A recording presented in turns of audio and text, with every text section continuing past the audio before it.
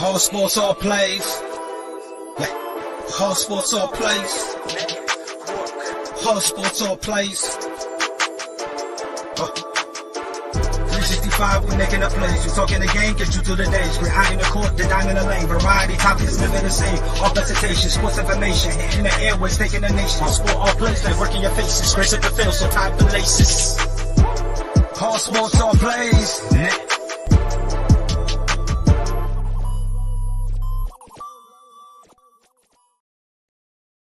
Welcome to the special edition of the College Breakdown, the National Championship edition here. We're getting ready for the Alabama versus Georgia National Championship game. We're going to do a play-by-play. This is the pregame show here. I am Ray Cruz. Welcome. We should have some more guests hopefully coming on here soon. But we're going to go ahead and talk about this upcoming national championship game tonight. This is a rematch of the SEC championship, which we knew Alabama crushed. They just crushed Georgia's hope. Is this going to be a replay of that game here live tonight? We will see. We will get it all broadcast out here for you, ladies and gentlemen. Tonight we got everything laid out for you. We got a breakdown show here, and then we're going to get started right now. So we're going to look at this tonight's information here. We're going to look at what happened the last game, that Georgia versus Alabama, which was a 41-24 stomping by Alabama. The game, Georgia led after the first quarter 3-0, and then Alabama scored 24 to lead it 17-24 at half, and then Georgia did not score none in the third quarter. Alabama scored 7 in the third. Georgia scored 7 in the fourth. And the final scoring was by Alabama with 10 in the fourth quarter to make it 41-24. What we're going to see here today, Stetson Bennett went 29 for 48, 340 yards, 3 touchdowns, 2 interceptions against Alabama. Bryce Young was tremendously terrific. Went for 26-44, 421 with 3 touchdowns, no turnovers. The rushing by Georgia, it's that key. Georgia has to rush the football, and they got 11 carries, 38 rushing yards by Cook, and then Robinson Jr. had 16 carries for 55 yards. And then the receiving core, Bowers, who had a big game with 10 receptions, 139 yards, and then 1 touchdown against Alabama in the SEC championship game. And then Alabama, wide receiver has 7 catches. Jay Williams has 7 catches, 184 yards, 2 touchdowns.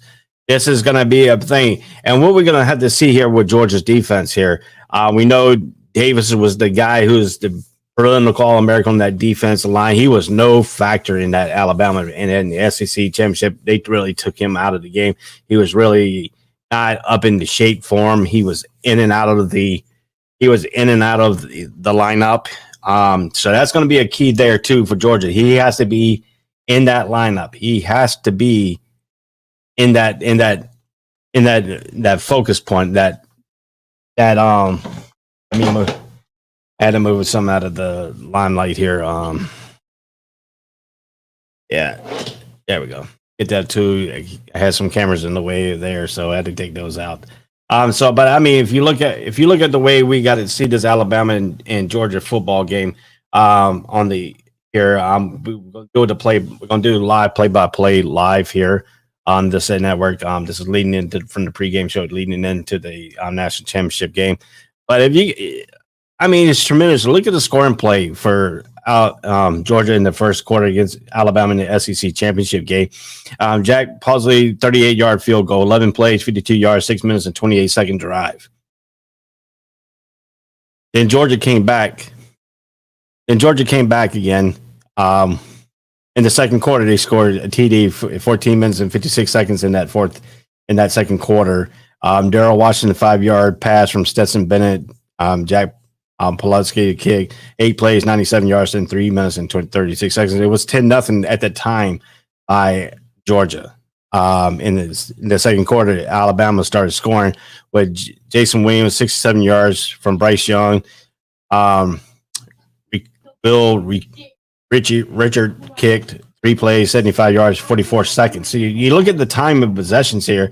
Alabama, Georgia had to take time off the clock to get that. They didn't really get any quick plays until later on in the quarter. And Alabama first touchdown was 44 seconds long of a drive, and then John Mechie, the third with 13 yards pass, a 13-yard pass from Bryce Young. Will Richard kicked again, 6 plays, 80-yard drive, 2 minutes and 57 seconds, and that made it 14-10 Alabama in the second quarter of the SEC championship game.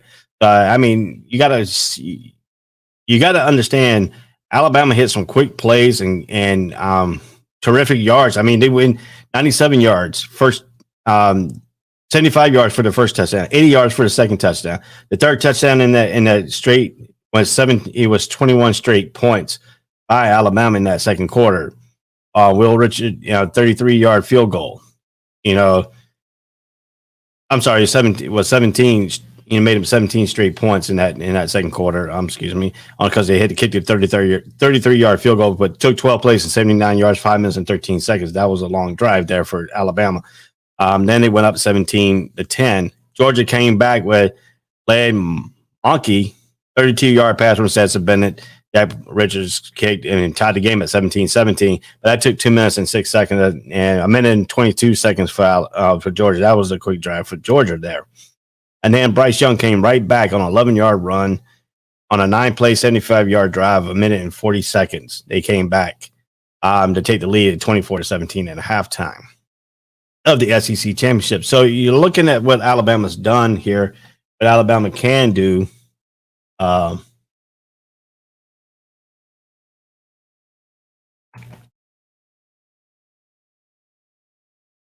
I mean, if you look at what we see here and what they have done here with this thing where we're talking about right now, Georgia and stuff, and then the third quarter you got to look at it here. Jameson with 55-yard pass from Bryce Young. Will Richard kicked 5 plays, 75 yards, a minute and 57 seconds.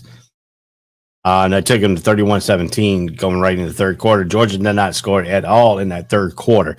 So Georgia's got to find a way to score in the second half. I mean, Georgia only scored 7 points in that second half of this ball game. Alabama scored he scored 10 points in the second half. And that big second quarter explosion by Alabama. And that's something that Georgia has to not do this year. In this ball game here tonight, they cannot repeat what they did in the SEC championship to win this game, or else it's going to be another great night.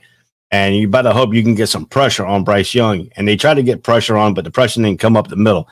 To get pressure on Bryce Young, you have to come up the middle. And Georgia did not get any pressure up the middle because what Georgia likes to do, they like to press that middle and then have their linebackers come in and crashing. And when Bryce Young, you can't really do that with Bryce Young because he's mobile. He's a mobile guy, but he looks to pass the ball before he runs. But he is capable of running the football, and that's proven there. And if you don't get a good pass rush up the field, and to come back in when he rolls out, if the middle can force him to roll out. So you don't want to give Bryce Young any of that capability there. I mean, Bryce Young has been unbelievable this season for Alabama. They got it right here. Stetson Bennett, for Georgia, he was a walk-on, made his way up into this limelight. He has to play better this ballgame. He cannot turn the ball over. He has to keep Georgia, and the way Georgia need to operate here, they got to operate, make Alabama take a long drive. I mean, that's got to be something that we have Dustin Reese saying dogs by 6. I hope so. I mean, that's gonna be a tall task. It's gonna be a tall task tonight for Georgia. Even though Georgia had a number 1 rated defense in the league and in the conference and not in the top 10 nationally and in the number 1, number 2 spots and proves, but Alabama did take it to them. But then Georgia came back against Michigan in the playoff game and really shut down Jim Harbaugh's offense. Really, that game, this game, Georgia was 34-11. Georgia defense dominated, but you can't replace that because Georgia's been dominated all season long. But you got to understand the capability of Bryce Young, he's been perfectly thing. But if you look at some of these stats here, if you look at the margin, the line, the tail of I call it the tail of the tape here. Points per game, Georgia's only given, his offense is getting 39, Alabama's 41.1. Points allowed per game, Georgia's 9.5 during the season, and Alabama's 20.2. If you look at total yards, it's pretty close, 448.4 for Georgia offense to 49.6. To break that down, yards of passing is 253.9 by Georgia's passing game to 336 to Alabama's. And if you look at the rushing yards, Georgia rushes for 194.6, 158.6. But if you look at this game here on the tail of the tape here, if you look at what we see here in this ball game last time. Let's see if I can bring up the tail, the box score type deal. See what we had here. If you look at it here, break down the SEC championship when the two teams went head to head. I know you can't really base that today, but you can now. You look at Stetson Bennett is 29 out of 48 for 340 yards, 3 touchdowns, 2 interceptions, 7.7 QBR rating. Bryce Young was 26 for 44, 421 yards, 3 touchdowns, and 98.1 QBR rating. There's 340 to 421. This is what the disparity was here. Georgia's averaging 194.6 game in rushing. They only had 109 yards rushing out of 30 attempts. 14-yard was long run. Alabama came back with 26 out of 26 with 115 with 1 touchdown, and they didn't get no touchdown by Georgia rushing game. That's got to be a key here tonight for Georgia. Georgia has to run the football. They have to run the football to set up their passing game. I mean, even though they did 340 yards, but they did give up 2 interceptions, and that's what Stetson Bennett has to cut down on. He has to cut down the turnovers against Alabama, and that's going to be the real kind of scheme here that you're going to see. That really has to really pick up on certain things, certain chemistry here with his wide receivers. He's got to not stare down his receivers a little bit more. He has to move his progression, move his head, try to bluff him that he's going to go one and pop his head back quick to the other direction, try to get the safety out of the place where he won't have to throw some interception. And he's going to have very, very, very, very tight windows to throw. This game is going to really improve if Stetson Bennett was the real thing. So got to.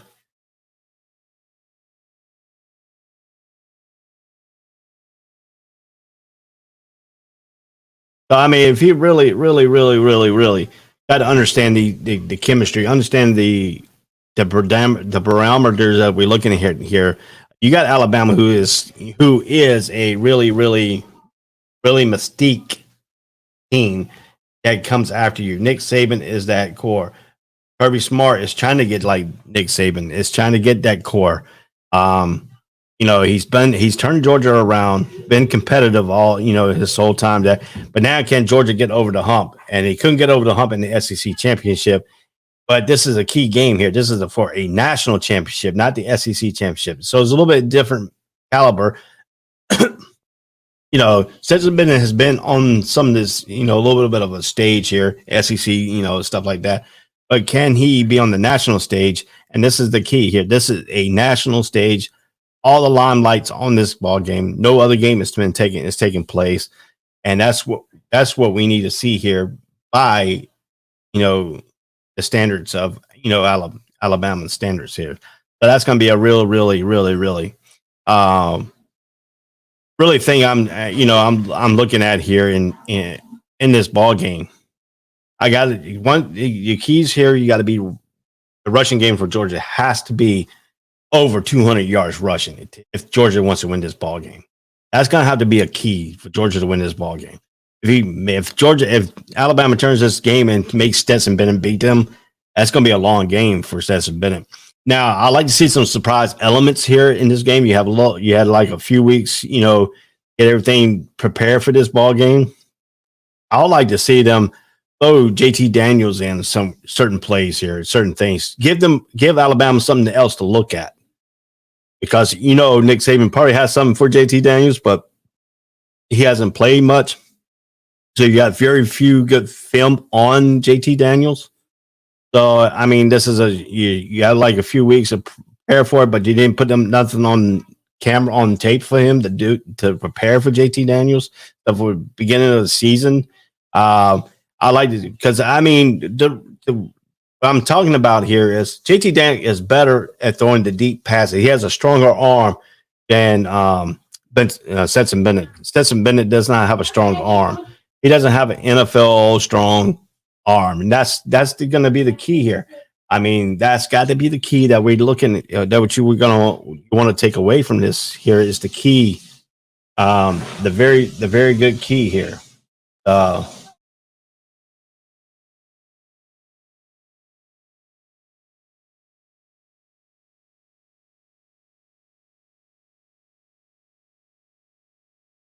I mean, that's got to be the key. That's got to be a key element, the key surprise, a key, what I'm trying to say is the key barometer here. You cannot let Stetson Bennett.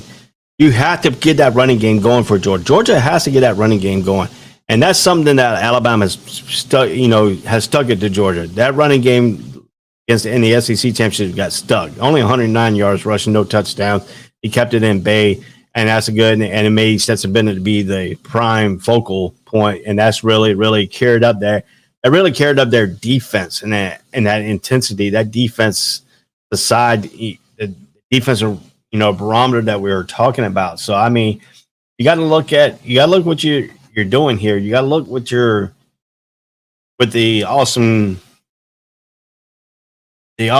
thing that you want to take it from in this ball game here. So I mean, if you look where you got to stick it here, Robertson's gonna have to do better for Alabama. He had 16 carries, 55 yards. I know I don't know if he's still injured or not. I got to look at some of the injuries, and we're gonna update some of the injuries here while we're going.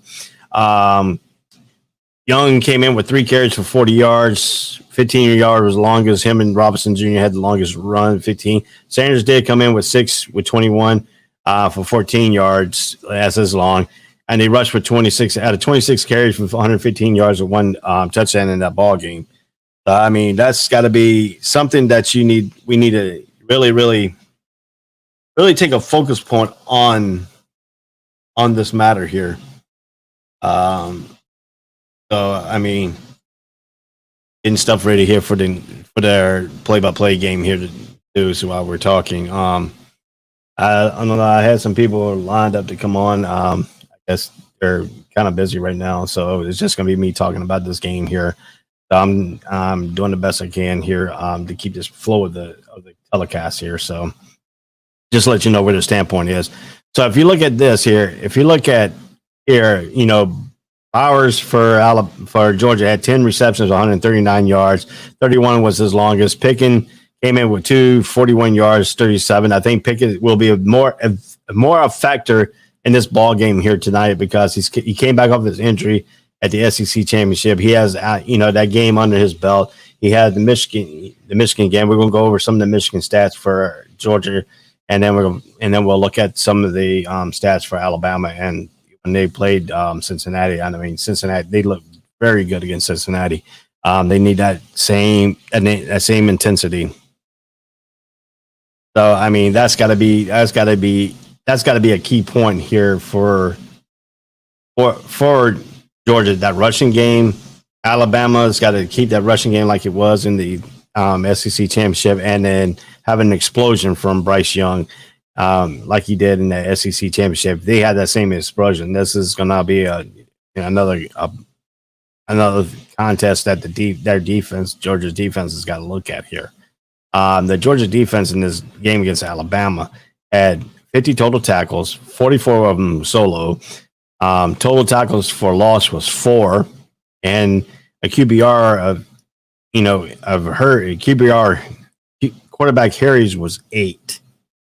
But if you look at the other way around, too, Alabama had 67 total tackles. 41 of the 67 was solo.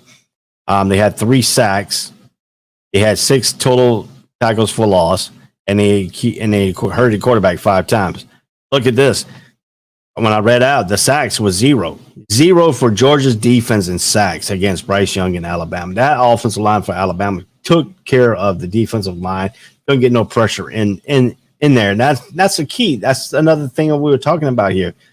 Georgia has to get pressure on Bryce Young and make him feel uncomfortable in the quarter. He did not in the SEC game. He did not feel uncomfortable at all.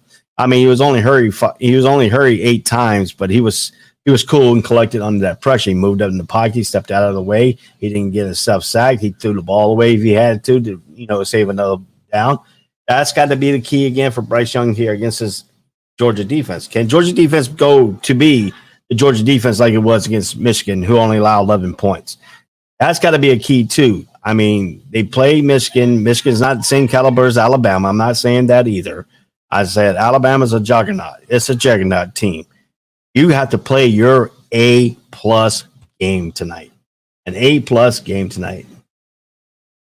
That's got to be the key. That's got to be a key that we see here in this ball game tonight. The big keys that we have here is Georgia's got to rush the ball. They have to rush the ball. They have to get over 200 and some yards rushing against Alabama. That's going to be hard to do. But if they can get to that point, then we will see a very big, competitive point of this estimate here. So that's got to be a key there. If you're listening to me on the TV side right now, I'm just going to let you know about 7:59, you will be turned over to Bring It, our show that is telecast at 7 p.m. Central Time. 7 p.m. Central Time, 8 p.m. Eastern Time. They will take over the TV platform, and I will continue on our Facebook and our YouTube channel and our and I will give the website back to Bring It also at 7:59. When as soon as they are completed, we will bring you back on the TV and the website with the action already in progress. So just to let you know, on the TV side, you will be turned over to Bring It at 8 p.m. Eastern Time, 7 p.m. Central Time, and 5 p.m. Pacific Time. So I'm just going to give y'all a quick break there. So I just want to go ahead and let you know what's going on at this point of the juncture of the TV. But we're going to continue on here. We'll take our first break in about 7 minutes. We'll roll a little bit of footage of our commercials for different shows in the Fox D network affiliate. Also, we are on the ASAP Live TV platform on Roku, Iki Live, Viva Live, and we're on Amazon. Not Amazon, I'm sorry. We're on LG, and we're soon to be on Samsung too. So I don't know if the LG and Samsung has been put up yet or not, but just letting you know that we will be on those two TV platforms. So if you have those platforms also, you'll be able to catch the All Sports All Place network. So you can stay with us on that also. Real Talk, I'm just going to let you know right now, Real Talk will not be on tonight due to this special play-by-play that we're doing here on ASAP on All Sports All Place network. They will be joining me. Hopefully we'll get some people from Real Talk. I put the link in there. They will be hopping on for the play-by-play action. We'll go through the scenarios and different things while we're watching the game. So this will be a good aspect of the play-by-play. We will not be able to show the actual game on the network, but we will run the play-by-play for you. So if you want to turn your TV on, watch it, and then if you don't like the announcers on ESPN, you can turn the volume down and you can listen to our play-by-play while you actually watch the football game. So that's another unique aspect if you want to have a unique aspect of watching the national championship game. So we're going to go ahead and roll some stuff here for the college breakdown show here on the All Sports All Place network. So let's go ahead and I'm gonna go ahead and do some stuff here, and while we're talking here, So I mean, if you look at what happened last, the SEC championship game in Alabama and Georgia, that's the only time they played head to head this year, and Alabama came out with the victory and they won the SEC championship game. Even though Georgia went through their SEC portion of their schedule undefeated, but Alabama came away with a big victory there. Bryce Young did play great football there. Bryce Young did fumble the ball once, but he didn't lose it. They recovered it. That's another key aspect too. Alabama didn't have any questionable turnovers that really hurt them, but like I said, Stetson Bennett did turn the ball over. 2 interceptions. That was too many interceptions there.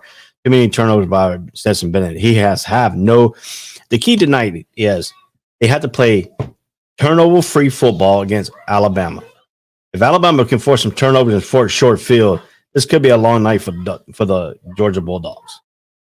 But if Georgia's defense can turn Bryce Young over and then make Bryce Young feel uncomfortable, like they didn't do in the SEC championship, this could be a different game. But Nick Saban has a trick up his sleeve. He knows how to push the buttons. If you have looked over the past times that Georgia has faced Alabama in the national championship game, we know that one quarterback started and he didn't like the way they were going. He pulled another quarterback in and brought him back for the victory against Georgia. The same thing happened in the SEC championship one year. Tagovailoa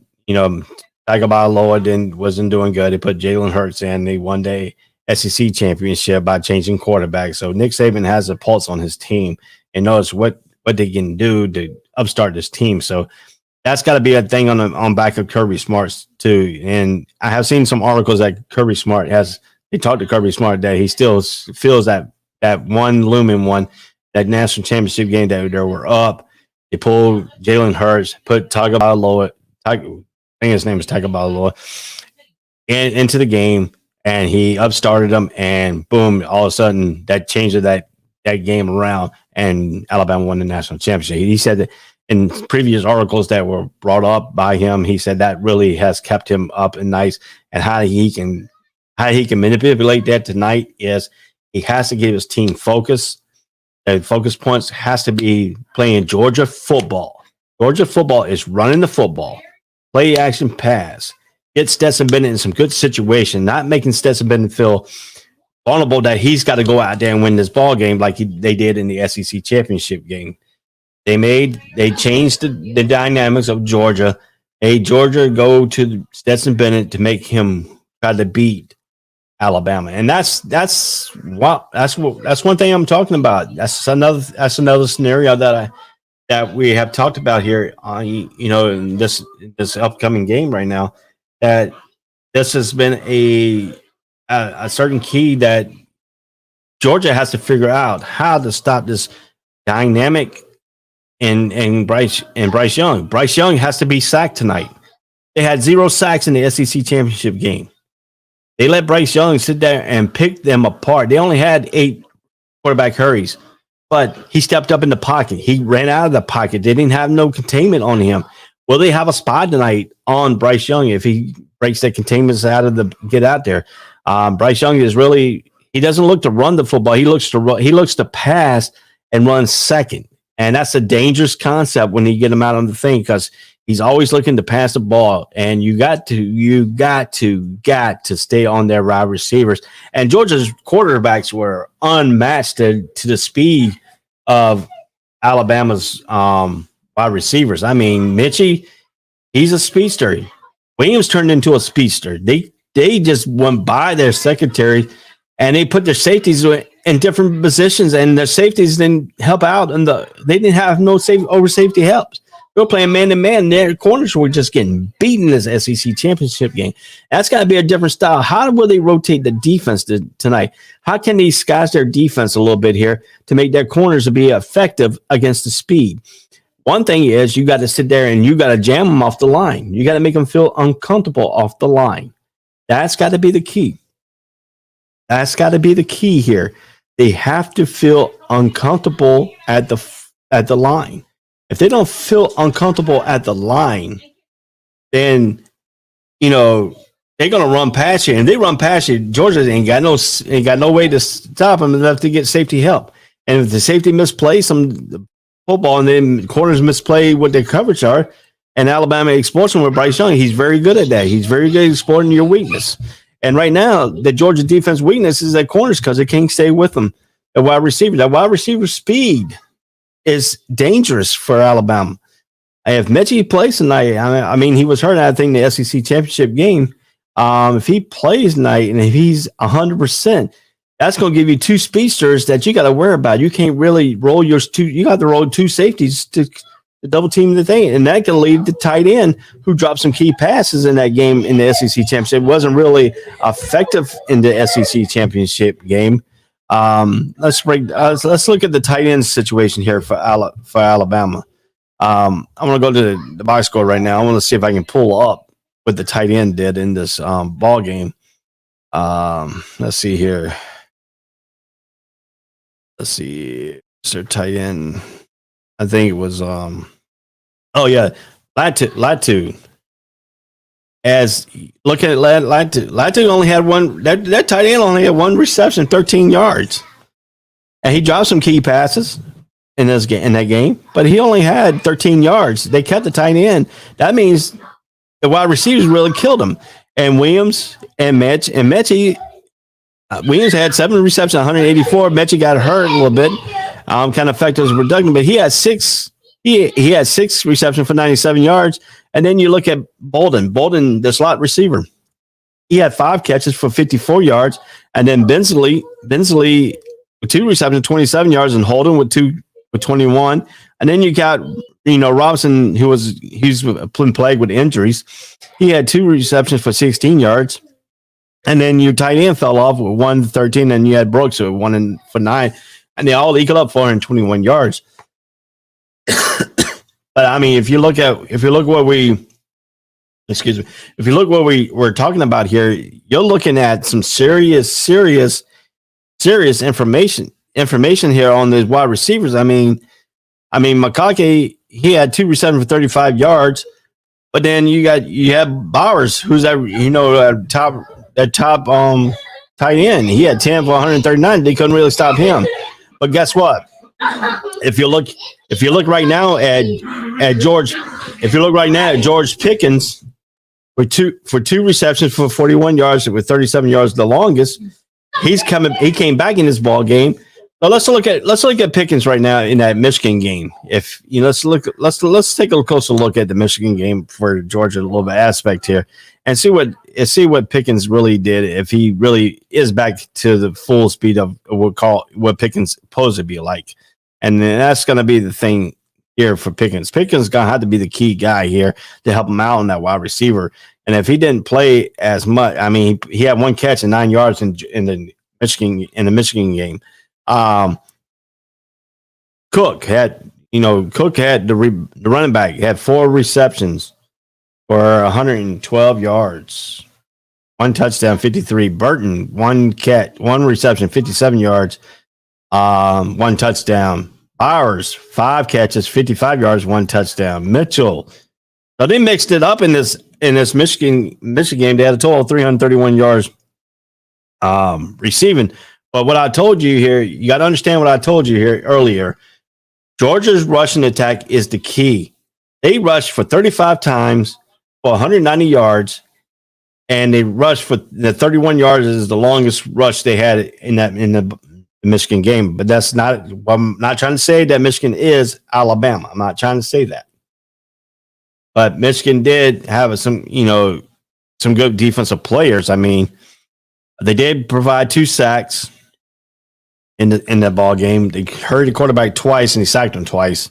Michigan did, and they had 71 total tackles with 33 solo, and they did have a total no sacks. They had 2 quarterback errors, no sacks.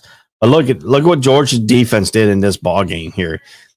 The team totaled 54 total tackles, 30 out of was solo. They had 4 sacks. They had 7 total, 7 EFL. They had a quarterback carry of 2, and they sacked the quarterback 4 times in this ball game. And that's something they missed in the SEC championship game. They had 0 sacks, 8 hurries on Bryce Young, but it did not really affect Bryce Young. You might have to get in there and hit Bryce Young couple times and get him feeling uncomfortable, making him worry about the pass rush. That's something that Georgia did not do in the SEC game. But what does Alabama got to do here and improve to me in this ball game here that they didn't do in the SEC game, in the SEC championship game, is they got to have to get that running game going. If they get that running game going in this ball game tonight and match up what Bryce Young has done in the past, and if they get Georgia defense is in battlitude, that's something that we're gonna talk about. So when we come back from the break, I'm gonna go ahead and we're gonna talk some key points about Alabama, what they have to do against Georgia to continue their dominance over the Bulldogs. You're listening to the All Sports, All Plays College Breakdown. My name is Ray Cruz. We'll be back in a few moments.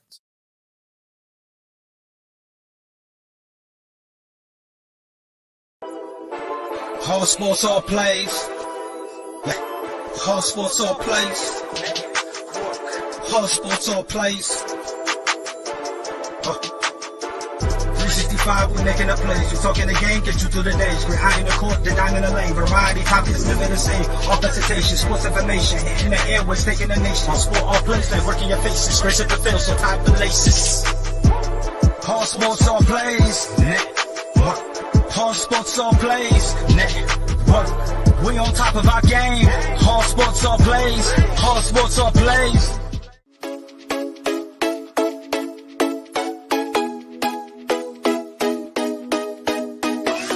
What did you say? I said Kobe Bean Bryant has been overrated ever since he passed away.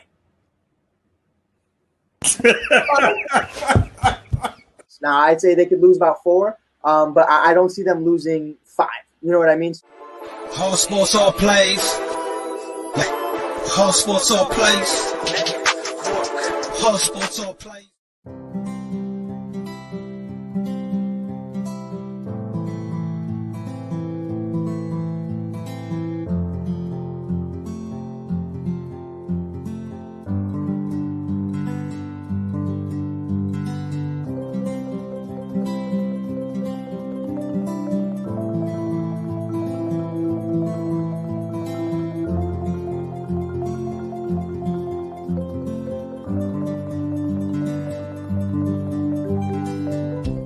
This is the Fox D Streaming Network. Register to come on our channel at foxdnetwork.com. Welcome back to the College Breakdown Show on the All Sports, All Plays Network. I'm Ray Cruz here. We are leading up to the pregame show here for the National Championship, Georgia versus Alabama for the College Football Playoffs Championship, National Championship game here tonight. The game should be kicking off around about 8 o'clock, a little bit after 8. That's when the broadcast starts, about 8 p.m. We're going to take you all the way up. Just let you know right now it's 7:08 here on the All Sports, All Plays Network. We'll be getting you over to Bring It when it comes on. Just to let you know, the TV platform will move from this show to Bring It, and also the website at 7:59 Eastern Time, which is 6:59 Central Time, which is 5:59 Pacific Time. Then we will move you over to Bring It. Bring It will come on at 8 p.m. tonight, Eastern Time, 7 p.m. Central Time, and 5 p.m. Pacific Time. They will take their show on. Once that show is completed, Real Talk will not come on. How some of the Real Talk crew will be on the play-by-play of the national championship game. We will bring you back while the championship game play-by-play is in progress. We'll bring you back on the TV platform and the website platform in the Real Talk time slot, and we'll bring you, and you'll be able to listen to the rest of the play-by-play of the Alabama-Georgia game on there. So that's letting you know that Bring It will be coming on at its time. We'll drop the broadcast off the TV platform from this show to Bring It, and then Bring It will bring their show. Once they are done, we'll bring you back on to the TV platform and website platform. That will be the lineup for tonight. Let's get back to where we are talking about here. We're talking about the keys of what Alabama needs to do. Alabama needs to do what they did in the last game is keep the short passes and beat them deep and try to get Mitchie and Williams into space. If they can get Mitchie the third in space with his speed, I don't think Georgia has enough speed on the secondary end or the safety end to keep up with Mitchie. And we've seen that happen. He had 97 yards on 6 catches. 7 catches for Williams for 184 yards, and Williams with the longest with 67 yards. And they just blasted this Georgia secondary. Georgia secondary has to be better. And what we're talking about here is Alabama's receiver has to get off the ball on time, but not getting jammed at the line. And that's what they did again in the SEC championship. They did that very well in the SEC championship game. They got off the line. They didn't get the jabs. That's got to be the key. That's got to be a key also for that. And another key that's got to be big here too is Alabama's defense has to keep putting pressure and it has to sack. They got how many sacks? They got 3 sacks last time. If they can keep that up and make Sensibility knows that he's been sacked so many times against this team, that's got to be really, really, really, really a hard concept to understand that key of the game. But I mean, if you see what Alabama did in Cincinnati, really done some humble on Cincinnati. Let's see if I can bring up some of the game. Let's bring up some of the game key aspect of Alabama here. The last time we brought this pregame show up, and we talked a lot about Georgia and that. We have to get a little bit more attention to Alabama because Alabama sure did open up my eyes in that ball game. They really affect Georgia's defense, and they affected it on the back end. And that's going to be the key. Also, the key is that offensive line for Alabama has to play just like they did against Georgia last time. They cannot get that one give up. If Georgia gets confidence on their defensive side of the ball, that might could hurt Alabama a little bit. That's going to be a key. But if, and I say a big if, Georgia's defensive line does what they did last game against Alabama, this could be a long night for that defense because that front seven of Georgia was protected by Alabama's offensive line. They did a great job protecting the quarterback. I mean, he only had 8 hurries with no sacks. They did what they needed to do. They affect their rush to open up that passing game where the corners were on the island all night long. And that's something that, Alabama has done very well over the years. They have done a very good job of keeping over the top kind of alignments, over the top certain things over here, over the top. That's got to be something really, really, understandable here. You got to see some certain elements. You got to see some certain things that Alabama has done. Alabama has done very well. See if I can get let me see here. I'm bringing up some of the stats here right now for the Cincinnati Alabama game that was played on the 31st of December. And so we're going to talk a little bit more about Alabama key here. Alabama's got to offensive line's got to protect like they did last time. No sacks. If they start giving them some sacks and see some doubts, Georgia defense can put some doubts in Bryce Young's mind. That's going to be a key there. But Alabama's offensive line has very well adapt to where they need to be. They are adapting everything. They adapt. The front seven did not affect anything in this ball game, and you got to give credit to the offensive line of Alabama. Alabama's offensive line was stout. They were very stout in that ball game against Georgia. Alabama scored 27 points against Cincinnati. Cincinnati only got 6 points. 3 points in the first, 3 points in the third. It was 17-3 at halftime. Georgia did not. Alabama did not get any more points until the fourth quarter. They got 10 points in the fourth quarter. Cincinnati did get 3 points in the third quarter. You look at some. Let's look at the team stats in this ball game. They had Alabama did get 27 first downs and to Cincinnati 13. The third down efficiency was 2 for 12 for Cincinnati. That's not very good. 5 and 13 was pretty good for Alabama. Fourth down, they were 0-3 for Cincinnati, 1-1 for Alabama. Alabama, their passing was 144, 17 out of 32, 4.5. No interceptions thrown by Cincinnati, but Alabama was 17 for 28, 181 yards, 6.5 yards per pass. And Bryce Young did throw one interception. Rushing was 74 rushes for Cincinnati, 26, 2.8 yards rushing. That's got to flip. That's got to flip for Georgia. Georgia cannot let Alabama do what they did to Cincinnati. They cannot dictate what Georgia needs to do. Georgia needs to be effective on the run. They need to run the ball effectively against this team. They got to show they can be versatile. If Alabama turns this back into a one man show in Stetson Bennett, Georgia's going to have a very, very, very, very hard time to do what they needed to do in that concept. That's got to be a focal point for Smart. Every Smart has to be an effective point to say, hey, we need to run the ball. The offensive line needs to dominate that defensive line. And what Alabama has done was tremendously. They did not allow that to happen against Georgia in the SEC championship game. They did not allow it to happen against Cincinnati in the playoff meeting. And to get to this point, Alabama's defense has been stout. They have to get that running game going. You cannot be a one-man show against Alabama. You got to have Alabama be guessing what you're doing.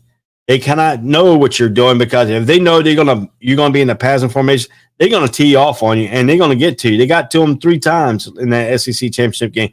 They got, that's something that they need to be here. Also need to be here is Alabama did get 6 penalties for 36 yards. Cincinnati got 6 penalties for 39 yards. Alabama needs to clean up the penalties, play penalty free, play smart football. They did, Alabama did turn the ball over on 1 interception. No turnovers for Cincinnati. So Cincinnati played turnover-free football, but they couldn't get nothing going on offense. I mean, they only had 314 yards total offense to unbelievable 482 for Alabama, and that's more like 2 to 1 ratio and stuff like that. So I mean, Alabama is now taking Georgia is now taking the field for their warm-ups. We're about 57 minutes and 42 seconds away from the game kickoff. So you stay with us. We're going to do the actual play-by-play of this ball game. We're going to continue on in this. Right now, we're talking about the pregame show here of this game. And look at the time of possession in this ball game against Cincinnati: 33 minutes and 41 seconds to 26 minutes and 19 seconds of total. That is astounding. That Alabama got quick plays, quick things. Let's run some play-by-play here. Let's run a little bit of play-by-play in this ball game here. The scoring drives. Alabama, Alex kicked off 65 yards. It was a touchback. First and 10, Alabama on Alabama's 25. Brian Robinson Jr. runs for 6 yards to Alabama's 31-yard line. Next play came, so let's go with the scoring plays. And we don't want to do play-by-play here of that. Let's go to the scoring play. They scored 9 minutes and 51 seconds into the first quarter. Slade Bolton, 8-yard pass from Bryce Young. Will Richards kick, 11 plays, 75 yards, 5 minutes and 9 seconds. Cincinnati came back with Cole Smith, 33-yard field goal, 13 plays, 60 yards, and 4 minutes and 59 seconds. Was scored 7-3 after the first quarter. Continuing on, Will Richards kicked his 26-yard field goal to make it 10-3. Alabama, 13 plays, 67 yards for 4 minutes and 56 seconds. Second score came in 1 minute and 36 seconds. Jory Booker 44-yard pass from Bryce Young. Will kick 8 plays, 94 yards, 2 minutes and 33 seconds, 3 seconds off the clock, 17-3 at half. Third quarter, Cole Smith came in with 37-yard field goal, 11 plays, 56 yards, 5 minutes and 3 seconds, made it 17-6. And then the fourth quarter was a TD by Cameron Latu, the tight end, a 9-yard pass from Bryce Young. Will Richard kicked 9 plays, 70 yards, and 4 minutes and 2 seconds. Made it 24-6. And then Will Richard, 43-yard field goal with 9 plays and 49 yards for 4 minutes and 2 seconds. And that was all the scoring needed, 27-6. It was the score of Alabama against Cincinnati. And what I was talking about here, Latu, the Alabama tight end, against Georgia, he had only that one against Cincinnati. Let's look at the Cincinnati Bearcats here. What did he do in this ball game here? Let's go to the box score here. Let's talk about the tight end and Corey Latu. He had one catch for 9 yards, and it was a big one. Was a touchdown in that ball game. So he did give him a scoring threat in this ball game. He needs to be a factor in this Georgia game. Alabama's defense needs to effectively not let Bowers go off. Bowers went off in the SEC championship game, and even though they had the big lead, Bauer was catching passes. If Georgia can keep Bauer going in this ball game, that's going to really help. But they need Pickens to pick up his play, even though this will be his total third game of the season. He needs to come out big in this ball. He needs to be a big factor in this game, turning it around, because Alabama needs somebody. Georgia needs somebody else to occupy Alabama's defense. Alabama's defense is focused on that run like they did in the SEC championship, and he's timed to run, only giving up 109 yards. Georgia is averaging 194.6 yards a game, and they only got 109 yards against Alabama, but it really wasn't effective running. And they turned Georgia into a one-dimensional, and Stetson Bennett, bless his heart, he did have 300 some yards passing, but he had 2 interceptions and 3 touchdowns, and that's not very good turnover touchdown ratio. And Georgia and Alabama's defense, you got to give much credit to Alabama's defense. They play a really great game against the first time. And that's something that, we got to look at in the concept here of this football game is Georgia and Alabama. Alabama has to keep their intensity up over Georgia. And they have done it, the last few meetings. I mean, that's the key. That's got to be a key. That's got to be a key point on Alabama, is to play like they did against Georgia in the SEC championship. And they still come out with a victory in this ball game tonight. That's got to be a key here for, thing.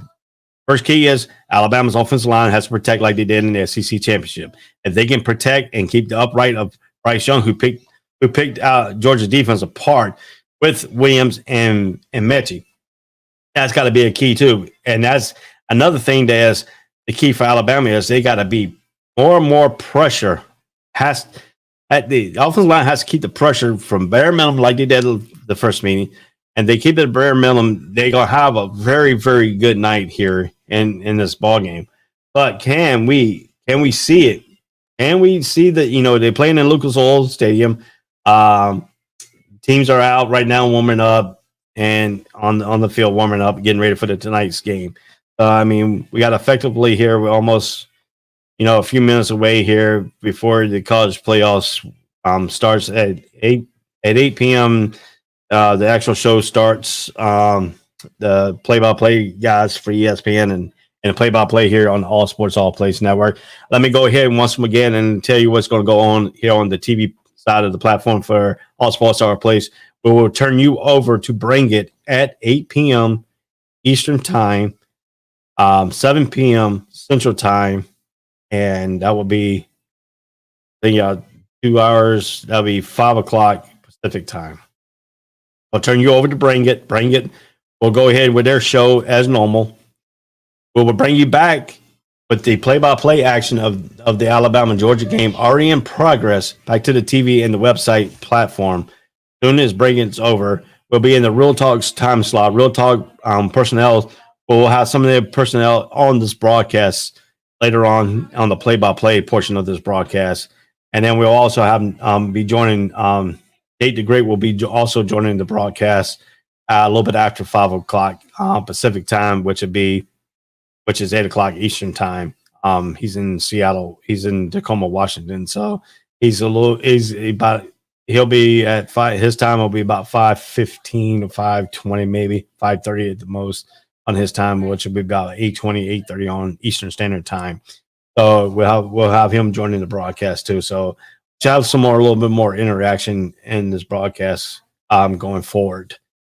So that's going to be the key. We will take another break in probably about another 5 minutes. We're going to try to do every 30-minute break here leading up to the broadcast, and then we will go break at about the same time as TV we'll run some commercials during sometimes we'll be talking during the break.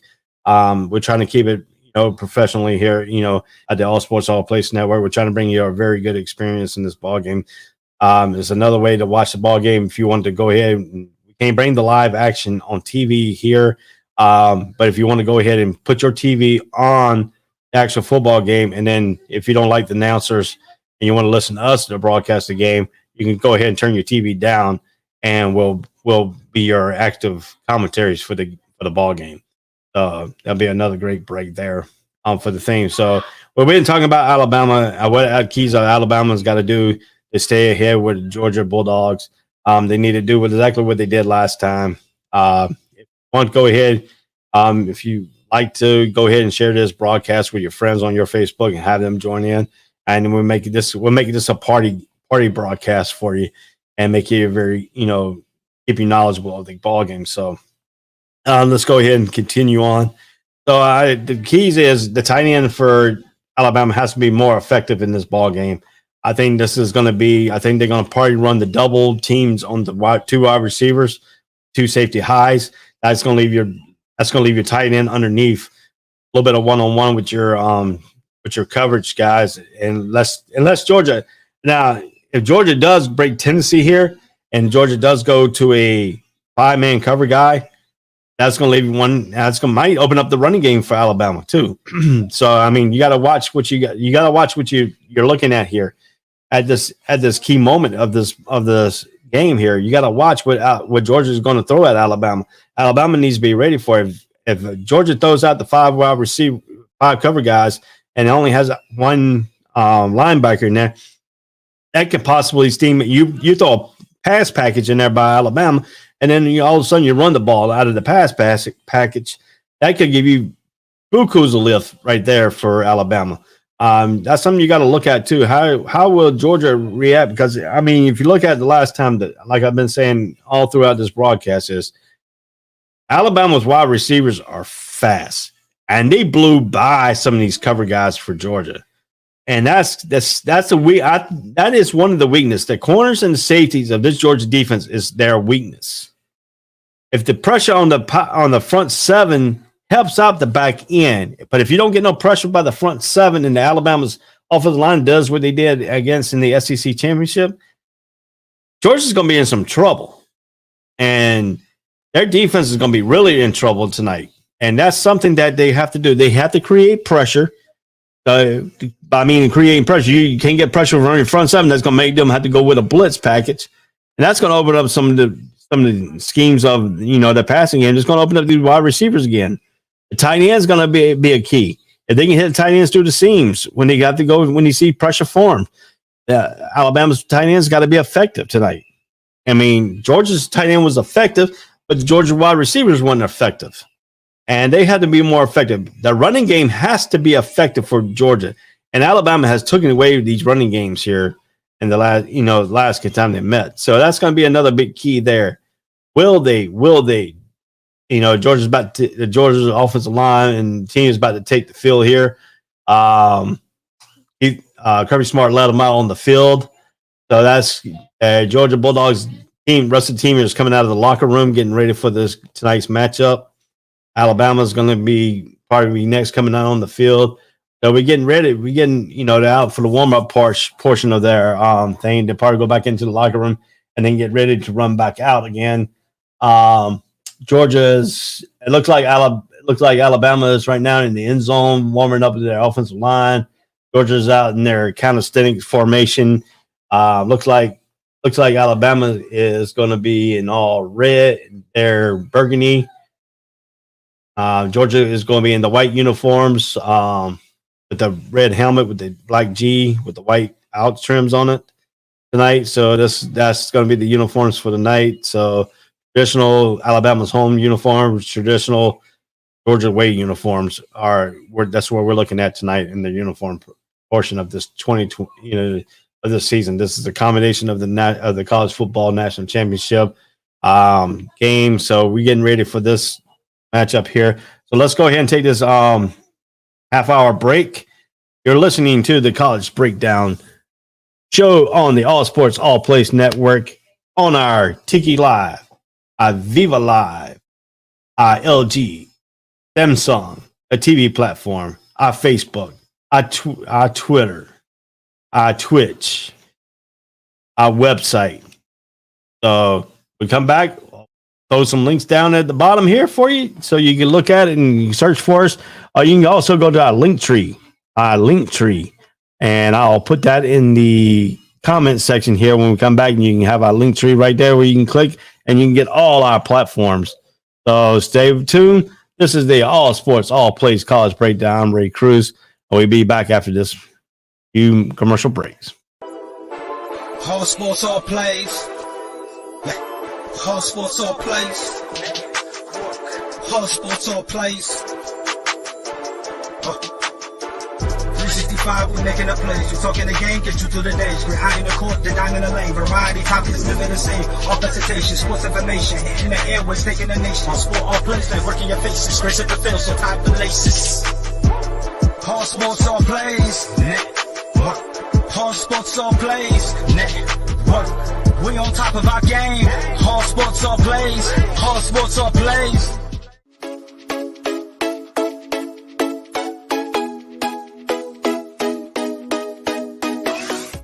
What did you say? I said Kobe Bean Bryant has been overrated ever since he passed away.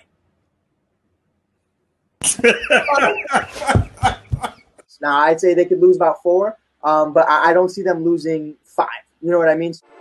All sports, all plays. All sports, all plays. All sports, all plays.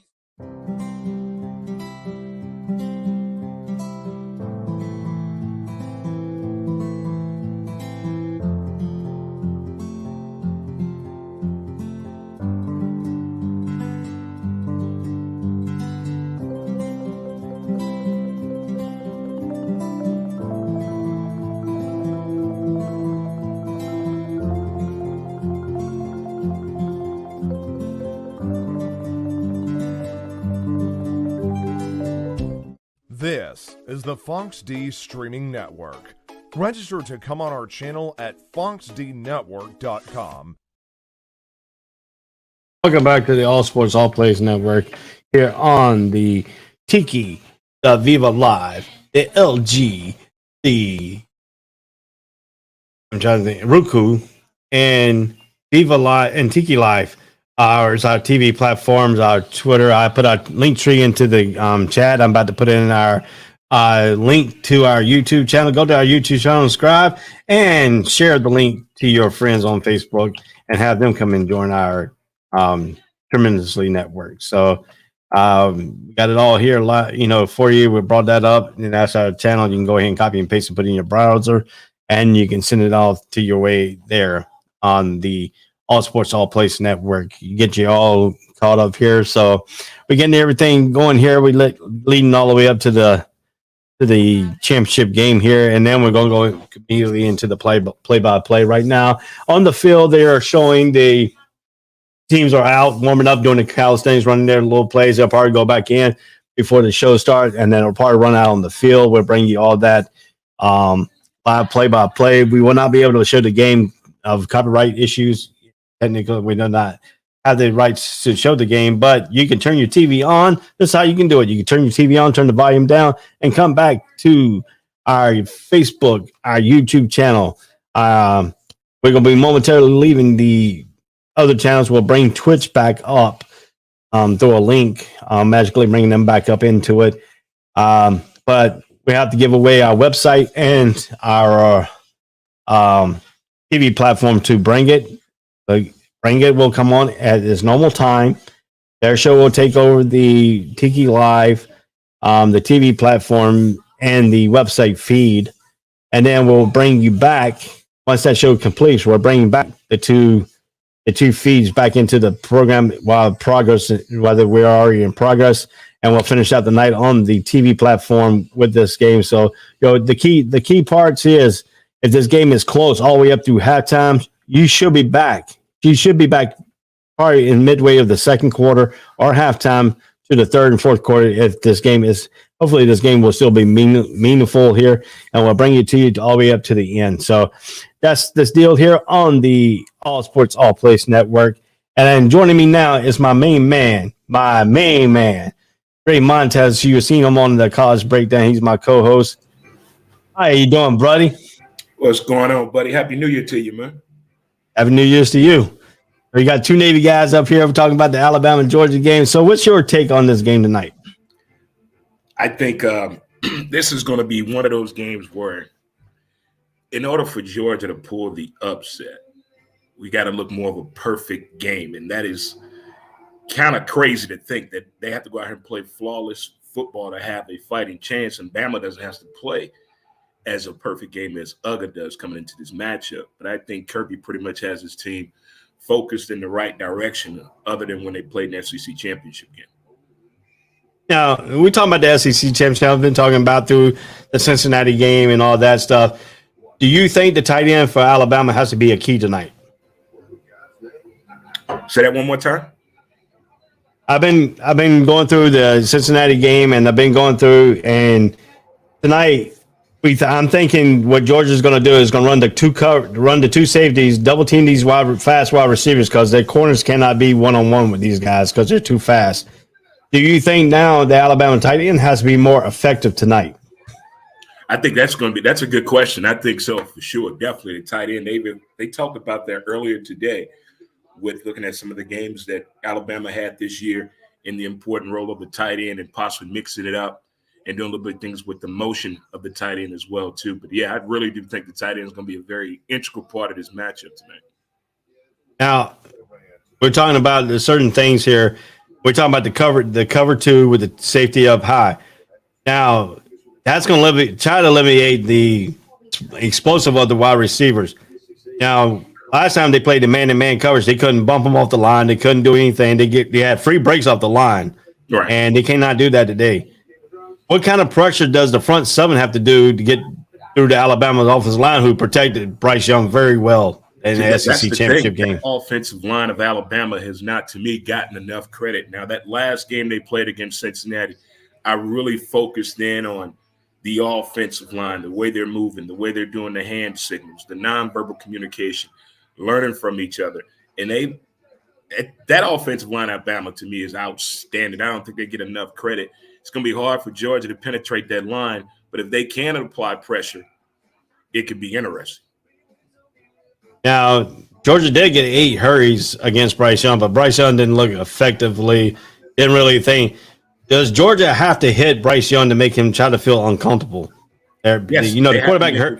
Very, very. If he gets too comfortable, he's going to have a field day. He's going to really earn the Heisman Trophy, so to speak, if they give him enough time back there. But they got to keep his head on a swivel and keep him moving. If they can do that, and that's unconventional rushing that Georgia would have to do to try to get through that offensive line of Alabama. Now, on the other hand, Georgia's key is you have to run the ball first. They can't let Stetson Bender be the freaking one-on-one guy, like they did in the SEC championship. What does Georgia have to do to run this football effectively against that front seven of Alabama? I don't think they should abandon the run so easily if it's not working. They have to believe in that offensive line that they can run the ball against Alabama. They can run the ball against Alabama and control the time of possession and limit the turnovers to no more than one. I think the game could be a lot closer than what we think and probably give UGA a fighting chance to win his national championship. Now, we're looking at the quarterback for Georgia, Stetson Bennett. Mm-hmm. He doesn't have a strong arm. Will we see will he see a package of JT Daniels since they haven't played JT Daniels in a while? That, Nick Saban has to prepare for that portion. Will we see JT Daniels come in with certain plays, utilize his strong arm? That's the thing. I don't think Kirby's going to go in here into a trick situation, try to do something that's out of character for his quarterback. I think he's really going to focus on the strong points of his skill set and what they're going to go in with this game plan, the offensive game plan. I think he's going to stick with that. I don't think he's going to go too far out of the box and try to show off the arm strength and arm talent of this kid, other than going with the actual game plan and try to control the game. Now, the last few times that, Alabama played, Georgia in the SEC championship, not this past time, but the previous times, when their quarterback wasn't doing so well, Nick Saban pulled them and it turned the complexity of the game. You think Kirby Smart might do the same thing if Stetson Bennett don't get it going early? See, that's the thing. I don't think we're going to see any of that. I think he's pretty much going to keep this kid in the game. This is his team, his moment, and it could be both of their moments. They go after this the right way. But if they try to do too much and try to give it any trickery, anything of that nature, definitely Nick Saban is going to pick that and spot that right away. Yeah. So, I mean, that's some good talking right here about that. But now let's take a little bit here. Finchie, the wide receiver for Alabama, he got hurt in that Georgia SEC game towards the end of the game, mid of the third quarter, beginning of the fourth quarter. Do we see him being 100% effective tonight if he plays? If he plays, I heard he might come in the second half. That's what I heard. I heard that earlier today, that he could possibly come in the second half. But it all depends on how the game is moving, in their favor or against them. Now, my question is, big number 99, Jordan Davis. He didn't have no kind of game against Alabama the last time. He was puffing and puffing and out of gas, looks like, and he wasn't really effective. They really kept him out of the thing. How will he need to turn this game around for him to be effective? Man, the game has to go the right way in order for that to possibly pop off. But right now, I'm thinking the running game is going to be one of the biggest things that gets overlooked. I think the running game is going to be really key for Georgia to pull off this upset. They have to run the ball. They have to get over 165 yards rushing in order to win this game. Yeah, and then that's a tough Robinson if Robinson has a game like he had against Cincinnati with 26 carries, 204 yards, they really didn't have to pass that much. They used that running game. I mean, they got over 301 yards and 47 carries against Cincinnati. Right. But Georgia got right on their average against Michigan. They're averaging 194 yards, 0.6 a game. They got 190 yards out of 35 carries, 31. So that really set the tone against that Michigan team. I'm not saying Michigan is Alabama in no way, no shape and form, but what's the key number of rushing yards does Georgia have to have in this ball game? That's what I said. I think they got to get over 165 yards rushing in this game. Now, I know a lot of people thinking that probably Uga looked at game film of Bama in the Cincinnati game. I hope they did not. I wish they looked at the game film when they played Florida, how they struggled against Florida and couldn't really pull away from that game. And Florida was doing unconventional things with the runs, the reverses, double motions, and things of that nature that was kind of confusing Alabama until late in the second half. Now, if they can look at something like that and learn from that, I can see them easily getting over 165 yards rushing.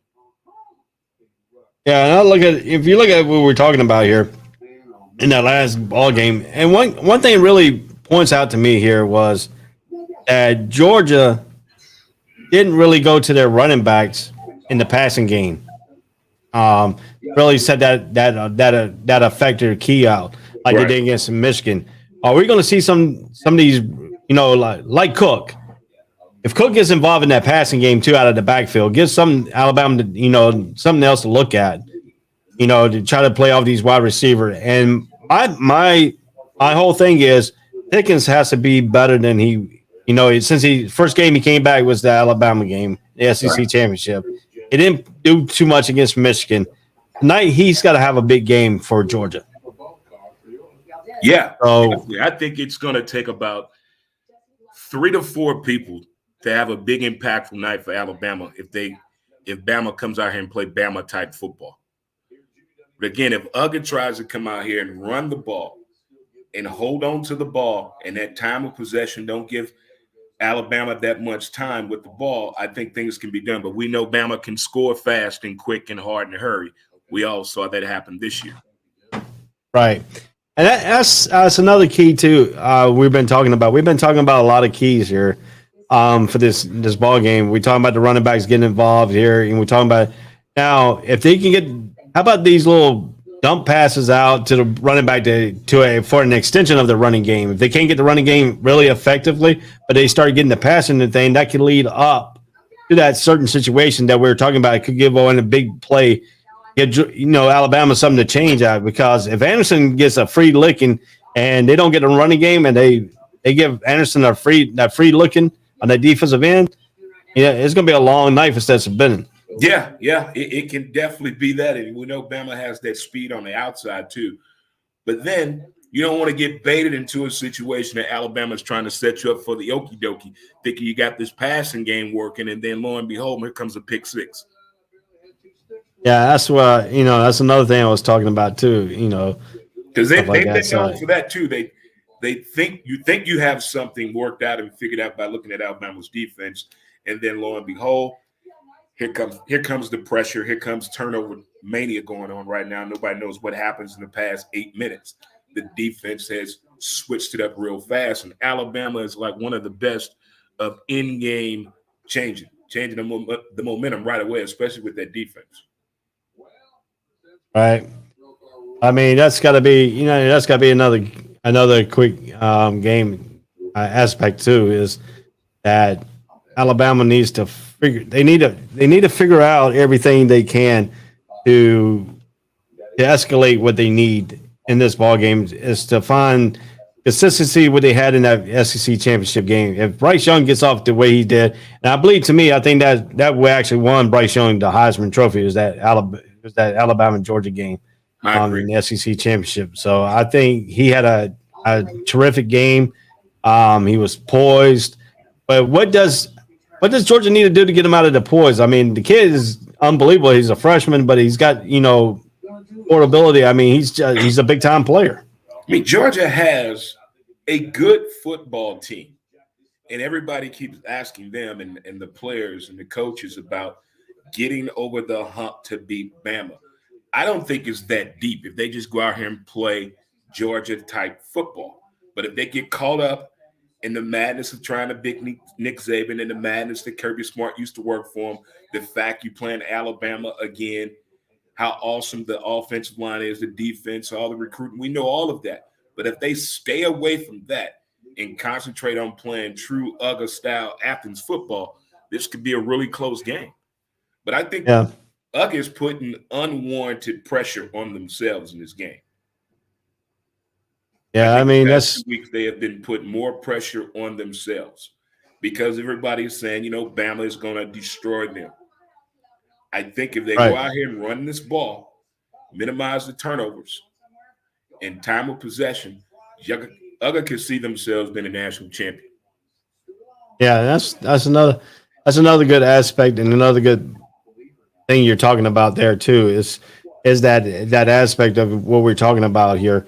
So I mean, if we can really, really, really, really, truly think about that, this could be something really dangerous that Georgia's really putting the pressure on Stetson Bennett to be the quarterback. I mean, we know he was a walk-on coming into this, Georgia team. He worked his way into the starting lineup. He's been playing very well till the SEC championship game. Then he got back on track against Michigan. And that Michigan game that he got on track back will prevent him to come in here and have a lot more confidence than he did facing Alabama if he takes what he did again in the SEC championship game. It's like that Michigan game. I don't know if you paid attention, but the Michigan game to me, it looked like Harbaugh was afraid to coach. Like he was afraid to speak up, speak his mind, get the right plays in, the right formation. It seemed like he was playing really, really timid in that game. Was there more going on with Harbaugh? No one has really answered that question yet. Now we had Black Monday today in the NFL on what's going to be the next step for Jim Harbaugh. Yeah, and I can take you to that point too. Is there's a lot of talk that Jim Harbaugh and the Miami Dolphins are really in in some talk right now. I'm trying to see if he can pull him away from his Michigan thing. But me, I think Harbaugh has a lot more to do than at Michigan. Is he just going to give up what he's done at Michigan and go right since he beat Ohio State this year, and that's part of his little national championship and go back into the NFL? Yeah, I mean, that's basically what he did. He basically won a national championship for as a Michigan head football coach. You have to beat the Ohio State. You have to.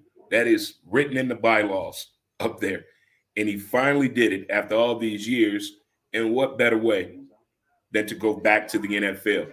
But I still don't know if that's really what's going to happen because we saw more transfer protocols going on today throughout college football as well. So there's something going on throughout college football with these coaches and these transfer rules right now. Right, and just let you know, if you're available next Saturday, this coming up Saturday, I won't be around, so we won't do the college football breakdown show on Saturday. But we'll bring it back up the following weekend. So we'll bring that back, the show back on. We'll talk about all these off-season stuff, acquisitions, and then we'll talk a little bit about college basketball that's going around right now too. I believe that's the weekend I'm going to Oklahoma to check out the Oklahoma City Thunder take on Indiana Pacers. Okay, but So if you're not going to, I mean, yeah, I'll probably be on there. But we're going to bring back the college breakdown show. This is going to be all season long. All season long, we're going to cover basketball. We're going to cover some of the baseball season. We're going to talk about some of the NCAA all-season actions in football and get you prepared all the way up to football. This is just going to be a college breakdown show completely about college sports and all college sports. So we get ready for that too. But let's talk about this Alabama and this game we're getting ready to hear. In about 8 minutes, I will be turning over the website and the TV platform to Bring It. Bring It will be on those platforms. Once they come back, we'll bring them back onto the TV platform for the Real Talk section. Real Talk will not be on tonight. We will have some of the crew will be joining us throughout the play-by-play, and we also will have Nate the Great will be coming on here a little bit after 8 o'clock Eastern time to help out with some of the play-by-play. So we got it. If you want to watch the game, we can't bring the game live on here, but you can turn your TV down sound, and you can hear me and Dre. We talk about everything about it and keep y'all updated on what's going on too. And sometimes, you don't want to hear Kirk Street and Chris Fowler. Sometimes their game calling is like trash a little bit there when it gets one-sided. So we keep it real on the All Sports All Place Network and the College Breakdown Show. So in about 6 minutes we'll be turning about 7 minutes we'll be turning over the website back over to them. So let's continue on while we got the TV platform, the website platform. So how do you really slow down these two wide receivers for Alabama? Man, help. They're going to need some help. They got to get touch coming off the line, but that could lead to trouble as well. Believe in your strength. Do your best. All of the sports cliches you can think of needs to go on and happen. Because them boys got some speed, man. They can go. That whole team is fast from the offensive line, defensive line, special teams. But again, if Uga just concentrate on their best attributes, I think this game could be a lot closer than what we are thinking. But if they get caught up in the madness of what they can't do, this game is going to be over with 30-3. 30-3. Bama winning. I hope not because we got to bring back the TV people on the TV platform at 29 mid-second quarter and half. Now the question is, the first quarter didn't get Georgia in trouble in the SEC championship game. It's that one big second quarter. Mm-hmm. How does Georgia eliminate the big quarters from Alabama? That's the thing, man. Field position is key when you're playing Bama.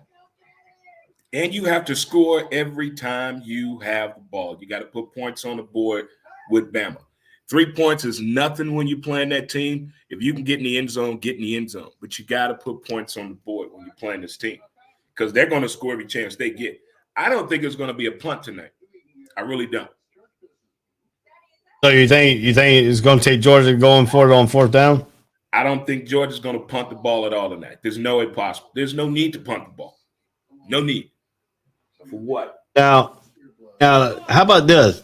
I'm just going out through some of the things. I've seen some of the prop bets in Vegas already, and one of the prop bets is if Georgia doesn't win the kick, then win the kick coin toss, and Alabama likes to kick off.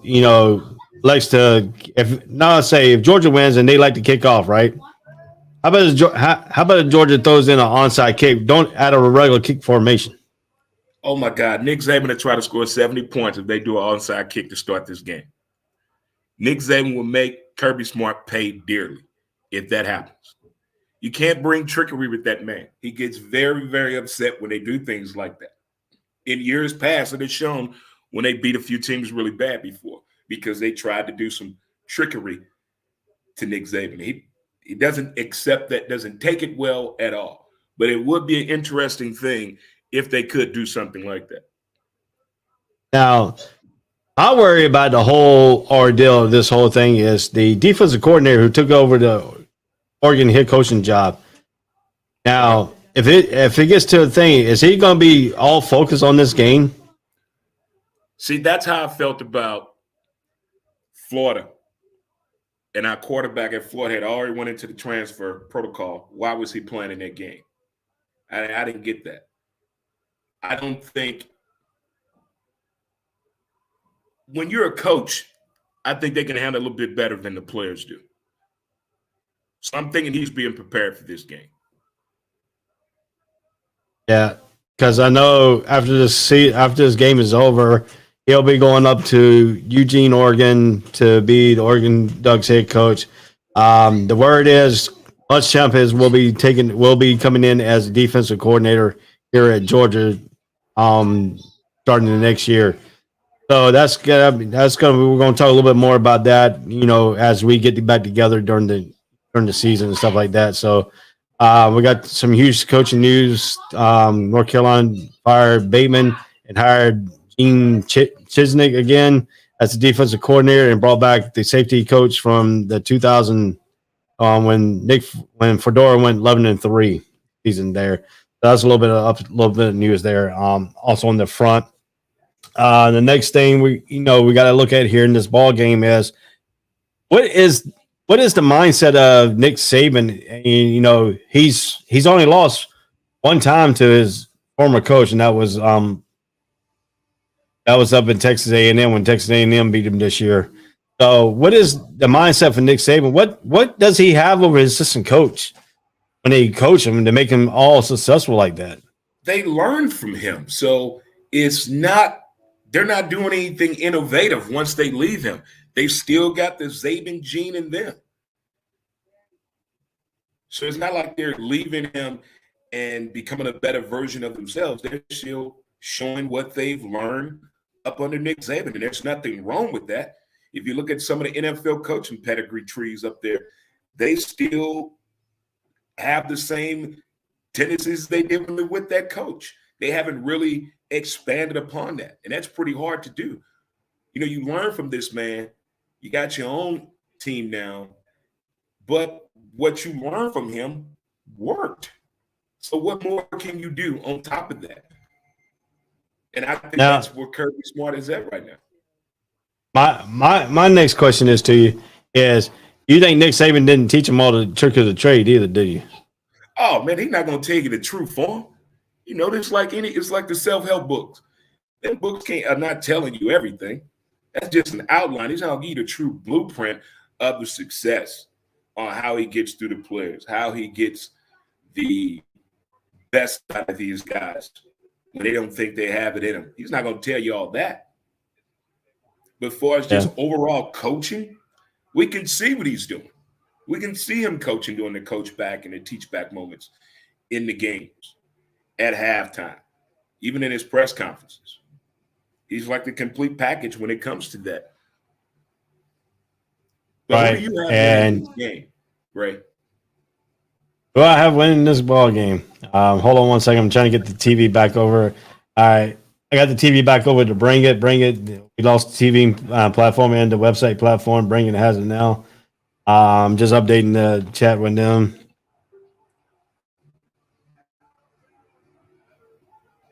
Hey, I'm kind of favoring Georgia because the simple reason is I think Georgia learned from that SEC championship game. I think Georgia's going to be it's going to be a better. It's going to be way better than what we thought in this issue in this thing right now. So I mean, I think that's what we see here in this ball game is going to be. I think it's going to be a close game than we thought. If Georgia can keep the game 27-21, Georgia will win. If Alabama takes this game up to over 40-some points, I think Alabama will win. I think whoever the offensive line on who's controlling the line of scrimmage more will be the key of this ball game. If the tight end, if Brower can have his game he had last time and Pickens pick up his position and then the running backs get involved, Georgia can win this ball game. But if Alabama takes over the offensive line and their front seven is dominating, this is going to be a long game for Georgia. So two things got to happen for Georgia is their defense got to play way better. Gordon Davis has got to be way better. And they got to get the quarterback on the ground. That's my 4 takeaways for Georgia. My 4 takeaways for Alabama is Alabama has the offensive line has to dominate like they did last time. Alabama's front seven has to dominate a little bit more what they did the last time, and they have to keep the tight end for Georgia off from getting over 100, catch 100 yards receiving. And number 4 is the Alabama corners really that good to keep Pickens at bay. That's the 4 things I have for Alabama to key to win. What you got? I like that. I got Alabama winning this game. I got Alabama winning this game 30-10. 30-10. I just don't think Uga believes they can win this game. For the past 2 weeks, it's just been nothing but they don't believe in themselves. And that's hard for me to believe that this team is really a good football team. Really a good football team. If they can go out here and play good football, it'd be awesome to have a nice little upset every now and then in the college championship. But it is what it is. Alabama's a hell of a football team. And they got all the right pieces in place to pull this thing out. True. But upsets That is true. Man. Upsets are fun. Oh yeah, it's right. It's right. Good, good funds and stuff like that. So I mean, it's everything here. Yesterday in the NFL. I mean, what else? What else can we get today? I mean, because yesterday was just wild, the wildest thing I've ever seen in my life. Right. That's got to be. It's got to be a little bit of certain things here and stuff like that. So I don't know what's going on with my time. I put my timer in there. Hold on 1 second. I got to find out why my time thing ain't showing up. Got to test my scoreboard. I put a scoreboard up here, trying to test it out, see if I can keep it going here. So let me see something real quick here. My time didn't go here. Let's see if my scores work.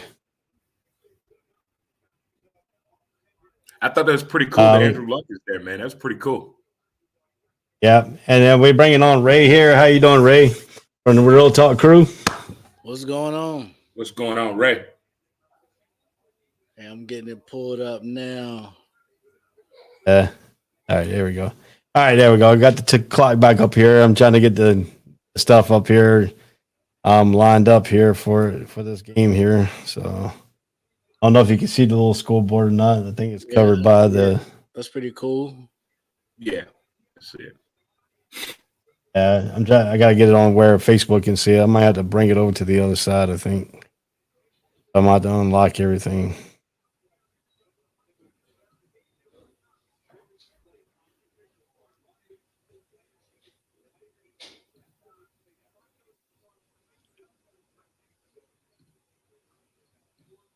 It seemed like this game was planned forever ago. Yeah. Yeah, I mean, I think it's evident these are the 2 best teams. All Yeah, year. for sure. For sure, each had, definitely that. Bama had the hiccup, but I know on the show I was on, I told him like, there's no doubt in my mind they'll be back. Right. Yeah. I mean, that's coming in.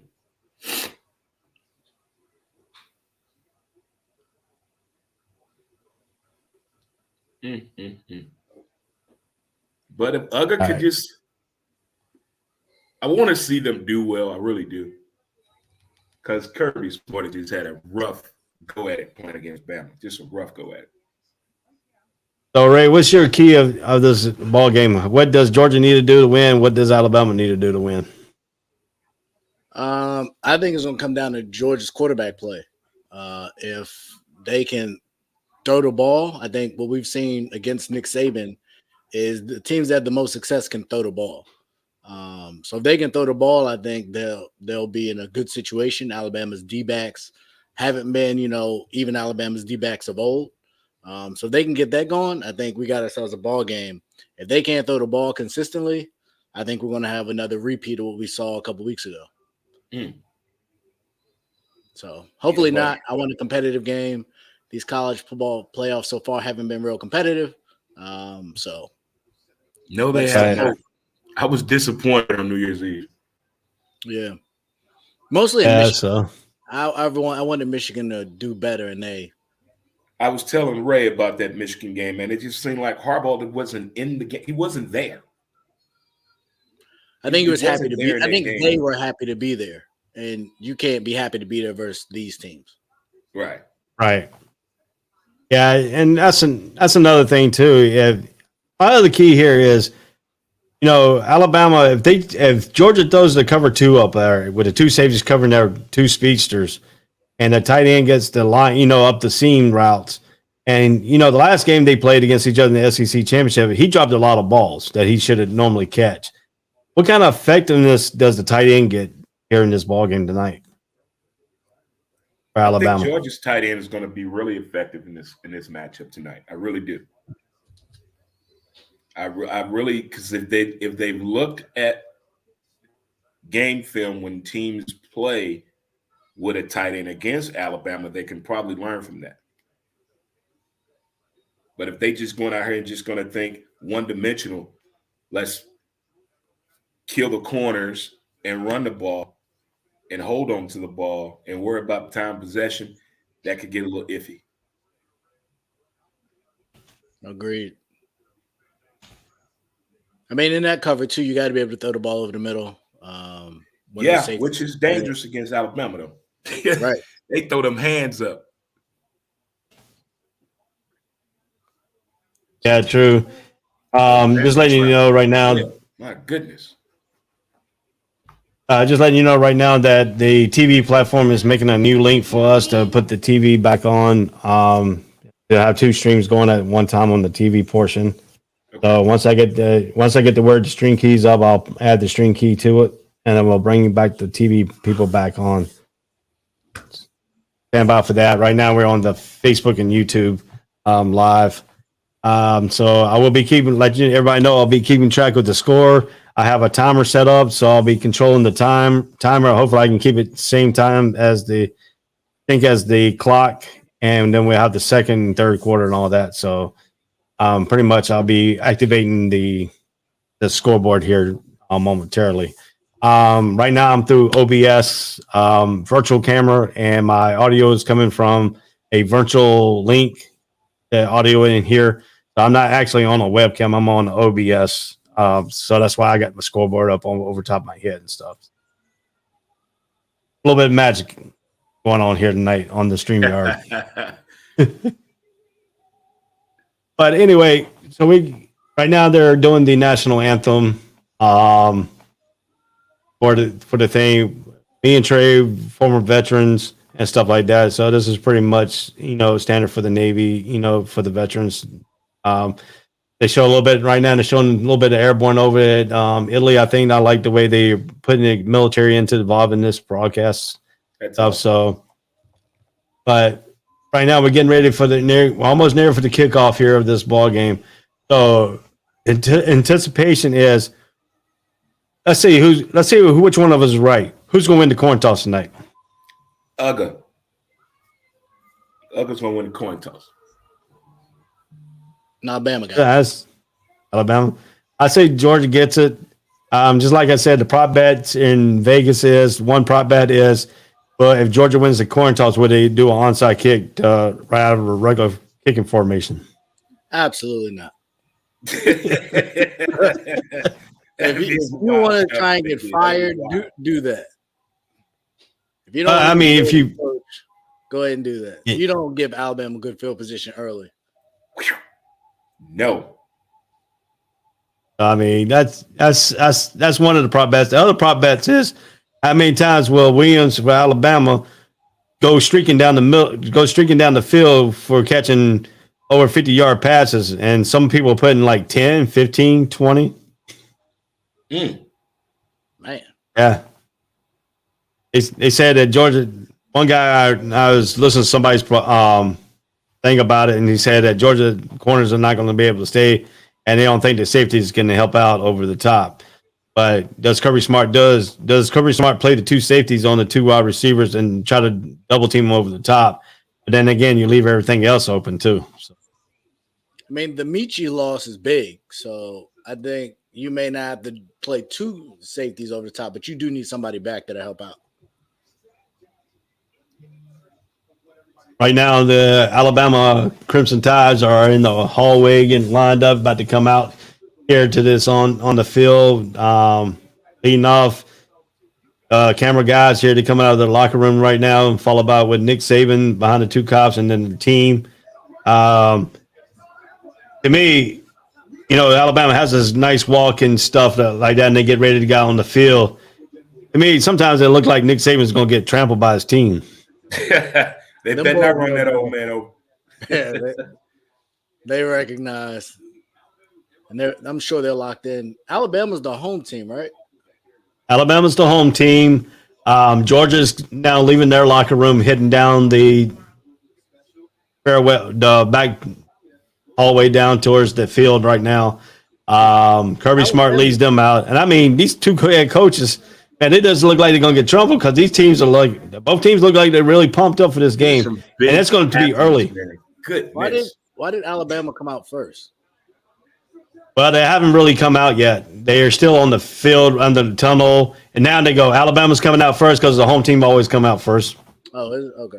I know in basketball. Alabama's tradition, if they're a home team, they'll always come out first. Gotcha.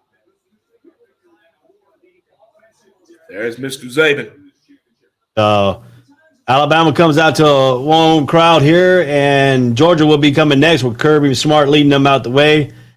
And to me, now, I got to get Ray's little take on this. Number 99, Jordan Davis. He was not a factor at all in the Alabama and Georgia game. Will he be a big factor tonight? I think so. I think they'll scheme them different, put them in better position to be more successful. But again, as I said for my key, I think quarterback play is going to be the biggest difference. If Georgia's quarterbacks, if they swap them in and out, or if they just stick with one, I think that's most important. I think we know we'll get from the Heisman winner. He's performed pretty effectively. So if they can manage to scheme him up and get Young on the move, I think it'll bode well. But if he has no more impact like last time, I think we'll get a similar result. Yeah.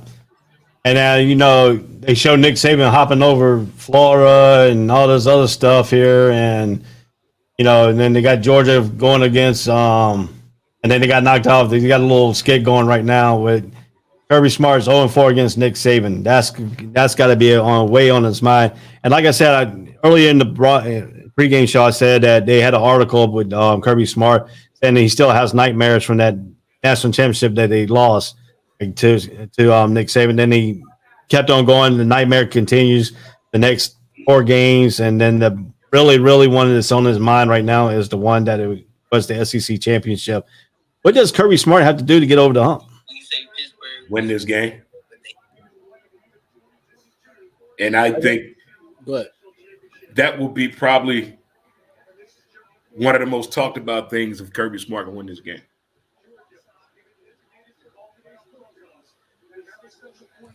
It'd be bigger news when Michigan beat Ohio State.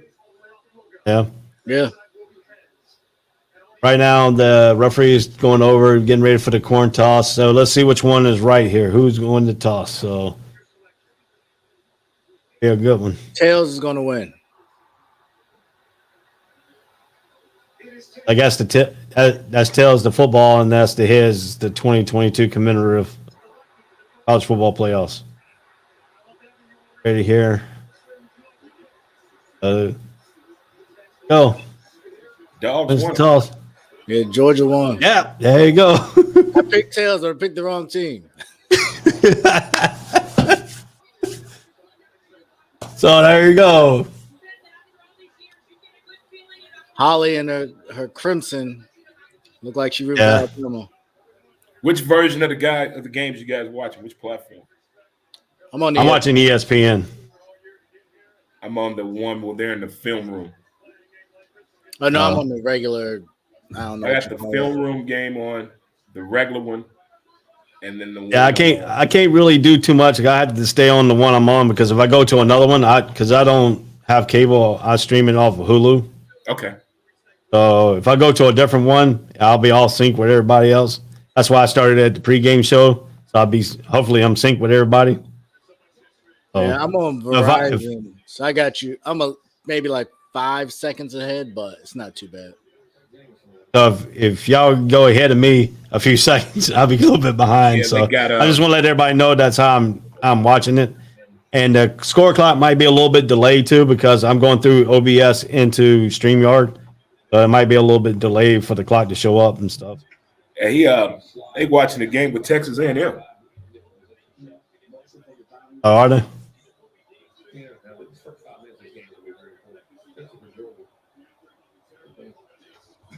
Oh, Alabama gets the ball first coming out of this. So we're gonna see after these old men be wearing in the stands. These fans, they be coming with that swag. Yeah. Alabama really don't have people dress up like Georgia does. Georgia, they lose their mind. Yeah, they're the dogs. What you expect? That is. Yeah. No, we're gonna get ready to hear, and we're gonna get ready to hear momentarily. Kickoff here. Here we go. We're underway. The kickoff is good. It's gonna go right there. They kicked a fair catch, so Alabama will get the ball at the 25-yard line. Bryce Young will come in. He's from Pasadena, California. He's 4,503 yards passing, 46 touchdowns, 5 interceptions. All-American, Alabama single-season record. First quarterback to win the Heisman Trophy in school history. Yeah, that was an interesting stat. That's kind of wild. We're going to see what Bryce Young does here. We're going to see what the Georgia Bulldog defense is now figure it out here. They lined up in their normal formation, the shotgun formation, with one running back in the backfield, and they're going with 4 wide. Trips up the top. 81 goes into motion. Here we go. The first play is a running play. Let's see here. I was say if you're gonna play that zone defense, you got to run them out of that. Yeah. Jimbo Fisher say the first 5 minutes of the game is going to be real important. Yeah, I think the first 5 minutes in every quarter is going to be important for Georgia. For sure. It's a big early third down. If they can get a They 3 head and on out, the swivel. Yeah.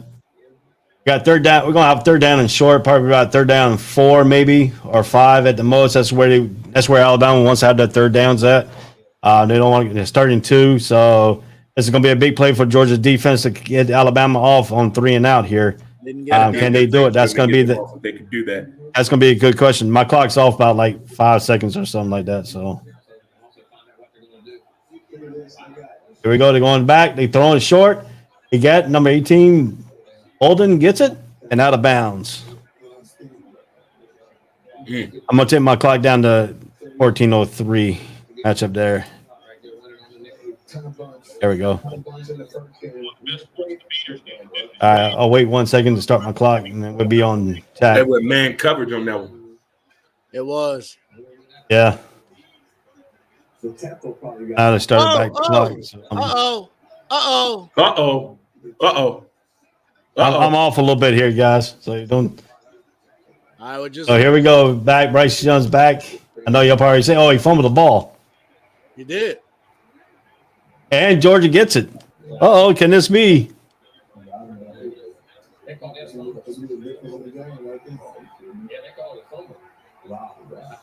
Oh, the fumble.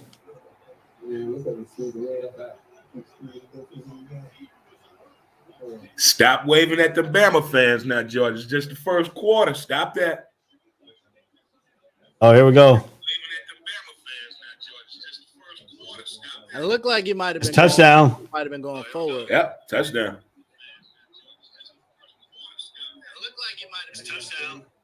I think that's coming back, gentlemen. Oh, we see here. Right now, 7-0. Oh, 6-0 right now. Oh, we'll see.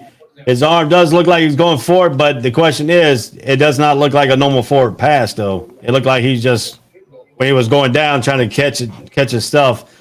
But if he had the football in his hand, it could be forward completion because that's the only thing we can't tell from that angle. Worst case, We have to go back to the.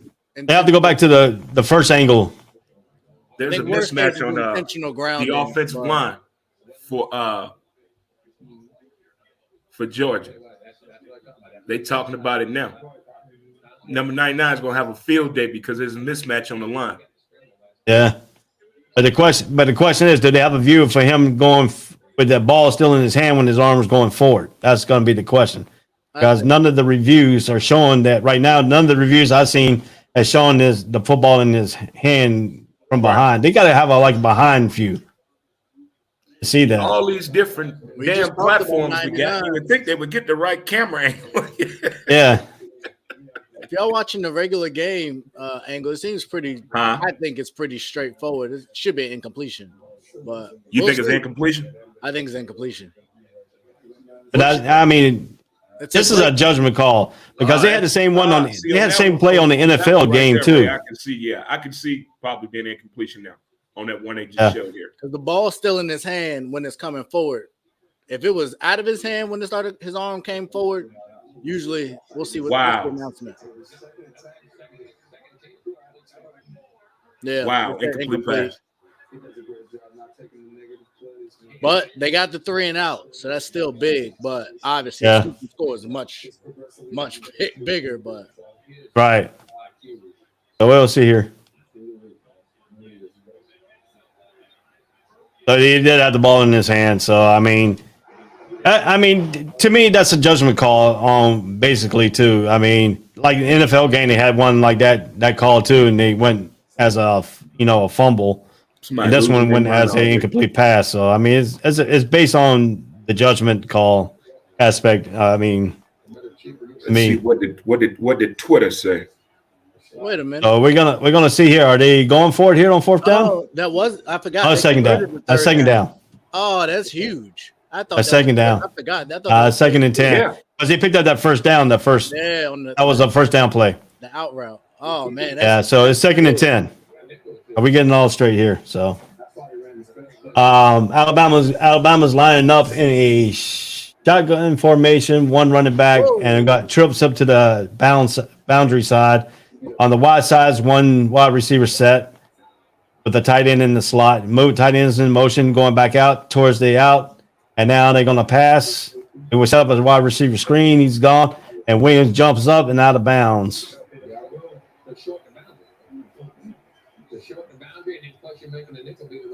They've come out throwing the ball more than I expected. Right. But I got Williams in the back, and then he picked up and then hit him out of bounds and stuff like that. So I'm trying to keep up with the time here on the clock. A little sidearm incomplete pass. I got to take it down to 13:01. Up it there at 13:01. All right, so the clock is now back right. There's a little bit of delay between me and the time now, so another pass. We're still at 0-0 here on this game clock. You're setting up in a shotgun formation again. Single high one, and the trips are at the bottom this time. Here goes that's Latua right there. That's the tight end getting involved there. So right now Georgia's shutting down some of the wide receiver, but they're still moving the ball very effectively. They're not getting no pressure up there in the backside of that one play at first down. So another third and short, another chance for Georgia to get off the field, force a long field goal maybe. But that's another too. With John Michie the third out, I mean that's one wide receiver they ain't got to worry about. But still, Alabama's moving the ball effectively. Right. Yeah, there's 3rd and 1, so they got it done without Waddle last year, so Yeah. they've proven they can get it done without top tier receiver. That was Robinson going up over the top there, getting the first down for Alabama. So right now, the running game is a little bit more effective for Alabama right now because they're getting these short yards. And, to me, I think Georgia needs to get them way behind the sticks. These third and shorts are killing Georgia right now. He just dinking and dunking, I dinking was and gonna dunking. say they held the ball that one play and they almost had a scoop and score. Everything since Yeah. has been quick passes. But they got Right. that home run play too in them too. Oh yeah, And they just let number 18 come right out of the backfield and get it. Now we got second and short. threw Here, it right over top of the blitzer. Yeah. It's called vacate. They put him in the backfield. They vacate. They made the blitzer blitz, and he vacated and put him right back in the spot the blitzer came from. That's just perfect They're coaching having right a lot there. of success out of this slot. Yeah, they're doing a lot of pitches too, not many handoffs. Kind of misdirection. Georgia read that one well. The pitch Right. to the left. I mean, They're trying to get there you go. outside. We faster. had Nate the Great here on the broadcast too. So I mean, What up, Nate? You dipped out on us. I gotta work the clock a little bit better here because it's kind of hard to sync up the time and the clock. Yeah. Good, But they good gave job, him buddy. they gave him a first down on that. Okay, I didn't. That was a strong run because he got stopped Here they about come. 3 or 4 Here yards they back. come. They heat Yeah, him but up. he carried them for a while. So You gotta keep contained. Young was able to scramble out of the pocket there, but if he floats that to the end zone, that could be a touchdown. right. He threw it too much on the line. I mean, they got the coverage in there, and they got them, kind of beat up on that. But like you said, if he could have let him a little bit, if he would have let him, that would have been a touchdown. If he throws that into, He had to throw it behind him a little bit. That's what caused that. He threw it behind him just a tad. So, but as a receiver, you got to fight back through it. You might get at least a pass interference. but that's another thing. That's another thing too. Is receiver didn't really go back towards the ball. He's still up a little bit ahead. If he would have turned back, that would probably could have been passing. That would have already been pass interference. So. Yeah. Oh, yeah, a lot of quick. Well, right now they're in a shotgun formation. Trips.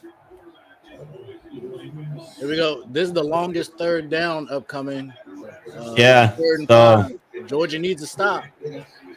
yeah, it's still a 3rd and 5. It's still manageable because you Like still that use the was running. slip. You still can use the running play in this formation too. It's not always a pass. Comes out of 3rd and 5. So Yeah. Receiver fell down. They got the stop. now 4th and 5. So we're gonna see a field goal here. Yeah. You take the points. Well, you attempt to take the points, but this is a win if I'm Georgia. And the field goal is good. Well, they both got lucky on that opening possession. Yeah. That incomplete pass. Yeah, Back to Billings Young and throws a slip. better pass as a touchdown, but he was strong enough to throw the ball, so it was not a fumble. But cool. All right. So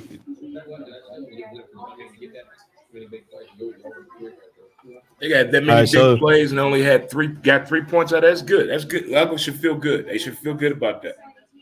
Agreed. all right. So I got the time all set. It's 9:55 left in the game in the first quarter. It's 3-0 Alabama. Alabama escaped the wave with the replay, take off the 6 for the scoop and score on the defense for Georgia. But I think that's a win for Georgia's defense, keeping them to a field goal in the first drive. I think so.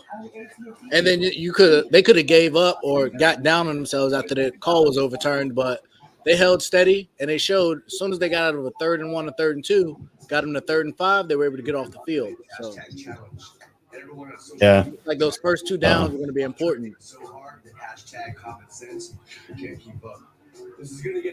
But for me, again, my focus is what does Georgia's offense look like?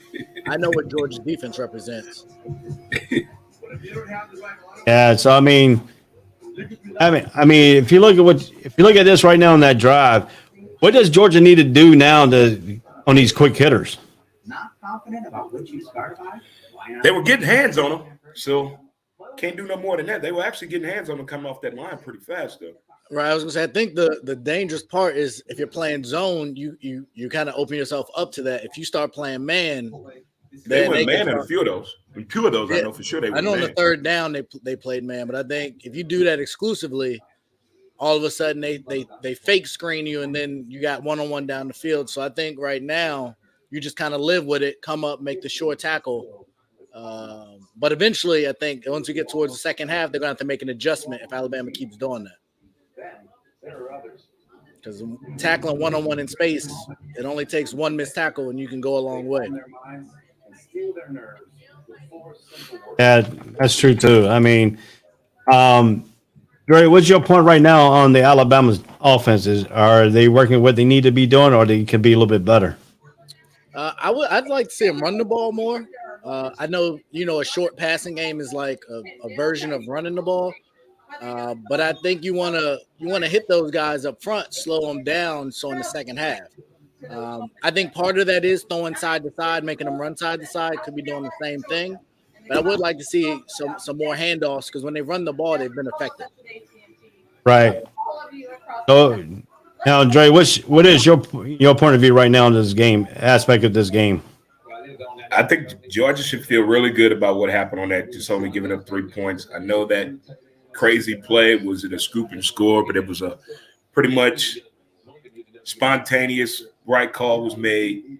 Now they got to get back to normal and go out here and try to score points in this opening possession. Yeah. So now, They what got to keep the what game do you real want to? simple to them. Don't make the game even more complicated than what it is. Now, for both of y'all, anyone you want to ask a question? What does Georgia got to do on offense now? They got to throw the ball. I come out throwing the ball. I know we need to establish the run as well, but you can throw the ball against Alabama too. I know they agree. want to establish the run. Like I said, I think 165 rushing could give UGA a big advantage in winning this game. I think you got to win first and second down as well. You don't want to end up in 3rd and 7, 3rd and 8. Yeah, you want to get into those 2nd and 5 or 3rd and 2. You want to keep it like that. Anything over 7 yards is going to be a little bit hard. You can't have They're going to be definitely throwing the ball there. Stetson Bennett just took a sack on a play action. They went play action, and he just took about a 10-yard sack. That's the worst thing that we just said. You got to be manageable. That's the worst thing could happen. It's the worst case scenario. And get rid of the ball. What are you holding the ball for? Well, that's definitely. I think that's what Stetson. I think that's what Stetson Bennett. That's his problem is he holds the ball, but right there is just a great play coming up that gap, the A gap. But you got guys in the play, just throw it into the ground, throw it out there. Yeah.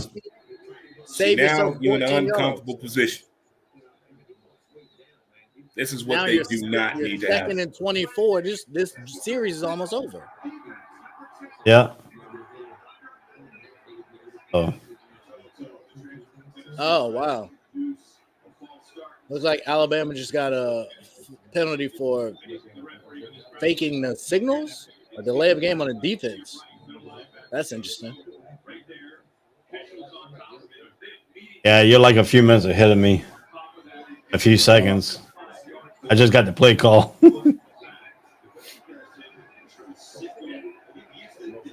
You're still 2nd and 19. I'm not sure where you're at.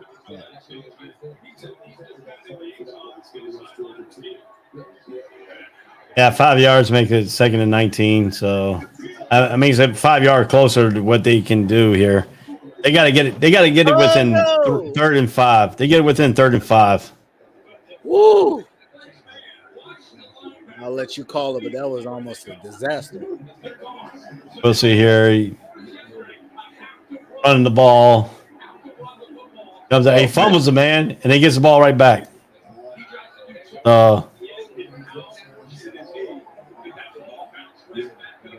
Yeah, so he fumbled the ball and he gets the ball right back. So, do you guys think Bennett's on a short leash? Yes. I don't know. In my opinion, I think he should be because, I mean, I think JT Daniels is a better quarterback. He got a better arm. But the question is, he hasn't played all season long. So, I mean, play a few games here and there this season. So, yeah. So, if you look at it that way, so. I'm looking at a sack, a fumble just for no reason. Yeah. And now Yes. offensive penalty. This is not a good drive as the starting quarterback. Delay a game. And he said it's on him. It was on him. He didn't look. But He was over But to there me, I think hand sometimes when they do these play clocks and these clocks and stuff, I think they started at a bad time, and then and they just doesn't lose track of the time on the play clock. So when you got third and manageable, you This is can't. not a good offensive possession for other. 3rd and 10 now. So we'll see here. He's looking back and he's trying to go with a roll. He's trying to throw here. He throws it away. Not gonna lie to you And guys. Georgia doesn't look good. Offense looks like a disaster. Damn it! I didn't think it was gonna be a punt tonight. Damn it! You didn't think there'd be a punt? Well, we thought it was gonna be like 3rd and short every time for Georgia. But right now they just But Georgia losing 14 Alabama yards on the defense is first not the play play. is not gonna help anybody. Yeah, really good punt there. Help save field position.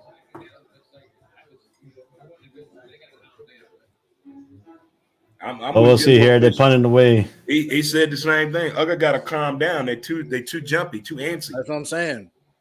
And that's part of coaching to me. You got one, and it's just Alabama's been here before. I think it's two-sided.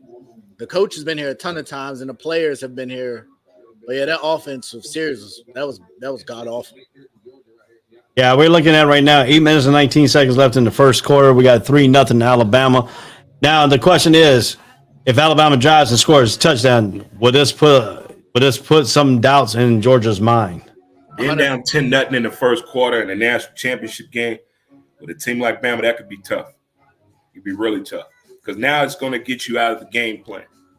That takes the running out of the equation so fast. Now we got to go to a passing game.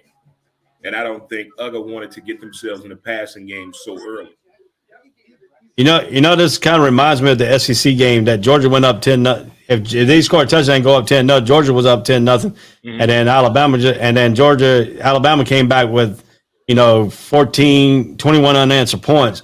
Now, if they do the same thing and the script is flipped in the second, if they flip the script in the second quarter for Georgia and Georgia does the same thing in Alabama, this could be deja vu again here, for one of these teams. It can get away. It can get out of hand real quick if you keep having offensive possessions like that. They got to have positive yards out of this.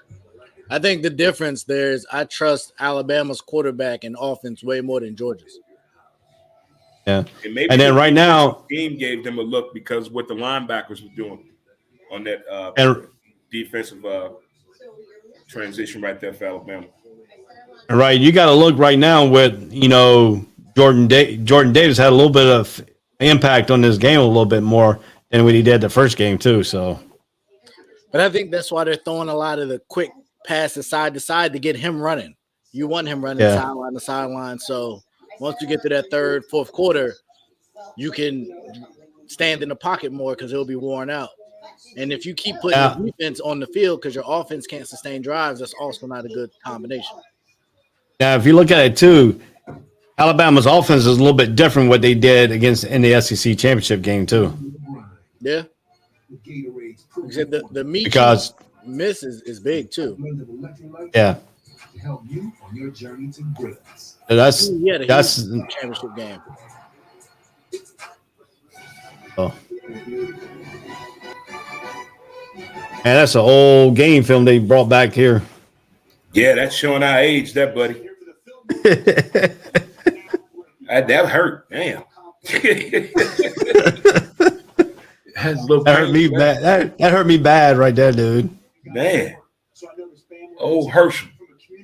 Yeah, it let you know if y'all need to go take bathroom breaks or stuff like that. You can just turn off your camera and go take the bathroom break and come back. I mean, sure. It's kind of hard to run commercials with the commercials here with the TV. I got you. You're doing a good job, boy.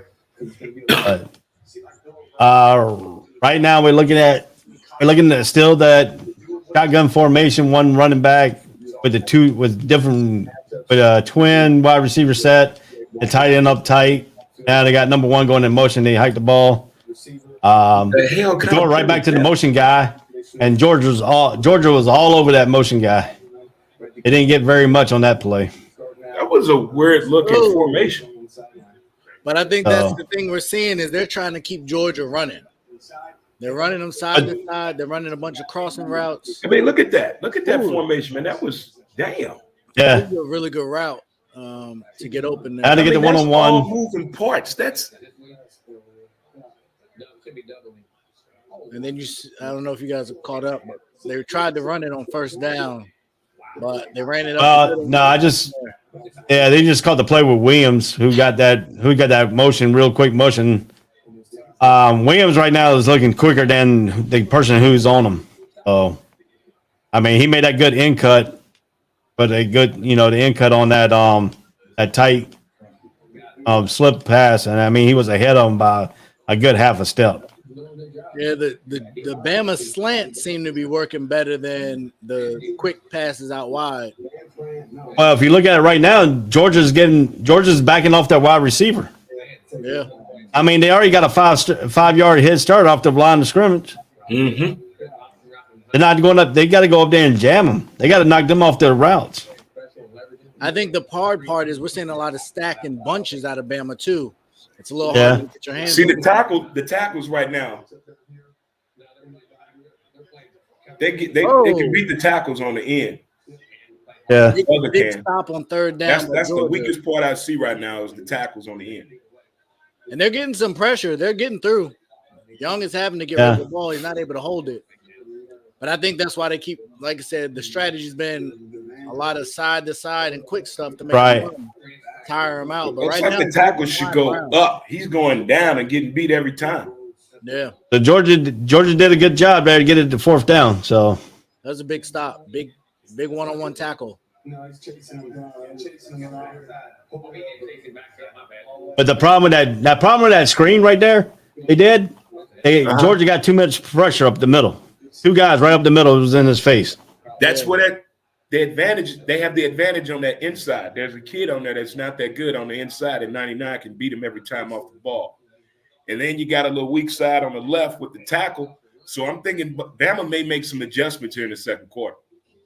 Right. That's got to be something that you got to look at now. Now we got to see what Georgia's offensive set mind coming up here. Can Stetson Bennett get this offense going now? The defense should feel pretty good. Now the offense got to go out here and do their part. Now you better turn out with this offensive possession. Right, but you figure now that Stetson Bennett's got the nerves out of this thing, so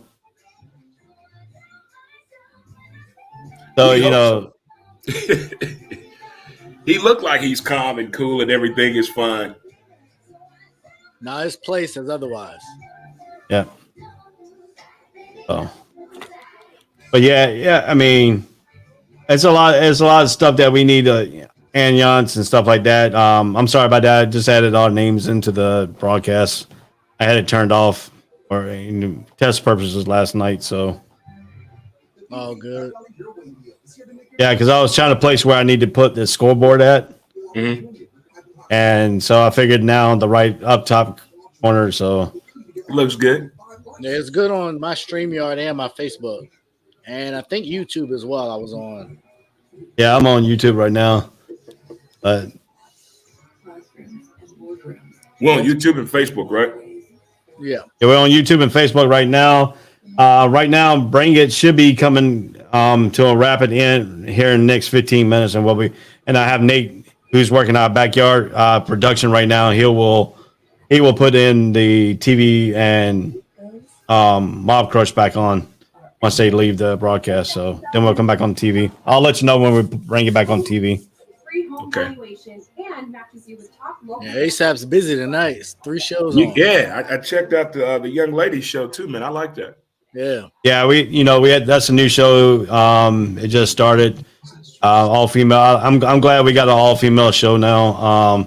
I think it was about time for us to step up into that realm and bring some more females on board to this. I got tired of there's a lot of females that got self-help podcasts and live streams and cooking shows and culinary shows before us. The sports, man, it's not too many of them that were doing it. So I'm glad ASAP stepped up. That's pretty cool. Definitely not as a group. You got some individual ladies, but not a team of women. So I think that's pretty cool. That's what's up. And in this game right now, before this game gets back up here, Stetson Bennett could come back on for that next series. We didn't see too much rushing out of that first series. They couldn't. At first back to the Russian. Lost 14 yards. Yeah. Now do we see it? Now do we see them start the running game now? I think they got to go back to the game plan. Go with their game plan.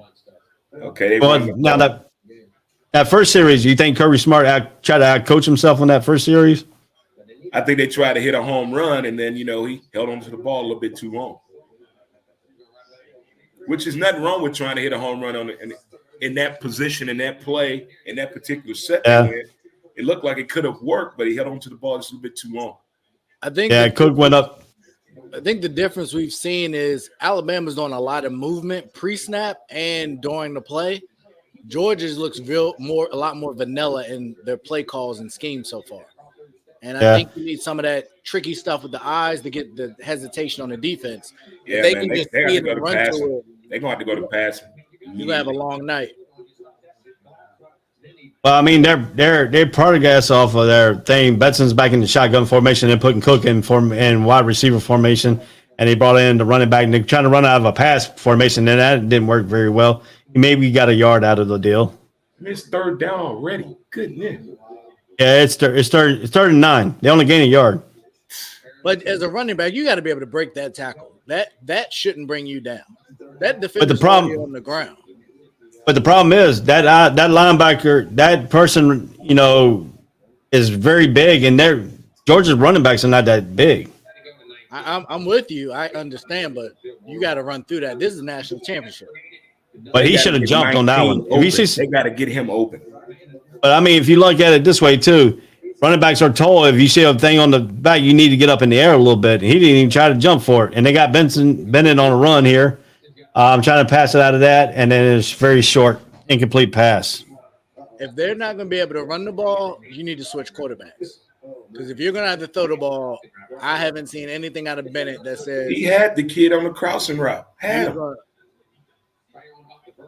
but the pressure up front, by the 31. In the middle of the field. And he is wide. Yeah, he should have. Yeah, I seen that now. He should have tried to get his body formatted back around to get that. He missed that. He got his head on going one way.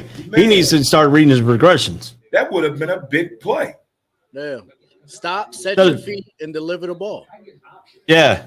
And stop pointing where you're trying to go. But he didn't even look at that. He didn't even look at his progression. That's the problem. And here's a dumb penalty. This is just a dumb penalty. Now we got a flag on the play for interference, probably. That's a mental thing. You're giving away yards. So the question is that going to be, would that be a holding, or is it going to be catch interference? Catch interference. That's 3 yards for Georgia. That's 3 yards for Alabama that you're giving them right there on the penalties. It was a relatively short kick. Mental mistakes. Yeah, he said he's too close. Yeah. He's way too close. He didn't even get blocked into him. He's just eating. That's way too close, young man. You know better than that.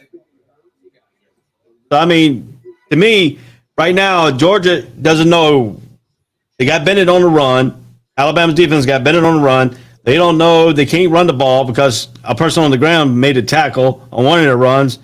Cook can't get in there and thing. So now what's next for Georgia? I mean, the passing game, obviously they're getting pressure. And now 31's they moved them from the end down into the line. And now that really got them a mismatch. They got them in there. They got Bennett out of the pocket. They got to get 1-9 open. They got to get some picks going, some motion. Because right now the quarterback head is on the swivel. He's not even – he's rushing. He's not taking his time. Run a jet sweep, something, get some kind of movement, something going. But this Now- vanilla offense is not getting it done. I mean, Georgia's predicated off running and then the play action pass. That's what Georgia's passing game is predicated. If you can't run the ball, the play action is not going to help you. And all their run plays have been out of passing formations. Yeah. I don't like the strategy. I don't like anything I'm seeing. I think Georgia right now is fortunate for it to be 3-0, to be honest. Now, the next question I got for any one of y'all here is, if they keep turning the ball over on going three and out, that defense of Georgia is going to start getting tired. Yep. Absolutely. I mean, that's the aspect of this ball game that you got to really think about here on this. In this ball game is Alabama is winning the line of scrimmage For sure. on both sides of the ball. I mean, for what it's worth, Georgia has been getting pressure, but I don't think that's going to last at this pace.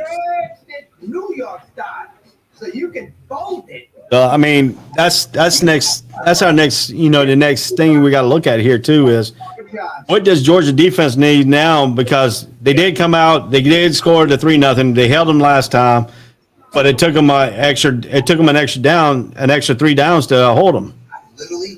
So, I mean, what do we need to see? Are we going to start seeing blitzes for Georgia's defense here a little bit? that the defense got to turn it up. Boy, got to be the ones that score the points because the offense can't get anything done. I would say I wouldn't just yet. I think it's too early for that, especially if you're not getting there. That's just going to exacerbate how tired you might get. So I would hang out for a little bit. The defense is working up to this point, but I don't think there's a recipe for success long term. I mean, they're showing a stat right now. First round picks in 2022 NFL draft. Evan Neal, offensive tackle, is third. They got them all lined up there. You got Peyton Manning in the house. They're showing now. That's Peyton. So Peyton in the house. So here we go. We're gonna see here. Nice conversation. Yeah, he just threw the ball away on that one because that was good coverage by Georgia's defense right there. 2nd and 10. But again, I don't understand why everybody's throwing on first down. They're putting the runs, they're throwing screens to the boundary. Right, the game plan so far? Do a lot of different sets. They're putting Jameson in different spots. They're getting the ball out of the quarterback's hands.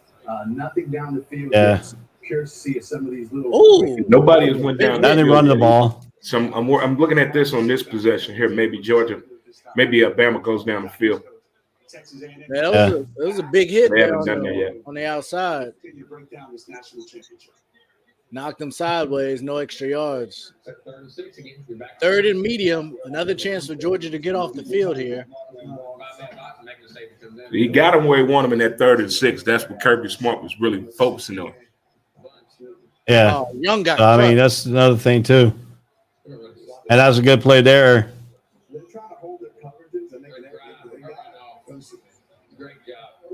So Georgia's defense hanging in there. Another really good series. Hey, who's got the volume up on their TV? I do. Who's got the volume up? I turn it down. Yeah, because if their broadcast gets out on the thing, it's going to Gotcha. block us. Yeah, so I mean, they punted the ball again here, so we're going to see. That's a good job by Georgia's defense again. Yeah, the safeties did their job on that possession. Yeah. Georgia's defense has come to play. Yeah. Now the offense got to do their part. Right. So we got 3 minutes and 26 seconds. It's a tight game, 3-0 Alabama over the Georgia Bulldogs. That's how the first half played last on the SEC championship game. It was very low scoring first quarter, and then all of a sudden the floodgates opened up for Alabama. But now this is the thing about Georgia. Georgia's got to have to score here, and hopefully they can return the favor and floodgate the second quarter still to Alabama. So that's going to be the key. That's going to be the key on this one. There we go. Georgia comes out running the ball.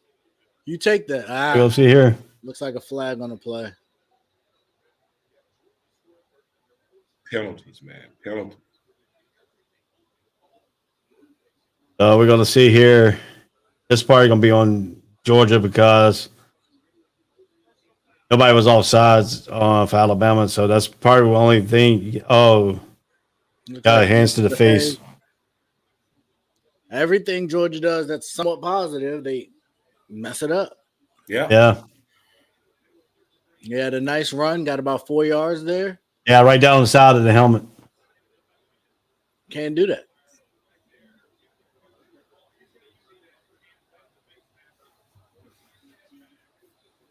Wasn't the most egregious penalty, but they called it. These refs are watching, I tell you that. They watching and listening. Yeah, that's something that you got. That's something you got to look at here. So, got a motion formation here. They're going up the middle here again. They're going for another running play on that first down. Oh, it was first and 14. They probably got about 5 or 6 yards out of that. So it's probably going to bring it down to about 2nd and 8.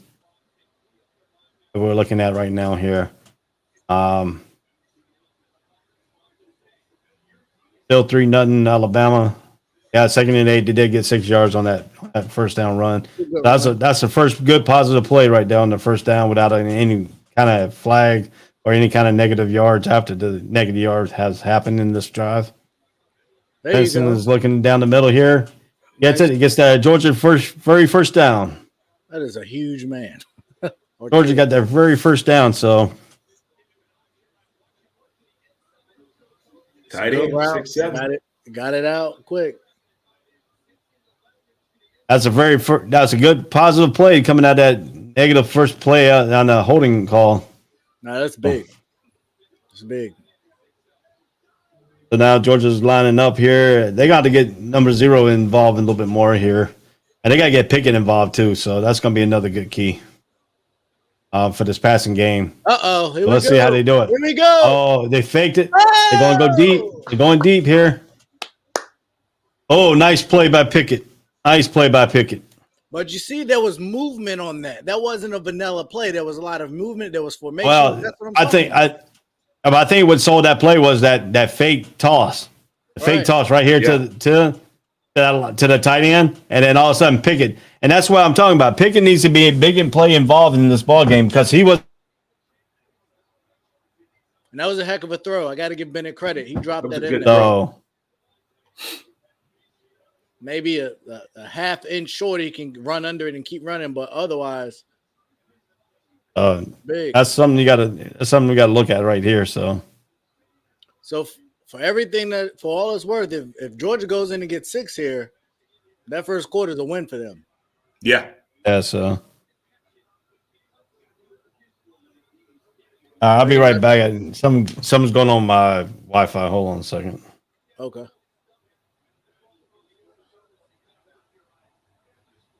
But that was a great catch. I think the important piece there, like I said, is the movement.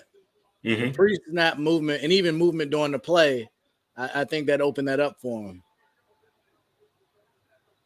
Now, don't get a delay game penalty. Another flag. I don't know what it's for. False start. You can't make these kind of mistakes. Mental mistakes. I feel like Georgia hasn't been under center all game. Right. I'm guessing there's a strategy. That play wasn't going anywhere anyway, but yeah. 1st and 15, that's not what you want. Yeah, so he ran into a brick wall.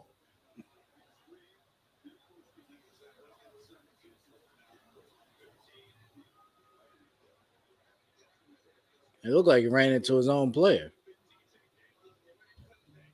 So the quarter has ended here. It's a nice first quarter. If I'm Georgia, I'm okay. We didn't play well. We're driving. We're only down 3. Only down 3. Defense has played well. outside of that first drive, and they held. So now let's talk about this here. We're talking about the first quarter. Alabama won the first quarter 3-0 on that thing. So now this is where the quarter that got out of hand here and the SEC championship is that second quarter where Alabama took control of this ball game. Are we going to see the same thing in this game here? Will Alabama take control of the second quarter again? That's usually when it all gets a little wild and crazy. The second and third quarter in this Alabama matchups all the time. Like something just gets going the right way for them. But if Uga can stay with the momentum and minimize these mental mistakes on first down, they could be winning this game. yeah.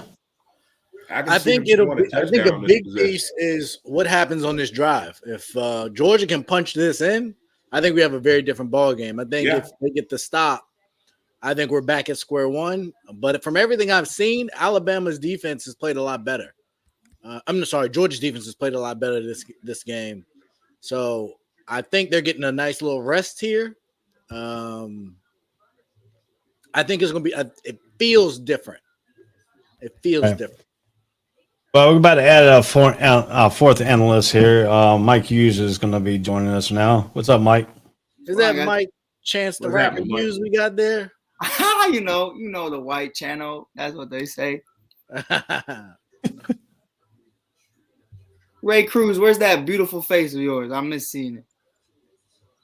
Yeah, I know. I'm here. Oh, Ray, it ain't the same if I don't see that face. Yeah, I added a scoreboard to the telecast, so Well, at least we got Ray here. Ray will bring in the women. You know how it is. Because otherwise, Ray Cruz be bringing in all the tail. He bringing in all the tail. They be coming from the woodwork. So, what do you think so far about the game, Mike? Give me your take on this game so far. I'm not even gonna lie to you, bro. I'm not even gonna hold you. I ain't watching that shit. I ain't watching it. I ain't even gonna hold you, bro. I'm not even gonna sit here and flodge and be like, it's a great defensive game. I'm watching the score, but I'm not about to watch Nick Saban just roll through another championship title. So if I miss the upset, I apologize. But I'm not putting myself through that as a Clemson Tigers fan. I refuse. Oh, so you coming at this being bitter and anger. Okay. Dre, that's the only way I can come at it. That's what I like to hear, man. I'm jealous. I like to hear. Do you know who my quarterback is? I can't even say his name. I can't even be mad at him. I'm like, they're like, who you hate? And I'm like, Uwe Ungalale. I don't even know. Ungalea? I'm over him. Oh man. I gotta get my cord. I'll be right back. My laptop. There we go.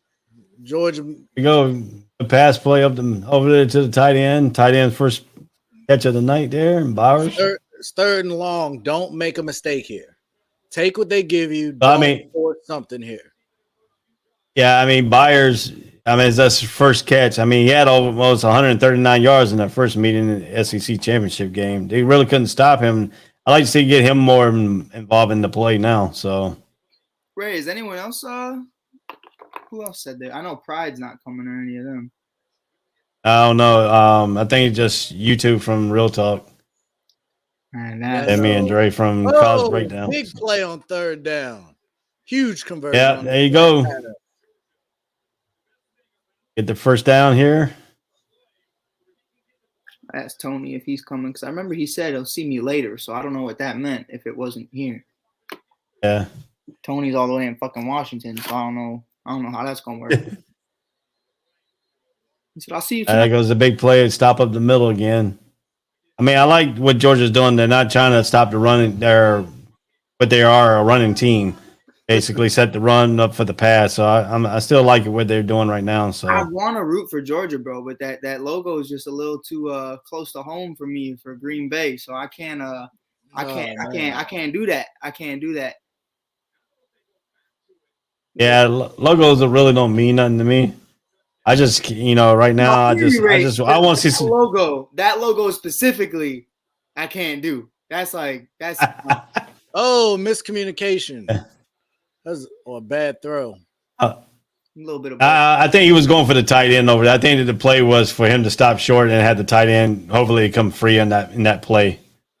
I mean, something was that wasn't close, but double move, and he ran to the pylon and he threw it in the middle of the field. Yeah, I think he was supposed to. I think he thought the tight end was going to come across on the backside. So that one double move and then come off on the other side of him. Dude, I got paint on my hat. That's toxic.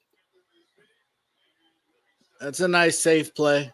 I'm good with that. Yeah. Take the 3, tie it up. Oh, bro, I need a haircut, bro. I'm starting to look like Nate. I mean, if you're looking what Georgia's doing, I think this is a good drive. I think this is a good third drive for them. Yeah, they're moving up into they're in the red zone now, so they get a chance to tie them up here. So I was hoping Nate heard that. And they did, like I said, they backed the defense up a bit. They hit them over the top, so they're gonna have to respect that. So I think that was a good drive. You obviously want to finish it off with 7, but you let your defense rest a bit. Bennett threw a nice ball there, so it's all right. Now I need some pizza. Huh? we got 12 minutes and 35 seconds left in the second quarter. We got a new score of 3-3, and we're about to bring on Dre back into the broadcast here, Dre. So we got an even game now here on that last series by Georgia. Gave it a little bit. I think it gave the defense a little bit of rest. So that was a good drive for them getting that rest. So yeah, they needed that. Maybe that'll change the momentum now for Uga and a good positive with it. They got to do better with the ball on first down. yeah, and like I said, this is the quarter that Alabama took control of, scoring 21 points in the second quarter. So, do we see that outbreak here, starting with Young in this next possession? I think they're gonna try to stretch the field now. I was gonna say, I think you're right. I think we're gonna see a play action on first or second down. Try and get those defense off. They've been running side to side. I think we'll see a shot here on first or second down. I'm just amazed on that last possession that Alabama had, those formations that they came out there with. That was pretty impressive. But do you think Nick Saban's trying to log gag this defense to sleep, and then all of a sudden just spring out these wide receivers on them? I think it's going to be wearing them down with all this no huddle and fast play calling. What they getting the ball out in 1.34 seconds, they said, from snap to release. This is the game plan they did in the SEC championship. They didn't huddle up in the SEC championship either. Right. But the key is keeping the defense on their toes. That's why they got to make sure they got the right substitutions ready and paying attention when they get in that game. When you can see somebody lagging, you got to be on top of that. Then the key is going to be making sure you're making short tackles. So far, Georgia hasn't been missing many tackles. Right. So when you're out in space, you got to make the tackle. And right now, Georgia's flying around, but we'll see if that can continue as the game goes on. Yeah, so I mean, that's a little bit of technicality that we're looking at right now in this ball game here. As Nick Saban hasn't really showed his hand that much. Some of these different formations, same concept, no huddle, but different formations. Yeah, I would like to see more running though. I think that'll help. I kind of thought they were going to come out. Bama was going to come out, be more an aggressive passing ball since they had such success with the passing game. right. I think that's really for Nick Saban's role. Other than Najee Harris, throughout his entire career, it was just one of those situations where that's a second half move. It's just to kill the clock with the run. But in the first half, he's always very aggressive with the pass. But if you look at it too, this game too, this game plan is totally different from what they did in Cincinnati. Cincinnati ran ball more. This game, they got to pass the ball more because that's what beat them in the SEC championship game. Because Georgia, if you run on Georgia defense and Georgia puts some stops on you, you don't get the pass and the momentum going with your pass. You're not going to get the momentum at all in this Georgia defense. Right, and that's why I think you're just so heavy with it now is just to make room and make leeway for it later on when it doesn't really matter as much. And would you guys look anything into the strategy? We haven't had a kick return yet. Like the first kickoff, Georgia Ferry caught the ball inside the end zone, or like on like the 2-yard line. They're not even trying to return it. Well, that's something that Nick Saban said, that he doesn't feel that he can return the ball on Georgia. He wants the ball at the 25-yard line at all times. So he said that about a week ago. He said right after the Cincinnati game, they asked him about his kickoff strategy against Georgia. He said, "I want the ball at the 25 at all times." I mean, I feel like in a game like this, special. There's the shot. There's the shot. Wide open. Number one again. Uh-oh. It looked bad. Yeah, oh, he got his knee. Yeah. That looked like a knee. Oh, that does not look like a cramp. That looked like he hurt his knee. That don't look good at all. Yeah, he just dropped. Now the key is, if this is a knee and it puts him out the rest of the game, now Alabama don't have the need and don't have the speed at wide receiver. Not at all. Man, that's big. That doesn't look good. We forgot to think about a key injury in this game. Offensive, defensively, for both of these squads. They cannot afford to lose. That's bad. Yeah, don't look you see it buckled on that? That's bad. That knee buckled too good. Ooh. They got to take him out. That knee's buckled. Ooh. Ooh. That knee looked like my knee when I was playing high school football right there. Oh, my God. Man, that does not look good at all for that kid. Oh, you could tell when he buckled it. Did you see the ACL? He could have tore an ACL and an MCL on that one. See, now watch somebody in the college analysts bring up, this is why these kids should not be playing at these games that want to play on Sundays. Watch somebody bring that up. Watch. I mean, it's a valid argument.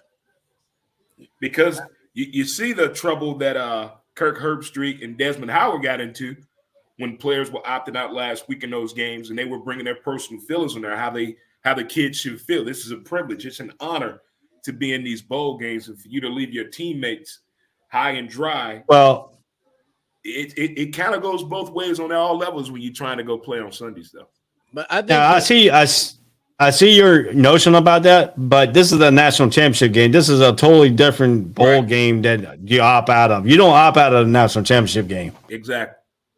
I hear you. I think the biggest thing for me is when I think it was Kirk said, like, you don't love football because you're not playing in a bowl game.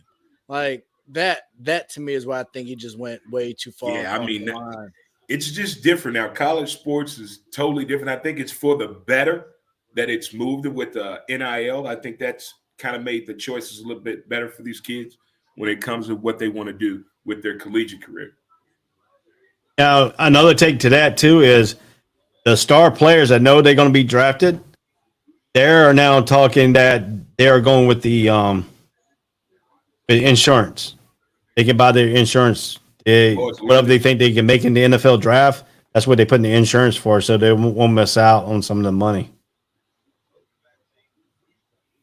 So now I agree with you. Because if potentially both Alabama receivers have torn ACLs, like that's a lot of money. That's a lot of money gone. Because they just showed, first round picks, and Williams was, I think, top 10.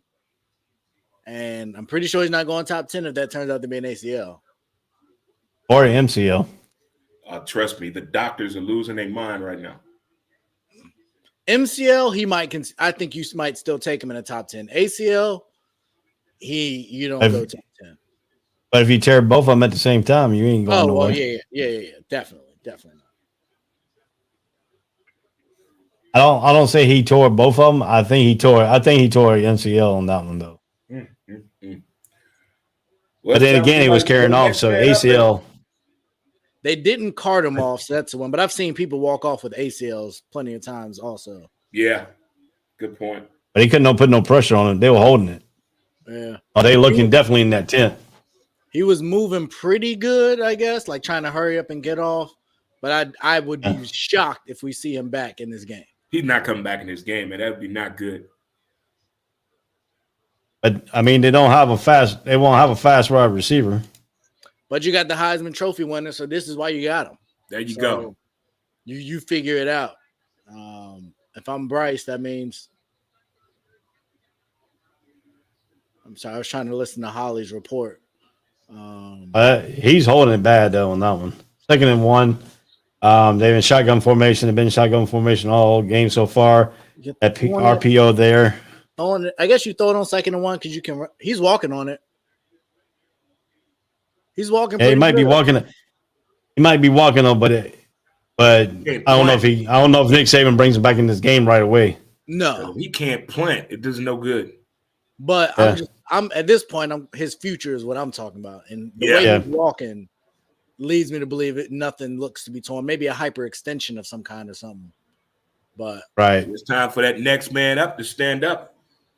And so this is they just got a false start there. Yeah, but if you run the ball on 2nd and 1 instead of throwing it, you better position. Now you go to try and run it on 3rd down, you get a false start.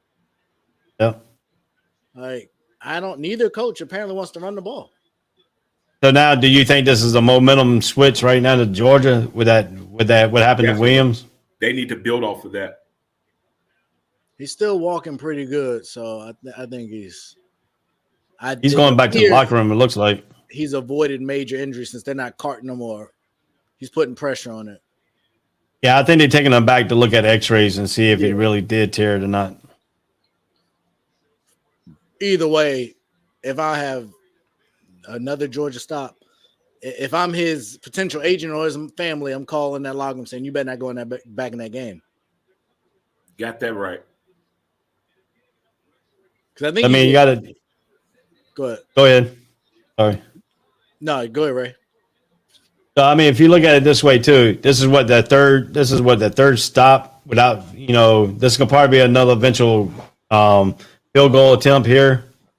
So I mean, it's good progress what Georgia's doing right now, but key factor too is they don't have Williams in the game either. So, and this is going to look like it's going to be good. I will tell you, I didn't have 6-3 as the score I was predicting. I thought it'd be a little bit more offensive. Right now, it's a baseball score, 6-3, favor of Alabama. And like I said at the beginning, I think the low-scoring game is more effective for Georgia than the high-scoring game would be more effective for Alabama. Because way Georgia gets their offensive going is by the run. And if the run starts dipping off big yards, they can run big plays off the passing game. Georgia gets the ball to start the second half. They do. So if they do this possession here right, they can put themselves in a very positive position. We'll go in there, getting some points before the half, and then having the ball to start the third quarter. They can theoretically go in this here trying to get 10 points. I think Georgia will be a good factor right here is to what can I say is to try to get 21 unanswered points. Yeah. Or at least take some time and keep that offense over there on the sideline. I think we've seen in the last two drives, we've seen the offenses have a little more success.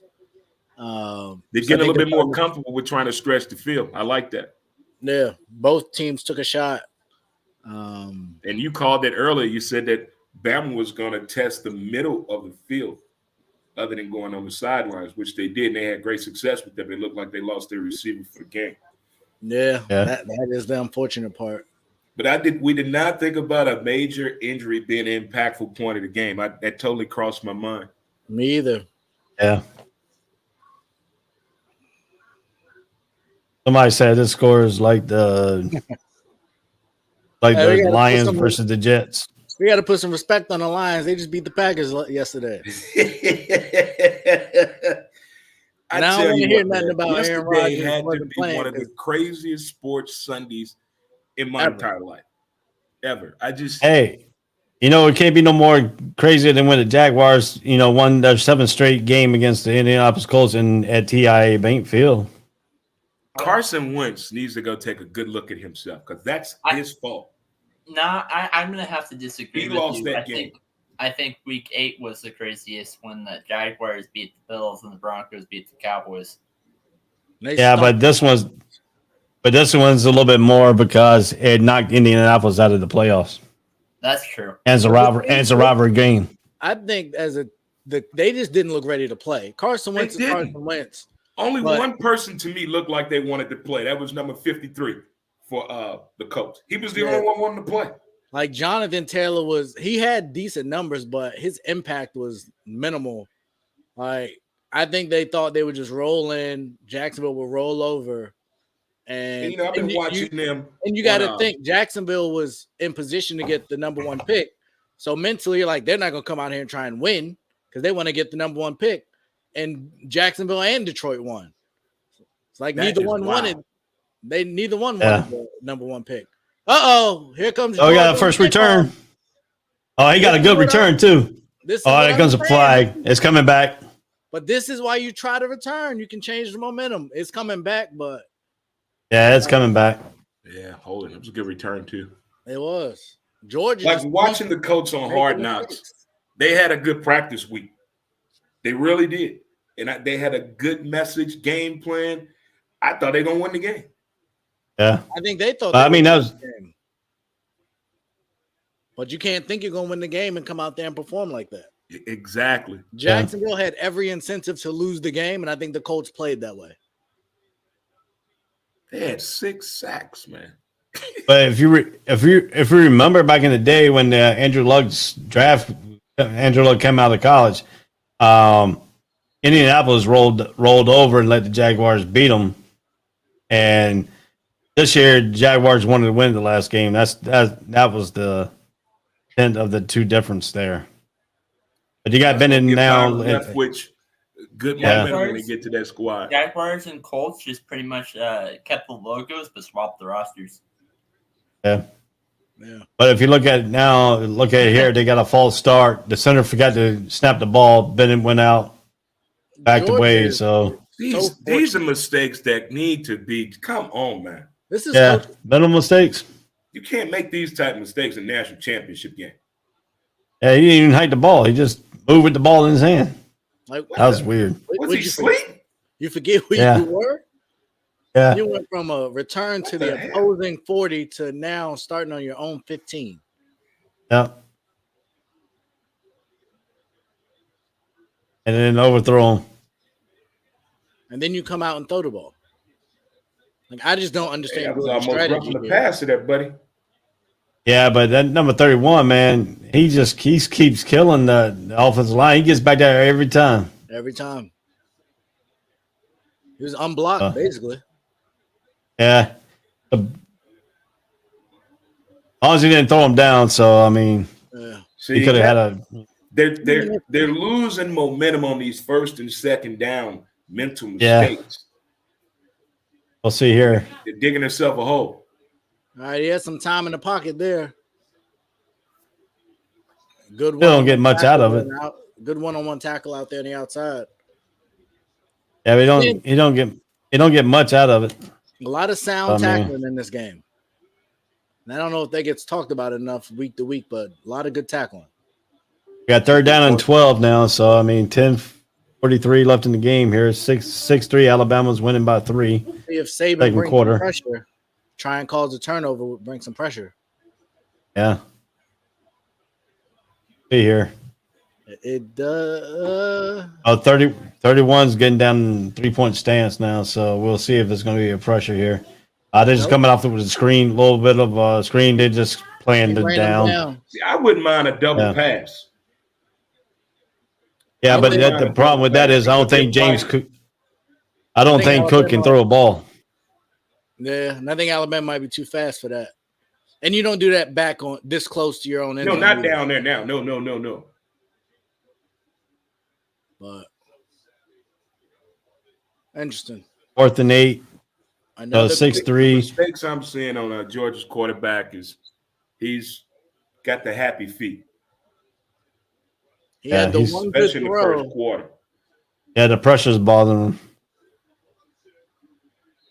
He bluffed the point. He gets to go in the locker room at halftime and look at the tablet and see what he had and what he didn't have. I think he can come back and fix that. Right.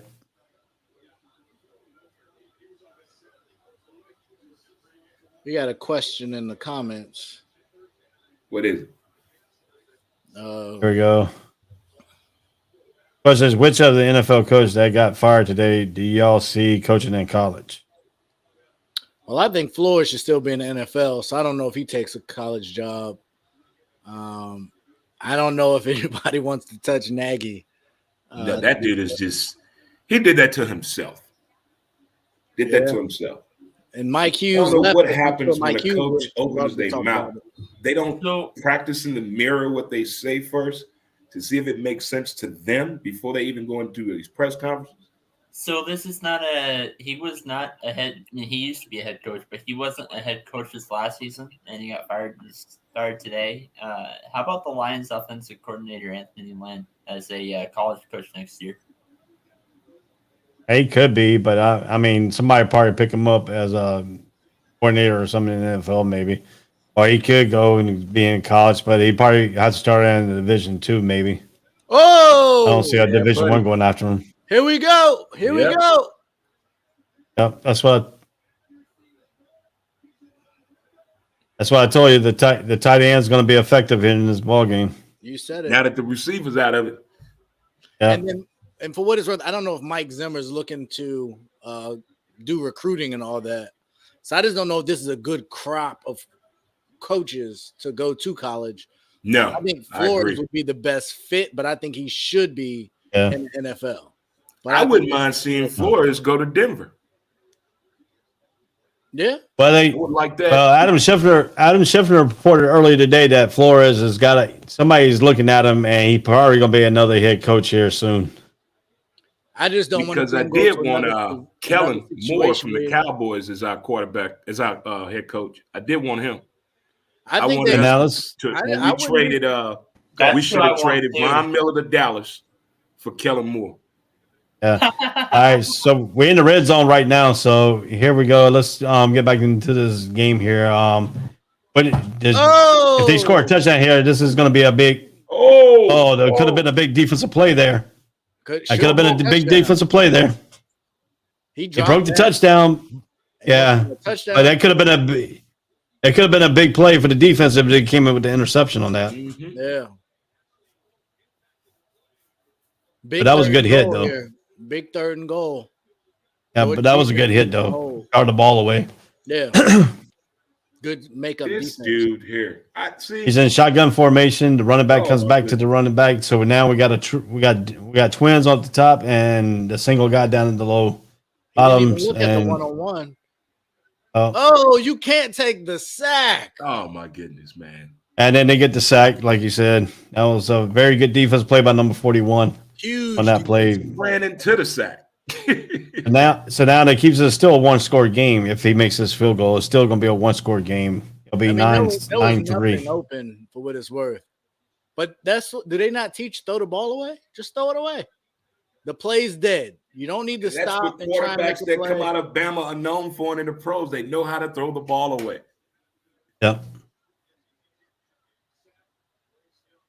And go with the field goal here. Good. Another big win for Georgia. That hustle play running down that tight end. That was big. Took 4 points off the board. Yeah. 9-3. So still a baseball score, 9-3. Yeah. I call it a baseball score, so maybe the first team to score a touchdown wins. Is that what we're looking at? All these field goals. Yeah. I'm running the clock. I had to run the clock down to 7:07. So kind of hard to keep up the clock with the TV. I swear, if I could do it all over again, man, I'd work for Chick-fil-A. Them folks take care of their employees, man. Yeah, to give them Sunday off too. That's beautiful.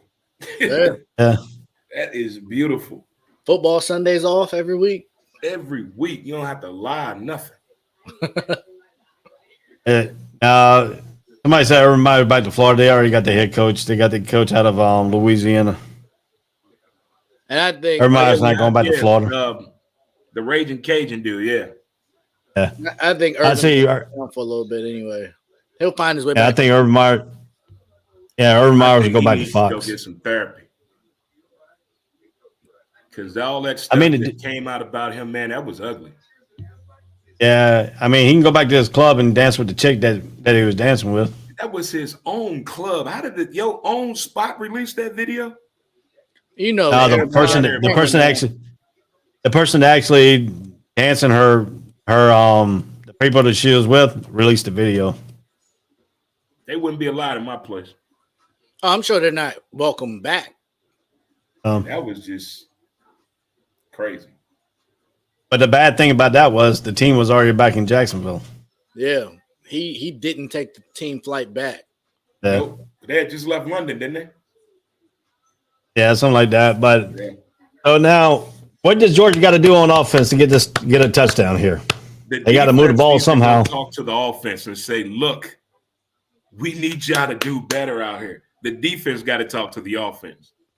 I think we've seen on both sides when you've gone down taking shots, you've had success. I think you should take some more shots. Take some more shots. What's the worst? And that too. I mean, if you look at it, Alabama has scored the last two possessions. But it was only 3 points each the last two possessions. That's good for Georgia.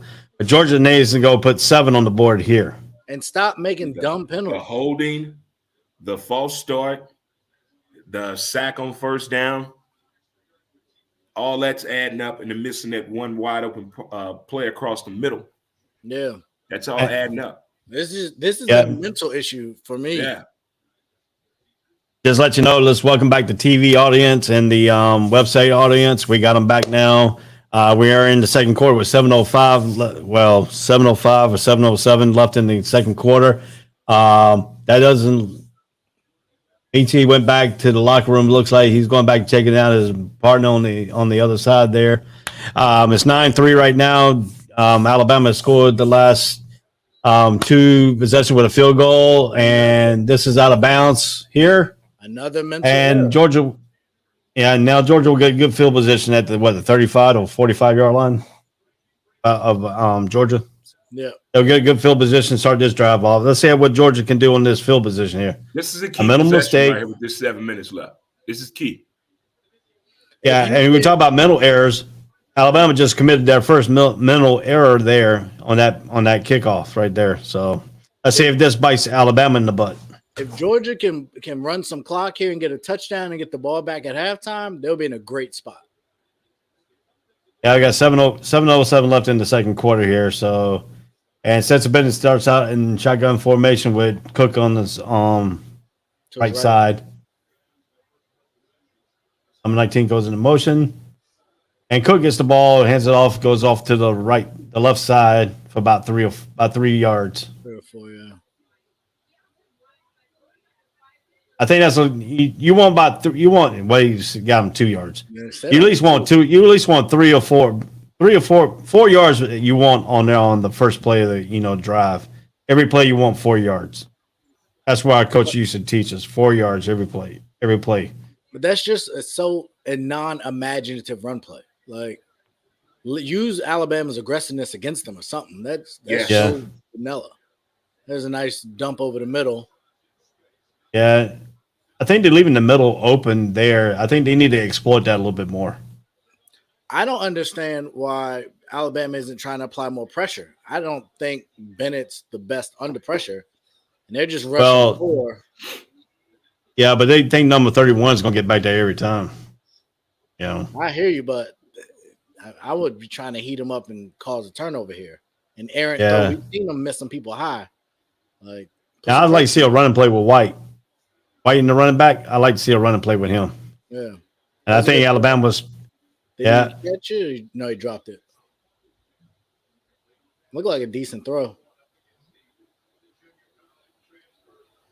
Yeah.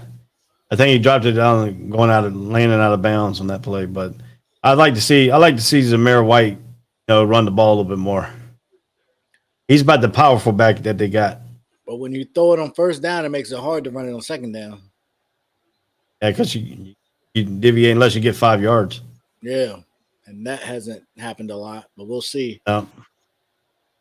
Nope, they're going to throw it on second down out of the gun. They bobble it, and nice catch. Good catch. Catches and gets out of bounds. So third and medium. Third manageable for sure.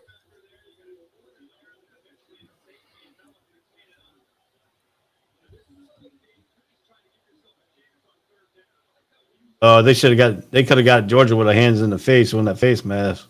Yeah, them 6 penalties for 44 yards hurt them. Yeah, it's hurting them right now. So Third and yeah, 4. that's see what this play is here. Got a running back in the backfield. Right there you go, nice play. Comes out. I think he's down. But again, it looks like I'll hopefully I can see a replay. It looks like they weren't even impressed there. They he didn't even. They just ran a naked. They just ran a naked screen on that one. Yeah, but he's running a slant. You gotta. It's third. The ball. Yeah, the ground can't cause a fumble though. I think his elbow was down before anyway. But yeah, the ground can't cause a fumble either. So Georgia's finally under center. They run a play action. You can't wait that long. Oh, we was close to almost a horse call on that one. Mm-hmm. Yeah, he was almost on a horse call on that tackle though. Even though he grabbed him around the shoulder pads, I think you've been in person hitting them from the back and bringing them back like that. Yeah, it can cause more injuries than anything. I mean, throw the ball. But that was the first time they ran a blitz, though. I think he came off the end. I think they only rushed 4 on that play. Bennett, but they brought him from the secondary. Throw it away. You throw it away. That thing away.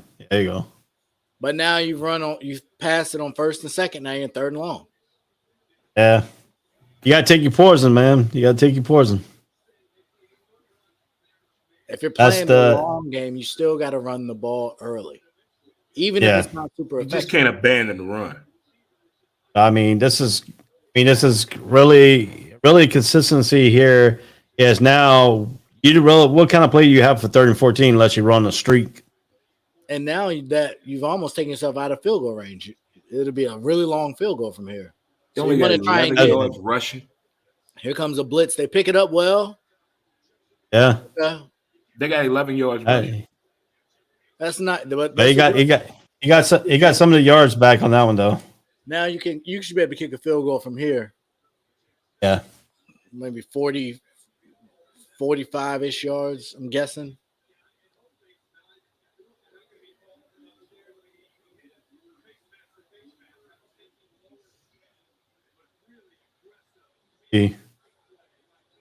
Wow. That's his longest kick in his career.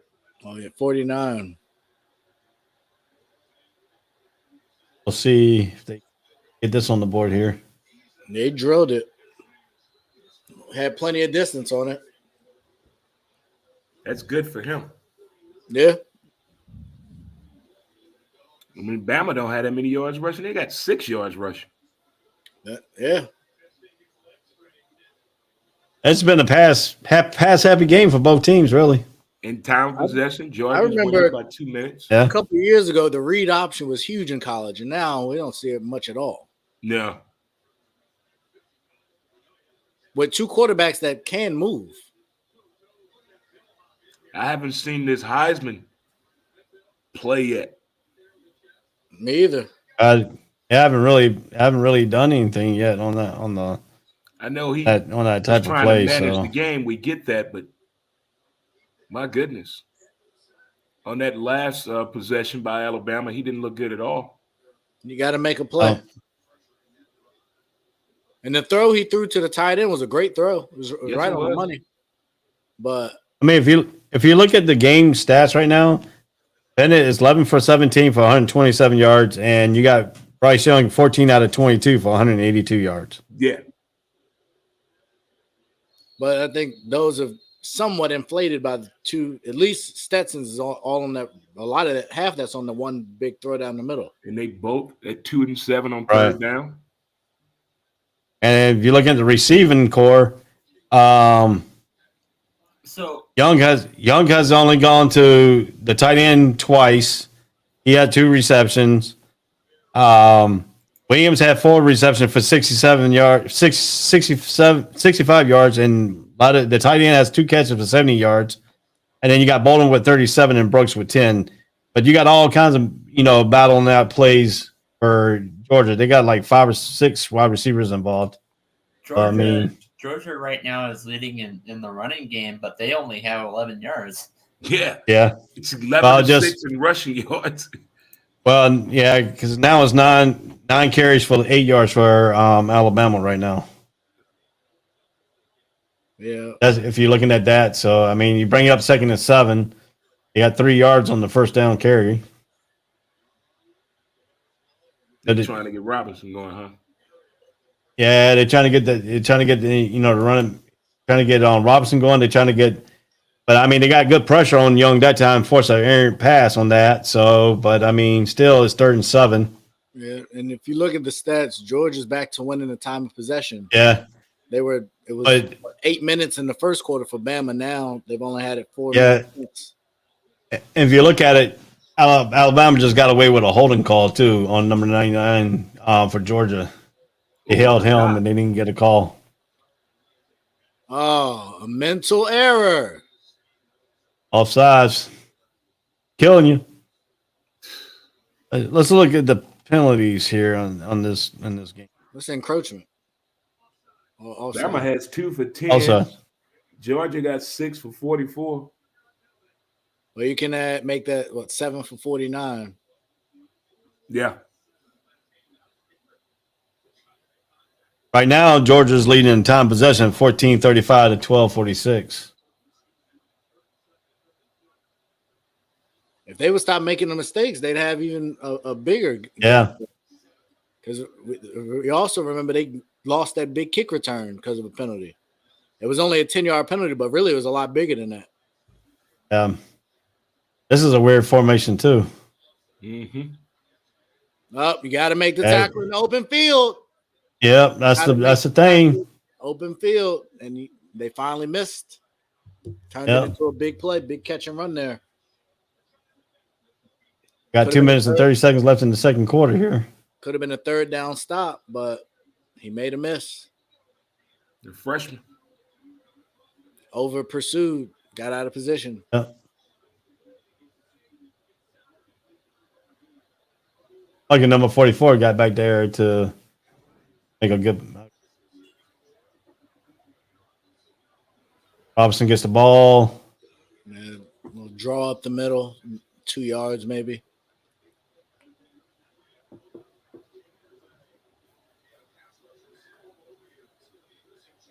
Going under 2 minutes here in this ball in the quarter here, so we're getting ready for halftime and stuff like that. So see what they can do here. Let's see if they can get some pressure right now. A little too high. Yeah, but he had some time back there finally. Yeah, a minute 45 left in the second quarter. We got a baseball score going right now. 9-6. Alabama is winning here in the second quarter. This is not a big play first half by any teams. Alabama does hold an edge by 3 points in this ball game. So you got to check, but I'm pretty sure the under bettors are pretty happy right now. Like I said, my telecast, this game is a low-scoring game. This favors Georgia. I agree. What we got now here? Timeout, Georgia.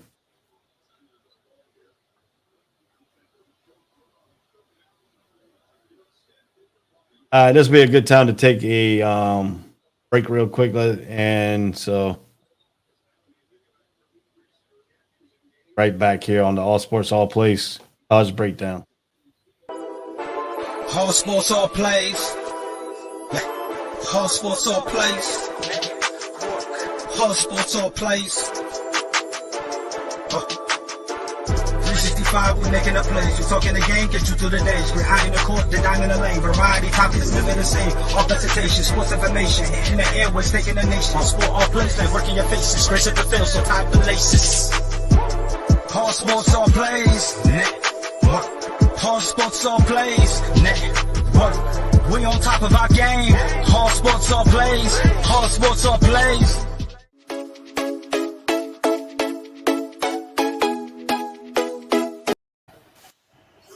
All right, coming back on the field here. So we're back here. A minute 45 left in the second quarter. Alabama's in a tight shotgun formation. Running back on the left side. Bryce Young got to make a play here. They bring some pressure. He stands in. Oh, is that a catch? I don't know. It didn't bounce off the ground? I don't know. We're gonna find out here in a minute. Okay. Oh no, I hit the ground. Yeah, right there. Ball hit the ground and he repossessed it. Yeah. So another big stop. Yeah, big stop there. Minute 40 seconds. Now the question is, will Georgia take some shots, try to get here and get at least a tie game going into halftime? I would say at this point, I trust my defense has played well. I got 2 timeouts. I would I guess all depends on how well they pin them.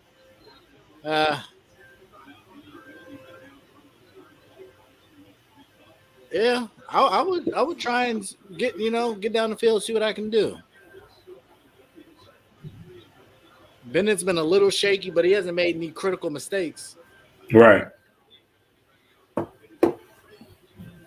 I mean, if you look at it, Young has got 206 yards passing to Bennett's 127, but still Georgia is not leaving the run. They need to run a little bit more and try to get a little bit more effective with the run. I think they're trying to mix them up a little bit with the, not running on first down too. So you can't run every down on first down, or they're going to start picking up on that. Georgia under center. This probably be a running play here. Yeah, right up the middle. Run it once or twice. See if you can pop one.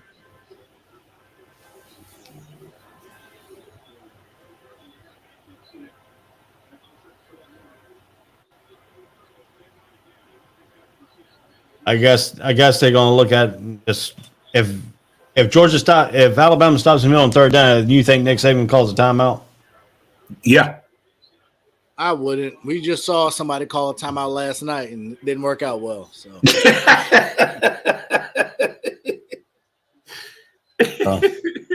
I think if we're under a minute in this game here,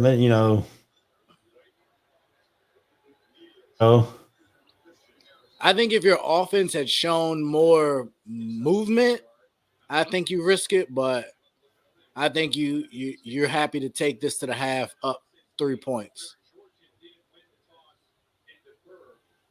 Yeah, I mean Georgia get the ball back third quarter, so they're in good position to try to get the lead back here after halftime. Right. Now we'll talk about the halftime adjustments, what they need to make, what both teams really needs to make here. Did somebody call a timeout? Yeah.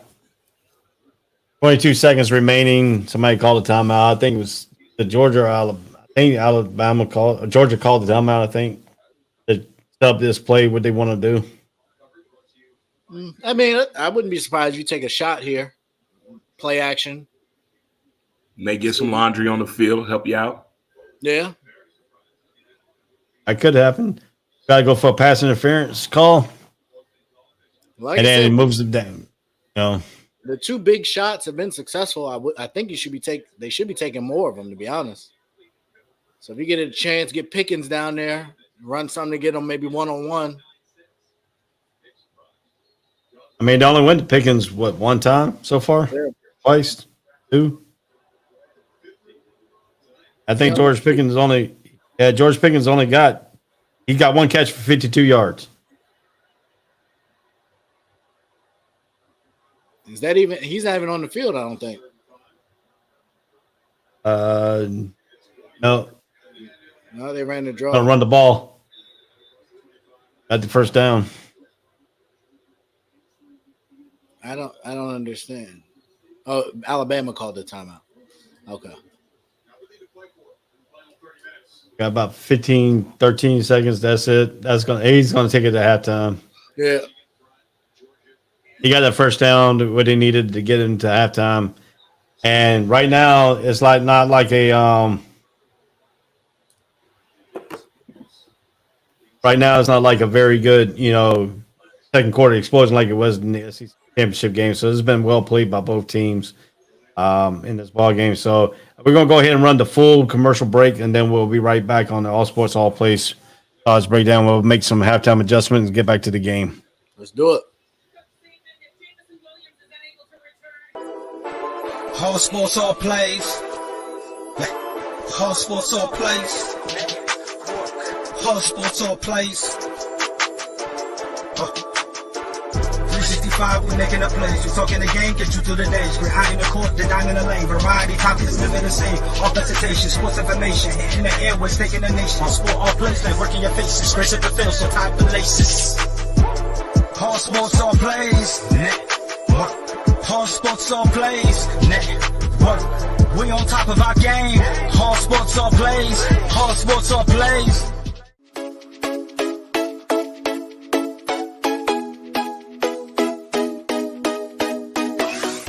What did you say? I said Kobe Bean Bryant has been overrated ever since he passed away. Now, I'd say they could lose about 4, but I don't see them losing 5. You know what I mean? All sports, all plays. All sports, all plays. All sports, all plays.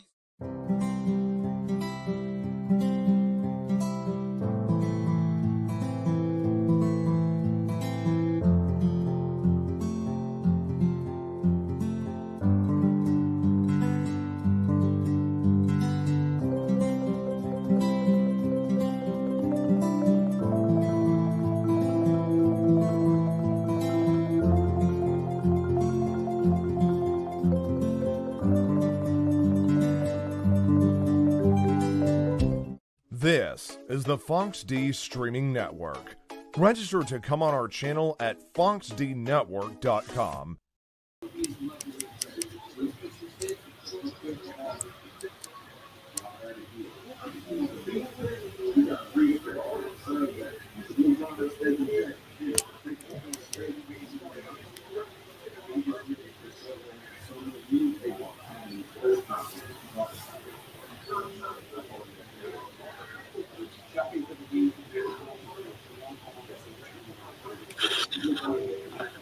Well, Ray disappeared on us. Yeah. He must be working on something.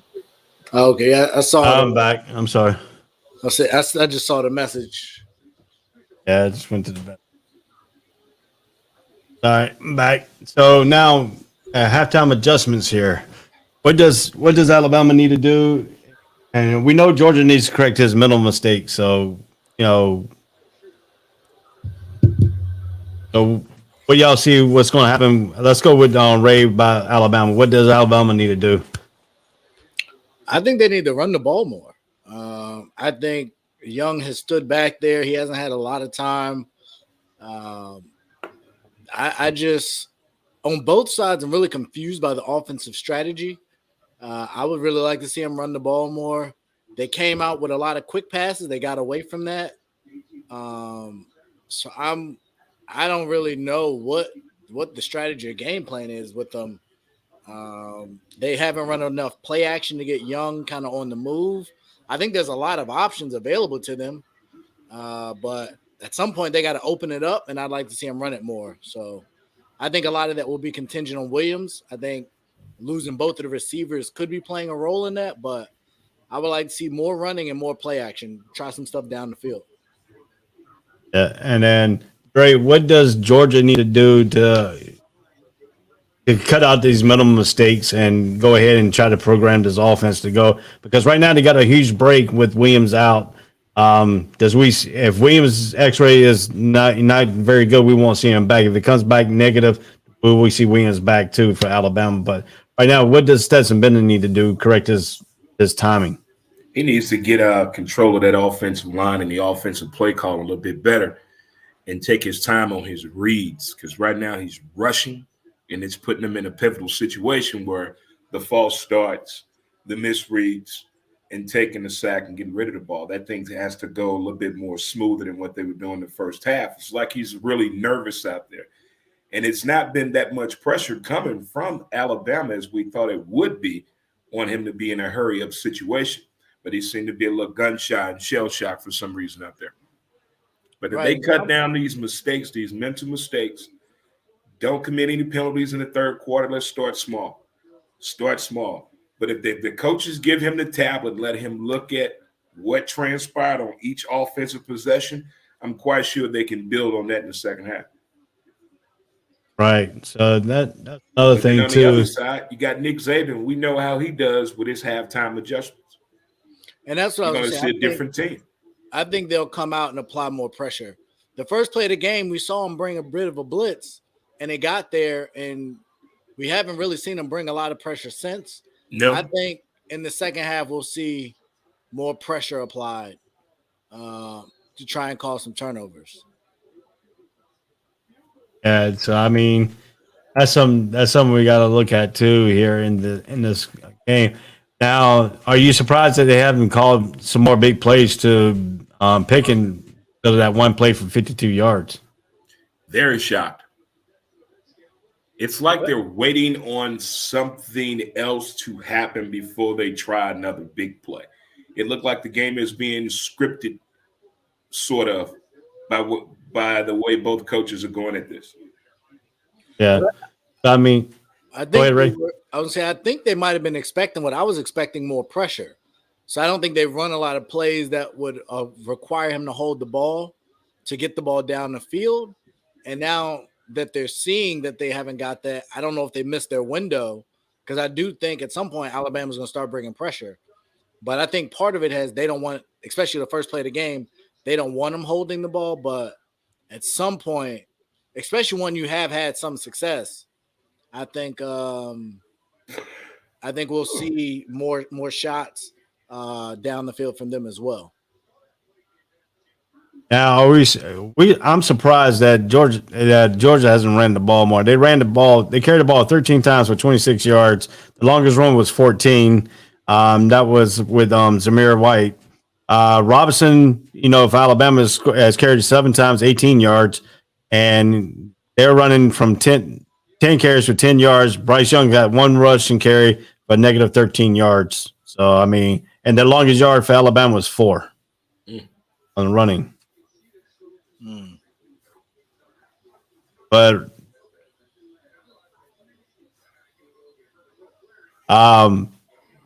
Bennett has completed passes to 9 different players, and Bowers is the only one with multiple catches at 3 with 21 yards.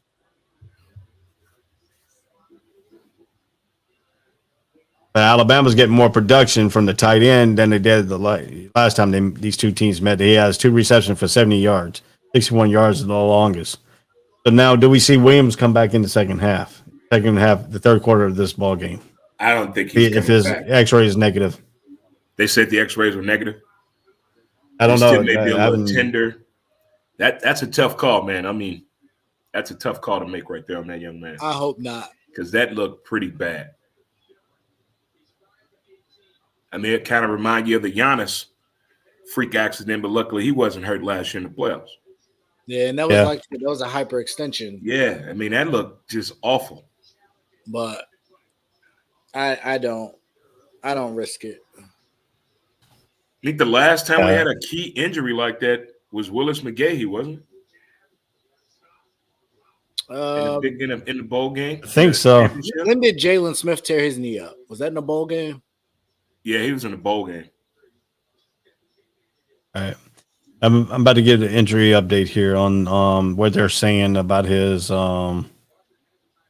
is not expected to come back. Wide receiver Jerome Williams hauled in a 40-yard reception streaking down the middle of the field, and the try made a cut to avoid a tackle. He stepped awkwardly with his left leg, falling to the turf, immediately grabbing his left knee in pain. Williams was helped off the field later, and they said that he is done. I was gonna say they interviewed Saban, and he didn't confirm he was done, but he didn't say much about it, but I Because wouldn't. he's probably wanted to wait till he got inside to find out a little bit more about it. Yeah. You know, Nick Saban gets mad when people ask him about injuries. He's like, hey, I was watching the game just like y'all were. Can I get inside? Yeah. That's something that he said. That was about 22 minutes ago. It was updated by SI.com.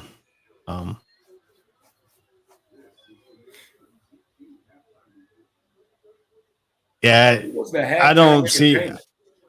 Who was the halftime entertainment? You guys know?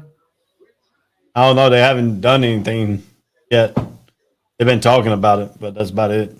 No, They had a couple of country stars before the game that were performing, but I wonder what they have at halftime.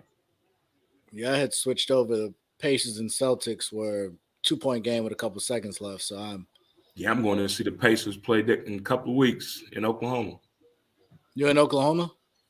I'm in St. Louis, but I'm going to Oklahoma to check them out. Oh, okay. Yeah, I'll be going back. Out there.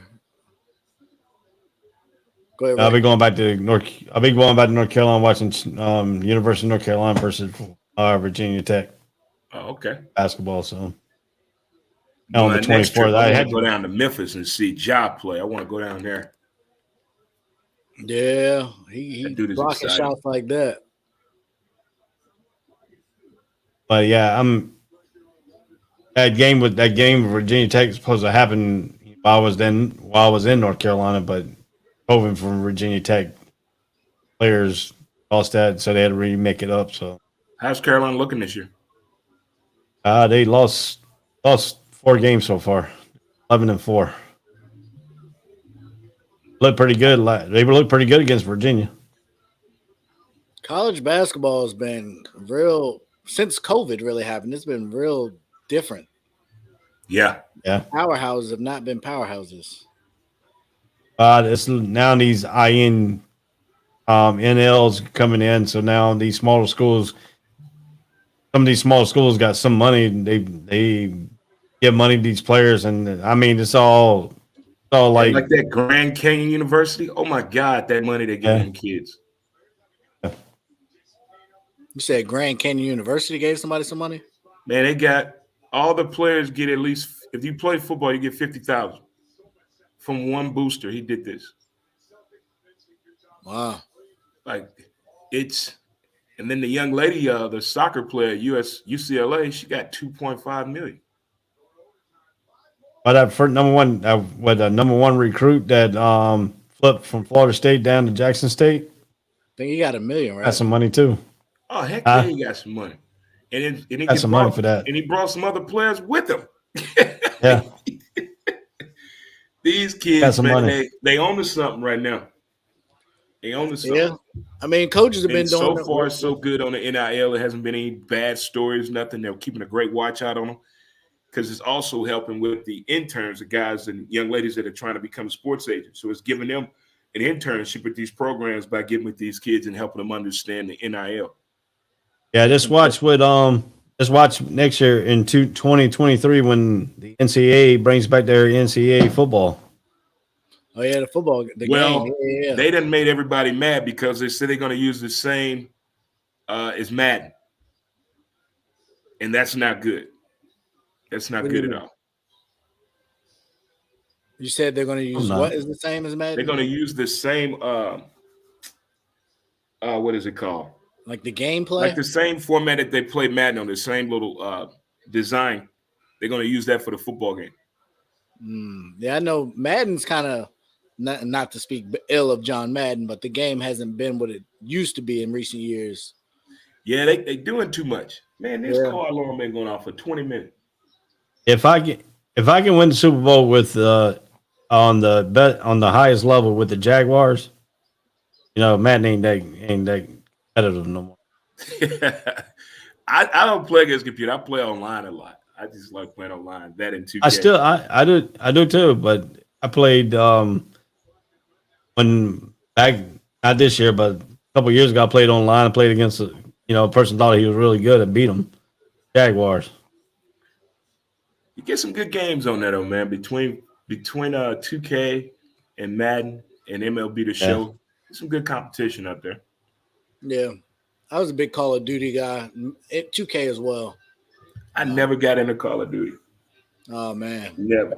Back when I was in college and had a lot less kids, I used to spend months online gameplay. But Gotcha. How many kids you got? just had my 4th yesterday. Or day Oh before man, yesterday. congratulations. That's what's Appreciate up, it. man.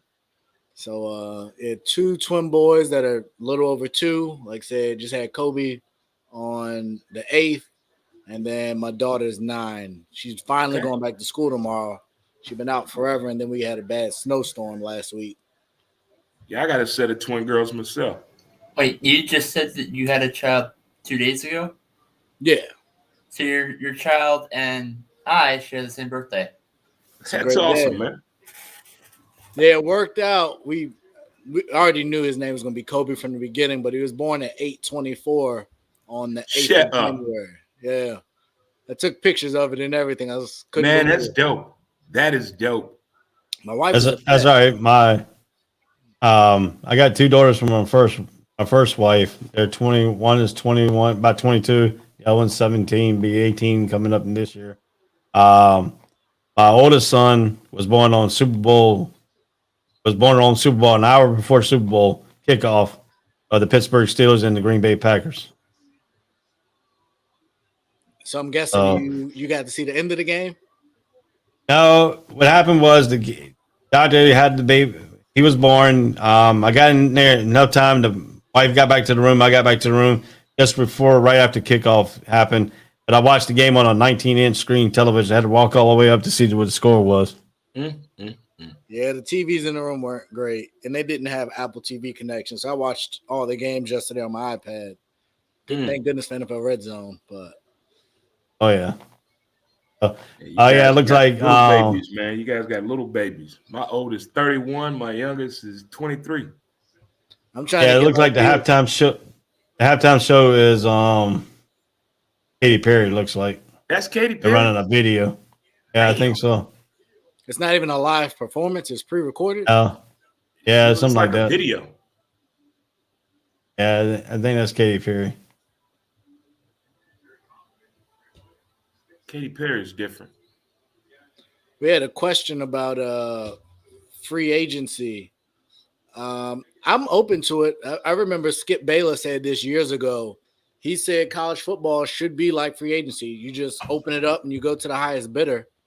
I don't know if they'll ever do that, but that'd be dangerous. I mean, they're doing it right now with the transfer portals. Yeah, Oklahoma's been decimated. Oklahoma, that starting quarterback, the one Williams, he's supposed. The quarterback Williams, the one that played and took over for Spencer Rattler, he's supposed to go. He's supposed to end up in Georgia. Is he? He entered the transfer portal to come to Georgia. Wow. And Spencer Rattler is at South Carolina. Yeah, Rattler and I think a receiver both went to South Carolina. Yeah. And USC lost their quarterback. He transferring out because that kid from Texas coming there. Yeah. They lost both of their quarterbacks. And he was Oklahoma has a long road ahead of it as it stands. But I still think that was good for Lincoln Riley. That's good for college football. They needed some help out there on the left coast. Yeah. And they had Chip Kelly out there. It didn't really turn into a whole lot. Yeah, he's another one of those coaches that think he's bigger than the game. I just don't like the way it happens in college football. Right. Like the way these coaches leave these kids. I know I get the business side of it. I completely understand it. But you recruit me and then all of a sudden you leave. Just because I can go somewhere else doesn't mean like they haven't already filled my position. I see this Mercedes. Yeah. Goodness. Yeah, they're showing the Mercedes Benz on the thing. So I mean, yeah. But what gets me today is, yeah, you got these college coaches. Listen, but look away, Lincoln Riley, man. USC gave Lincoln Riley what? A private helicopter, $100 some odd $1 million a year. Bought both his houses in Oklahoma. They sold both his houses for $500,000. Yeah, USC booster bought it. You're talking about winning, whoever his agent is, man. But then Nick Saban will always make $1 more than the highest coach in college football. That's in his contract. So he gets Yeah, but he's got $1 more. Yeah, So he but can remain that's the got to highest change paid soon. coach. That's petty in a good way. Yeah, he's gonna get the higher. I mean, Lincoln Riley got the highest paid right now. Nick He'll Saban's end up gonna getting it match more. his at the end Yeah, of the watch. It's gonna beat it by $1. Like holy Toledo. Who thinks of that to put in a contract though? For what it's worth, he should have 2 more than the next highest, but I get it. I get it. But if Lincoln So- Riley doesn't go out there and win immediately, I mean, how much time are they going to give him to start producing? You give him 2 years? You give him 4 years? I mean, I think what do we talk when we say winning? What is that? Is that winning Pac-12 championships? Because I think he'll win those. Yeah, he definitely got to win a Pac-12 championship. If it's get to the college football playoff, that's another story. That's another story. I think they might be a few years away from that. They might be a recruiting cycle 3 or 4 years away from that. Right. Somebody got a question here. Says, what are y'all thoughts on student athletes wanting to have a free? Yeah, that's what. Yes. Yeah, I mean, free agency. I mean, it'd be a hassle because I mean, everybody will leave, and but then everybody will try to find a way to get on Alabama's teams and stuff like that. So it would be a no way big to mess. control it. No. But I think it would be like free agency today. Everybody can't go to Alabama. I think that's the gist of it. I think it would be interesting to see how it plays out, but I think there are small schools that have deep pockets. So Yeah. I think it could be beneficial for some. We're watching what Deion's doing in Jackson State. I think we'll see more of that. But I mean, I think the portal's working for the graduate transfers.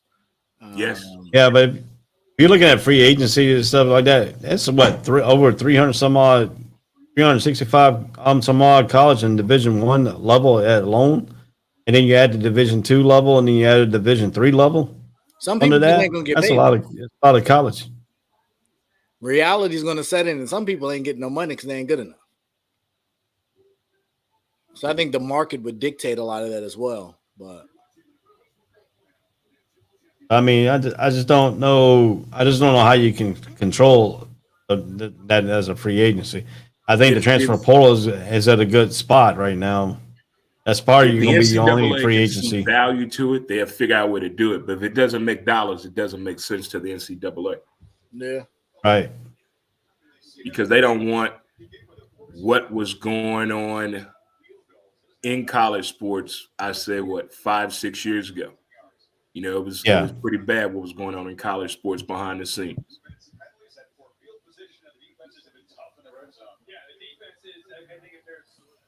It's a long halftime. Yeah, about to start now, and they get them back on the field. They about to line up. They're lining up for the kickoff here. So I will be curious to see what Georgia does in these first 2 plays. How do they come out? Actually, what both teams do. Does Alabama blitz or bring some pressure? And what Georgia does. We got ourselves a kickoff. And they take a knee. way behind then. Are you okay? I know you had caught up with us for a minute. I think Dre's ahead of both of us. Dre's watching on television. Yeah, I got the 3 different versions of it up. Yeah, I don't. Yeah, I'm watching off of Hulu right now. So Getting Jimbo Fisher's film room, and then the player camera and game camera on one, and then the regular cast. Georgia came out with a run, got a nice 10-yard run. That's what's up. We've been calling for it all game. Mm-hmm. yeah, I'm way behind right now. Out of halftime.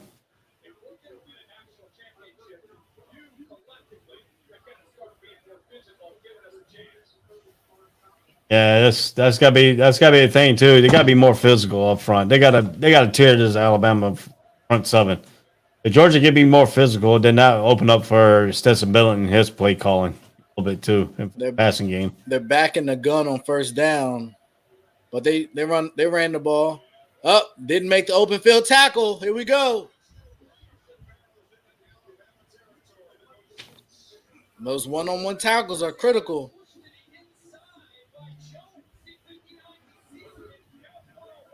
Woo! Yeah. That was a good block. Nice move. Yeah, it was a heck of a move. And to Ricky's point in the comments, I agree. I do like the HBCUs getting some love. Yeah. I think we're going to see more of that. And if we fool around and get flea flicker, who do you think? Hey, I called for that in the first half. You did. You said the throwback. But I think if that's where I could see someone like a HBCU going after like a Brian Flores, I think that could be a fit if he doesn't have an NFL job open. How much longer you think Deion is going to be at Jackson State? I think it depends on what his goal is.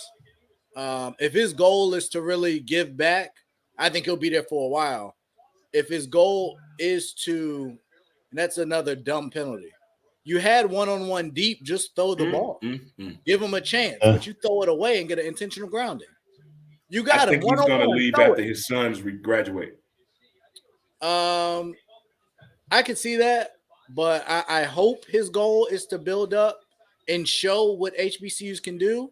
And if that's the case, then he can get the sponsorships and they can compete for national titles if you're getting top flight recruits. I don't see the reason to leave, but man, he brought 54,000 people to a football game to watch Jackson State play. That's impressive. I think it's Deion's done pretty good. I think he's back in the shotgun formation. They got that right into Cook's hand too. Got some good field position back on that one. Yeah, we got 3rd and 8. They got some yards back. Fortunately, when they've gotten these long yardage situations, because Alabama hasn't been blitzing, that hasn't really hurt them too much. They've converted some of them. It looks like they're not blitzing here. I see they brought 4. They got a nice stunt. So they got pressure. Yep. We got sideways again. I think they might have. Oh, I didn't know T.O. was there. I wonder who he's rooting for. Oh, they showed T.O. at the game? Yeah. He's from, Tennessee? Mm-hmm. So I don't know who he's rooting for. He's probably unless he got a kid. You know, he got some kids, so I wonder, does he have a kid in college there? Oh. I don't know. I mean, he's only in his 40s, so I guess it's possible. Still trying to punt here. Yeah, he keeps saying he's gonna come back. Man, you better go sit down somewhere. But we saw once again, we saw Georgia have a good start and a penalty. Yep. Just come back to bite them. Stopped all the So now the question is, when Bryce Young takes the field without his 2 receivers that's injured, one got injured tonight and the other one's been out. So what did they do on offense? Well, they got that freshman that they brought in, number 84. He's pretty good. He seems to want to make some noise. I think they were able to adjust at halftime, kind of maybe tweak the game plan. So I think we'll see a little bit different. I think they'll run the ball more, but they're still going to try and take a shot. So He says he could replace AB at Tampa Bay. Yeah, he was really trying. He was really. That sounds good until you go get hit. Yeah, hey, just like Kirk Herbstreit commercial. Talking about he coming back. You're 52. Yeah. No, T.O. Yeah.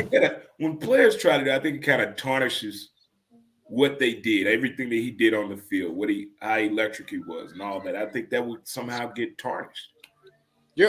Has a Hall of Famer ever come back to play? Was George I don't Blanda know. in the did he Not come in out the of did George NFL, Blanda but come out of retirement and play back in the day? I'm I not know Carson sure. Palmer came out of retirement, but he wasn't a Hall of Famer. Brett Favre came back, but I don't think he was in the Hall of Fame yet either. That ain't yet. Doug not Flutie. in the NFL. I don't think you see it in the NFL, but wrestling you see it all the time. Yeah. What? In wrestling you see it all the time. Yeah. Edge, I mean, Like he's a WWE three-time and Hall of Famer, yeah. and he's in. Hey, you too. Check out all these camera views in my Silverado. I can see in front Yeah, it all depends on, but I mean, if you look at it this way here too, so I mean, Georgia made a little bit of noise there and stuff like that. So, and they keep making noises here, so that's going to be the good question. And then the question is, what does Alabama do on their first possession of the second half? So.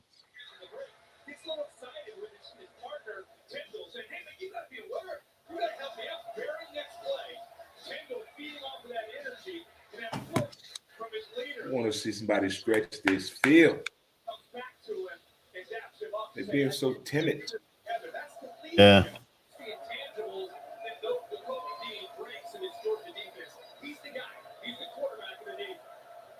Number 41, he's stepped up a little. He's got to be more active in this game a little bit too. So, yeah, Bama comes out. I said old enough. Remember Blanda.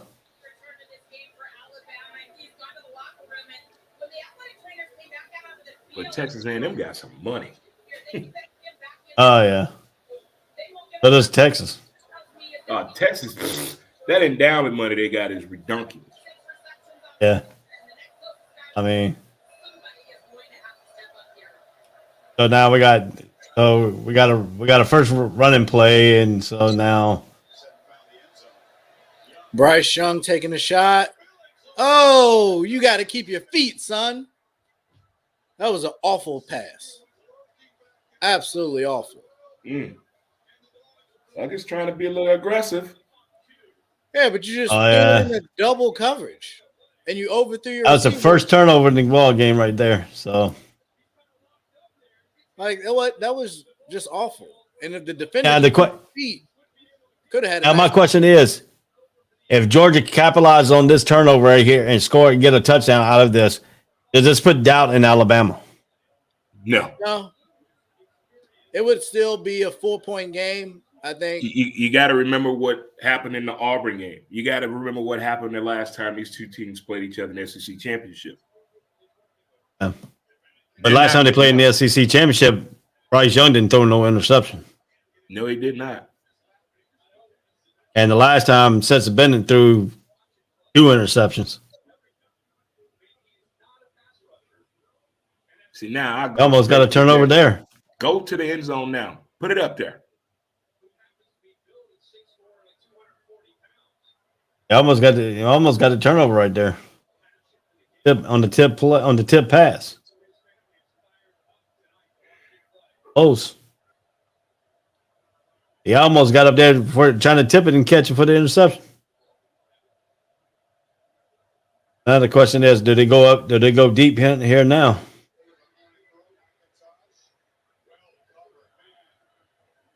Swarming defense there. Yeah, they blitz on that play. Blitz the linebacker. They had a stun with the linebackers.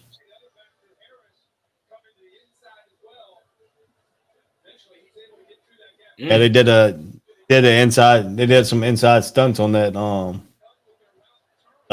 Watched 2 linebackers on that play. They did a cross movement, and one just come free. 6'9" was just not fast enough to pick up that blitz. Third and relatively long. They move them.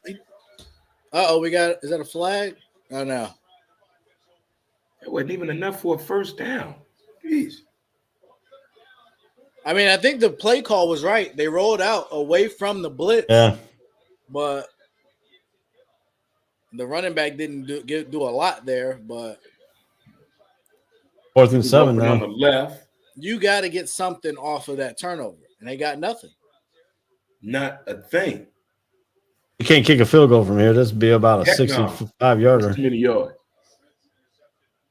I go for it. It's 4-down territory. No, you pinned them great. They pinned them deep. Pin them deep now. And Alabama hasn't been able to run the ball, so Pooch punt. Yeah, you pin them deep here.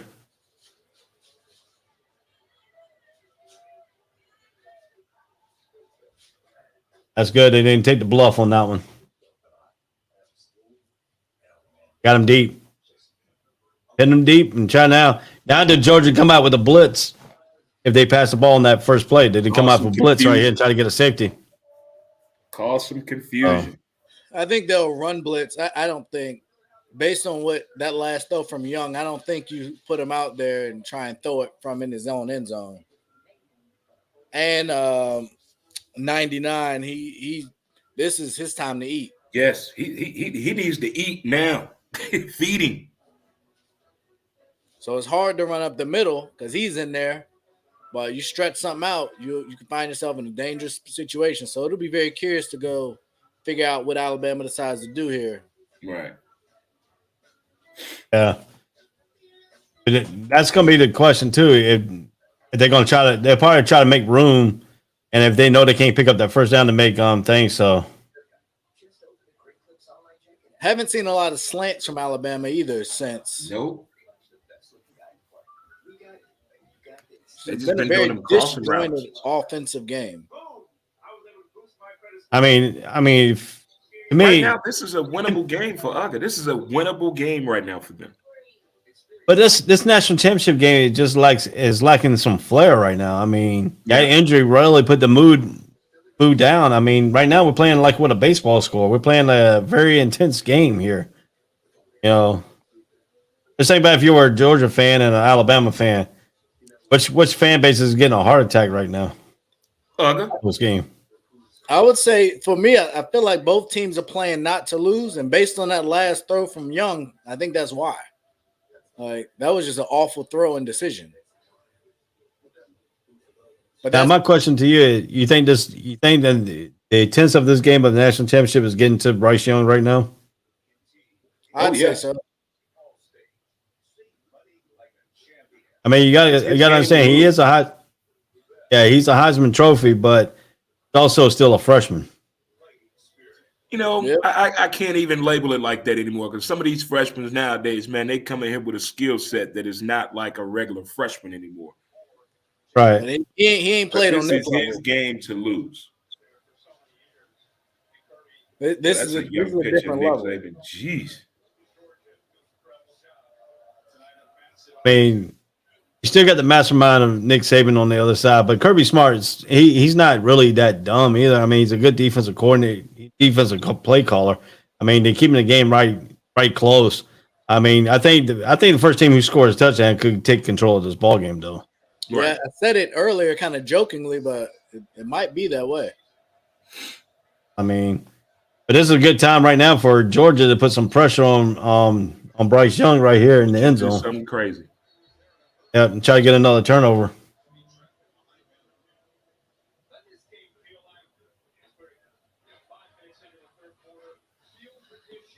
Running a little draw play there. Yeah, that play got you about what, maybe 2 yards, maybe. It's a little space. 1.5, 2 yards. Yeah, I mean, he was fighting for it. He's fighting for it. So I mean, only got a yard out of the whole deal. Darn.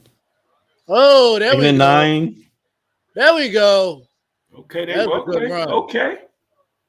It's a good run.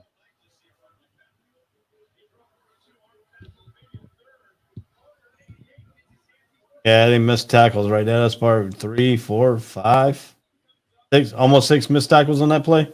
Running back finally got into the secondary, and all of a sudden the tackle starts falling off him. Yeah, so I mean.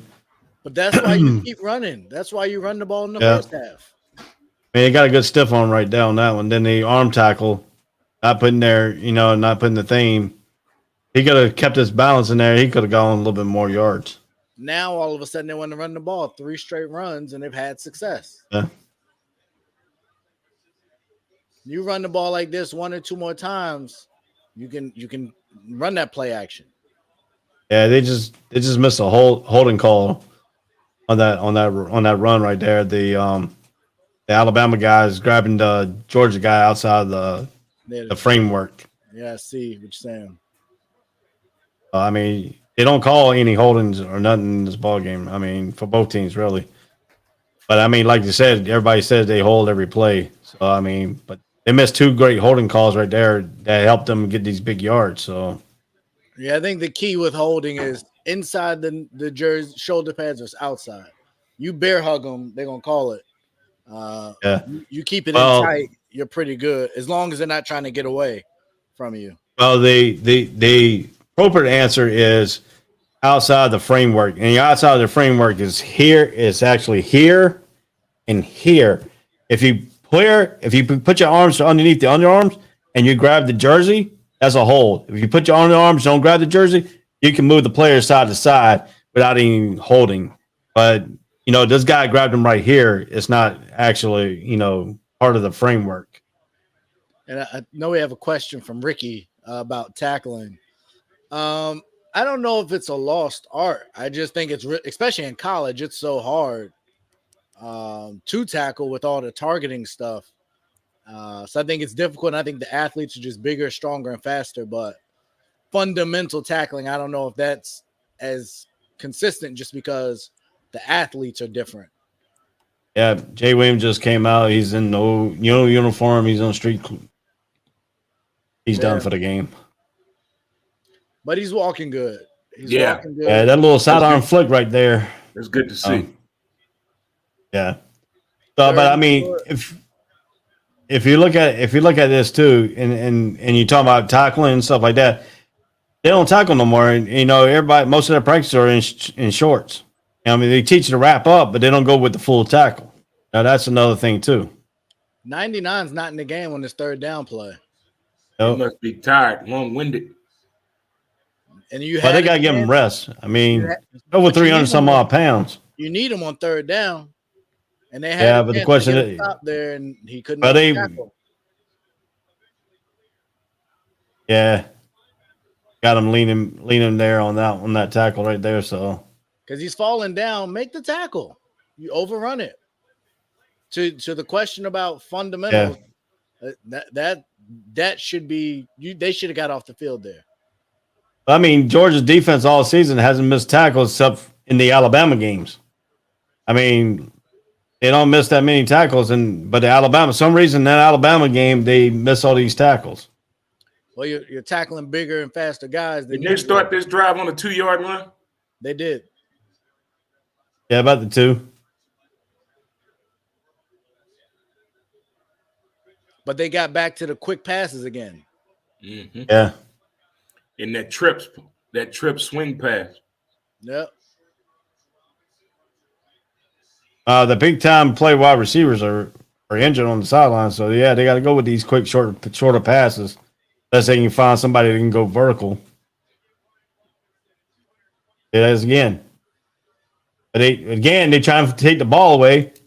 They're trying to take the ball away, not tackling. Yeah, they got an extra 2 yards on that one last play here. Yeah, he got driven back. It could have been 3rd and 5 or longer. Now it's 3rd and 2. Yeah. But another big play, chance for Georgia to get a stop here. He looked winded too, man. I mean, that's something that you got to look at. So, I mean, what did they do here?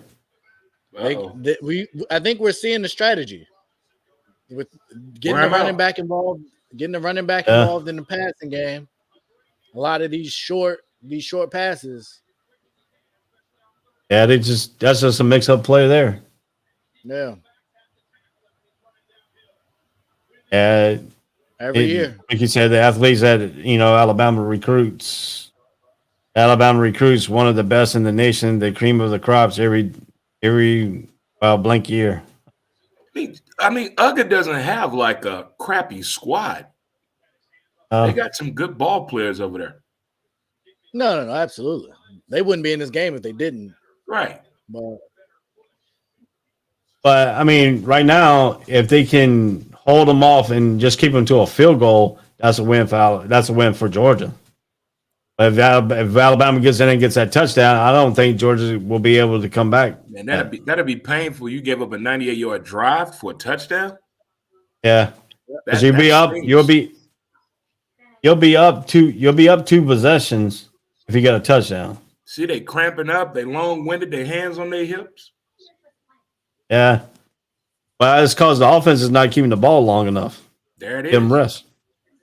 I mean, that turnover didn't do anything, and that's key. You got to do something with that turnover. But my question is, if Stetson Bennett is doing like this, when are they going to put? Why don't you just try JT Daniels? Because they're not ready for him. Have they even called anything for him? Nope. But I mean, you know, Nick Saban part, and then that defense coordinator part ain't ready for him because they haven't played him. They haven't played him since what, the third or fourth game of the season. Right, but you don't want him getting there and trying to rush something, trying to create something. Yeah. A big key mistake is made. But I mean, back from further. The game is still reachable right now, I think, for Georgia. But again, I think that offense is just not doing anything when they get the ball. But I think that's the reason you put them in. The same thing the Raiders do with Mariota and others. You know, just give him a play or two, see if he spark. Can give him a little spark. Look what Nick Saban did. And when Georgia was leading in that one national championship game, they took out Hurts and put Tagovailoa low in. Yeah. I mean, nobody knew who he was then because he didn't play all season long. Sometimes you put another quarterback in there. The only thing we knew about Tua was he was electric, and Nick Saban liked him. That's about all that we knew in that situation. And when JT like a quarterback or a player that's not a starter, that means they see something special in those kids. I mean, JT, and if you look at it too, JT Daniels, he hadn't played like the third or fourth game, so they ain't got too much package on him. I mean, you could throw a spark in there, and all of a sudden he electric, and then you looking up the scoreboard, you're behind. Right. You gotta give him man a try. I mean, I agree. It's been ain't done nothing. What's the worst thing that happen? If you look at it right now, Stetson Bennett is 17 out of 32, 144 yards. Bryce Young is 17 out of 28, 181 yards. Yeah, I'm sorry, that's the wrong one. Hold on, let me get to the right one. Yeah, if you look at it, Stetson Bennett is 13 out of 22, 141 yards. Bryce Young is 22 out of 34, 239 yards, and one interception. The only thing that Bennett hasn't done is thrown a pick or anything. But the rushing yards is now starting to close back in. Alabama's rushed 15 out of 44 to Georgia's 16 out of 47.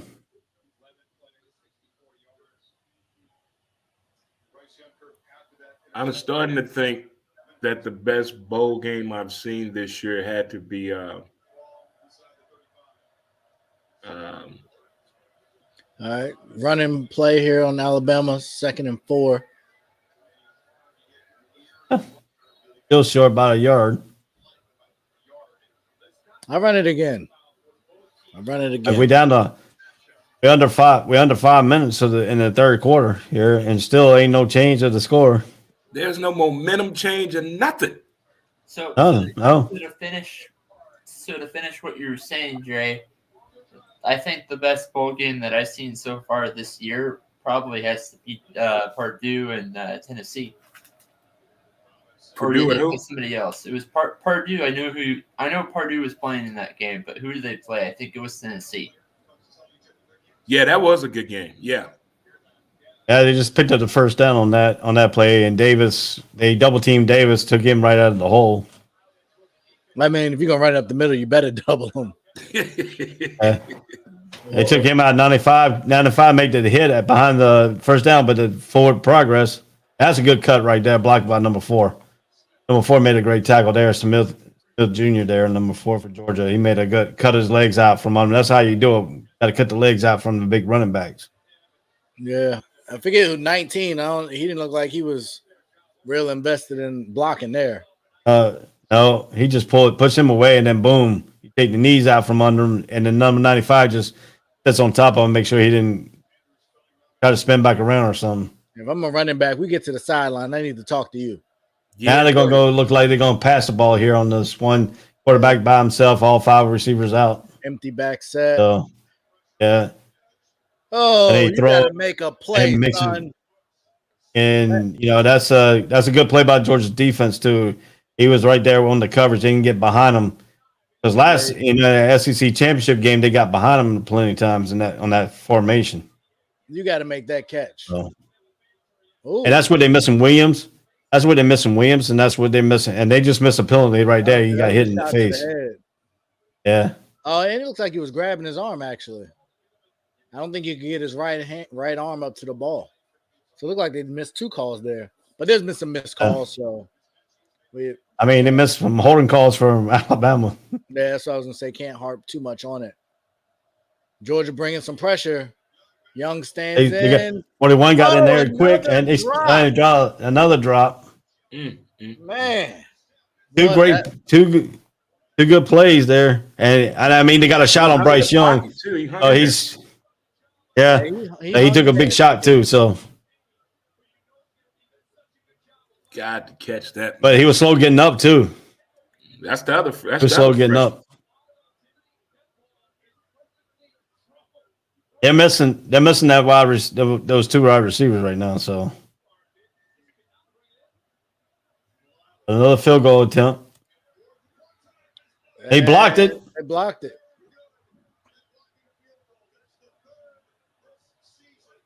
Oh, the score still stay the same, 9-6. With 3 minutes and 18 seconds left in the third quarter. Is this a momentum? Can this be a momentum right here? Since they blocked, can Georgia do anything back? So Georgia done had a pick, now a block, and if I told you the score was 9-6, you wouldn't believe me. I mean, somebody said that those those right 2 now. drops. What's that? Yeah, somebody. Go ahead. Yeah, they said the block saved the game. I don't think it saved the game. It made them where they could score a touchdown. You'd be a touchdown score and an extra point for the victory. But huge. I think Alabama was taking control of the game there, and that drive was still impressive for them to go all the way down the field like that. But to come away with no points, you got to be disappointed. Them drops. I mean, but now the question is, I think it's time to stick JT Daniels in and let him see what he can do with possession. I'm sorry. Spencer Bennett hasn't really done anything. He's just keeping the game close. He's not turning the ball over, but he's also not getting any continuity with the wide receivers and stuff. And I think it's time to get Pickett back involved in going deep down the field. Or I'm even surprised, I can't hear the game, but I wonder if any of the commentators said anything about that. I haven't heard him mention too much. I haven't heard him talk about Daniels yet. I have the sound on. It's pretty low. Kirk Herbstreit is a big momentum dude. He said if momentum's not going right, this is when you go with a change of a situation like that. Yeah. I mean, it would make sense. It's not that Bennett has done anything to say, no, I should be the guy. Right. I'll get Nick Saban back his own medicine if they put JT Daniels and he comes back and wins his game. Man, that'd be a press conference. I do not want to ask Nick Saban what do you think happened out there today. I mean, look, you got to take a page out of you're a protege of Nick Saban. You will own this coaching staff. You take a page out of it. I mean, Nick Saban wouldn't hesitate to pull somebody right now. I mean, the way his quarterback's not playing that great of a game. But Georgia needs mental mistakes. They're hurting themselves. Yep. Because they should be up in this game. They should have scored at least one touchdown. They should be up in this game. That wide I think so too. Play over the middle, that hurt. That kid was wide open. I definitely think so. I think, man, that one play right there could have turned this game completely around with that. He was wide open. I mean, he could have been 7-3. They could have started out the game 7-3, being up. Right now, Alabama, Georgia getting hanging right in here. They're keeping themselves close. They're keeping them right there. Now they need to take this momentum and go and score a touchdown right now. That could start putting doubts in Bryce Young's mind too, that they're down. Now he's got to throw one. That could lead to Georgia's picking off some passes too. If they can get the lead in this ball game. Uh-oh. Uh-oh. Uh-oh. Oh, he's gone to the races here. Here we go. He is gone. He's at the 40. Can he go? Can he get him? Can he get him? Can he get him? Oh.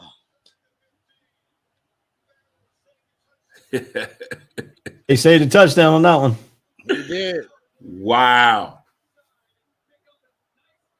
We was just talking about momentum Yeah. and a run. He ain't fast as his brother, though. No. Brother Now- probably would have gone. Now Alabama got to make a stop here, hold them to a field goal at least. Yeah.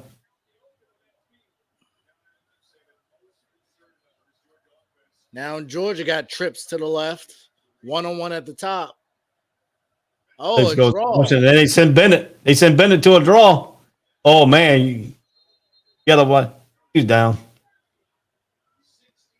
You gotta watch. They were close to that face mask. Yeah. That tackle. Damn. We're almost getting down to 2 minutes here in the third quarter. I mean, watch at the end of the play. Watch how close they get to the face mask.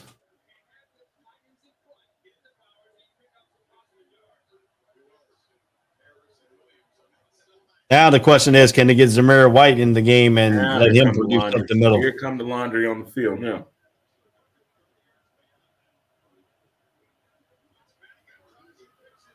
Oh, that's a face mask right there. That's got to be a face mask call. Yep. That'd be a face mask call. He knows it. He knows he's gonna get closer to the lane.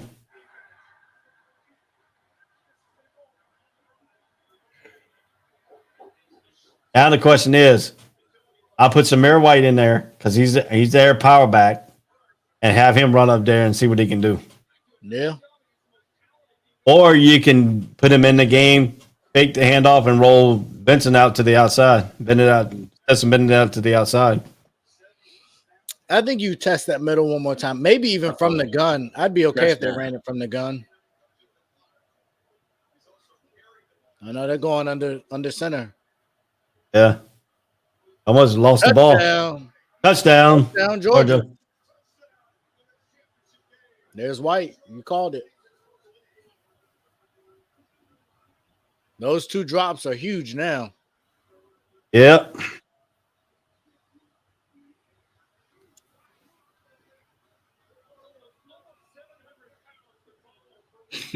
Oh, yeah. I guess they said we don't got to take Bennett out. We just won't let him throw the ball. Yeah. Two good running plays.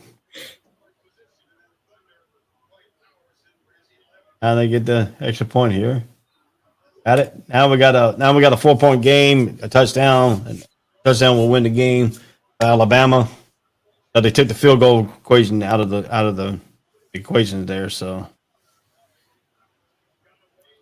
and like you said, touchdown Dogs. He came back and said nothing pretty, but just power football up the gut. That's Georgia's football. That's Georgia football right there. You just saw Georgia football in the third. It took them almost 30, almost 40, almost 50 minutes. What I there, say, how many to rushing get yards their Georgia football? need? They need 165. They got 125 yards rushing though. You called it. And they're winning the time. But they need 40 more yards. Yeah. They got the time possession in hand. You got the Yeah, they were up at halftime, and it's just continued in this second half. It's 22-17 for Alabama, 21. No, it's 21-22 now for Georgia. Alabama did have that long drive. That's true. Yeah, that 98 play drive with that 2-yard I drive. mean, if you look at it too, Alabama's got 13 first downs, Georgia's got 12. But if you break it all down, Georgia's leading in the rushing category. They take the touchback there. And penalties hurting though, man. Yeah, the penalty for Alabama is 3 for 12 yards and 8 for 49 for Georgia. Penalties. But Alabama has 1 turnover, Georgia has none. The clock, the turnover battle, and the rush. That'll be key. Yeah. But I mean, if you look at it now, Georgia, if you look at it now, Georgia's got 7 straight points. So how we getting to the nick and that passing doesn't look too. That passing don't look too good. No. You see that pass come out of his arm? It looked like a wobbly duck. Yeah, I agree. We got hurt on that last play. He took a big shot. Got hit pretty good. Yeah, he squared that shot in on him. Number 41 did. I mean, he's back to pass again. I think you run. He's making a change. He switched the running back from the left to the right. Twins, they're going to run here on this play. Third and short. He's still like 4 yards short. I mean, that's where you want to be on third down, 3rd and 2. This is where you want to be, short yards, so they could give the running right back to him again. I think I let the quarter run out. I wouldn't run a play on this side of the quarter. Well, Alabama's down. I mean, still, I'll be able to try to run the play and try to pick up his third. Give them a time if they have to move on 4th down. So they did go for it. They hiking it. They passing it. And they got a completion. Atlanta gonna be on a high note. Georgia gonna be on a high note. World Series, another. Yeah. The quarter's gonna go out. Somebody's hurt. Number 95 for Georgia is hurt.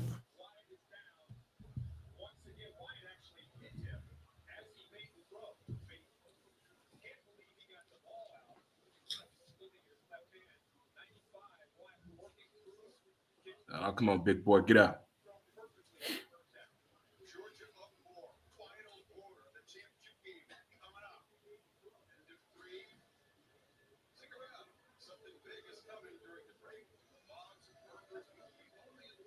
Well, if you look at this too, Alabama was the only team to score 7 points in the third quarter of the last game these two played. So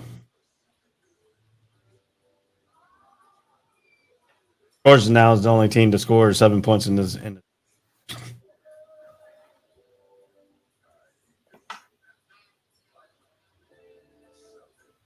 Like I said, your point is coming true in 165 yards rushing they need, and mine's coming true because the low scoring. If they keep it a low scoring, it favors Georgia. So, right. So the I2 keys of the point of the game is working out right now for Georgia.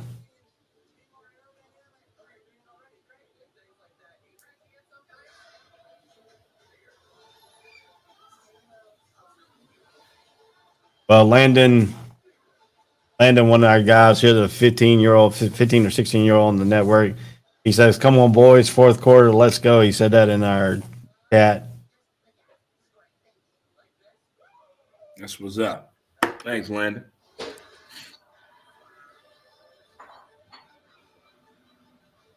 But I mean, yeah. So I mean, if you look at it this way here, we're going into the 4th quarter.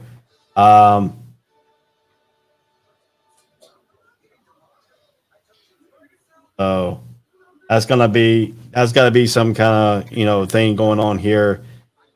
Can Georgia gain some momentum here and hold them to not scoring at least to a field goal, not scoring a touchdown? That's going to be the question now.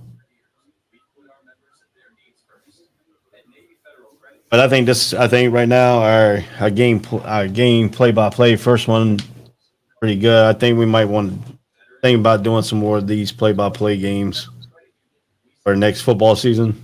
Right. Just take a key game and then do a play by play on it. Hopefully eventually that we get some real play by play games on our network.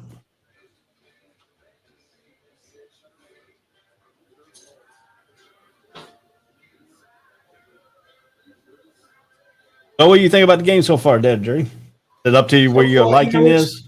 It's a little slow, but it's picking up. It's a good competitive game. It's a football game.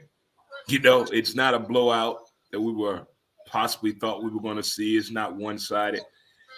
I think a lot of the Georgia players were a little nervous the first half of the game for sure. And I think Alabama's game plan kind of went out the window when both receivers went down. Yeah. I'll just remind you of that Baltimore Ravens where you had a Trent Difford and you had a defense and you just try not to turn the ball over. There it is. Minimize mistakes. Let the defense win the game for you. And this is the point right here. They got to win this game. They got to try to stop him on these next few plays here. I tell you what, Indianapolis did a very good job in the presentation of this game. It really did. Yeah. It's good. I mean, they got to figure out you got these little quick passes. They're still working. But these quick passes have not resulted in any touchdowns either. It only results in these field goals. So that's a good stop for Georgia. You got to watch these penalties. And so, yeah. There's got a flag on that play. I think they're going to get Georgia for taking the helmet off of number 79. Yeah.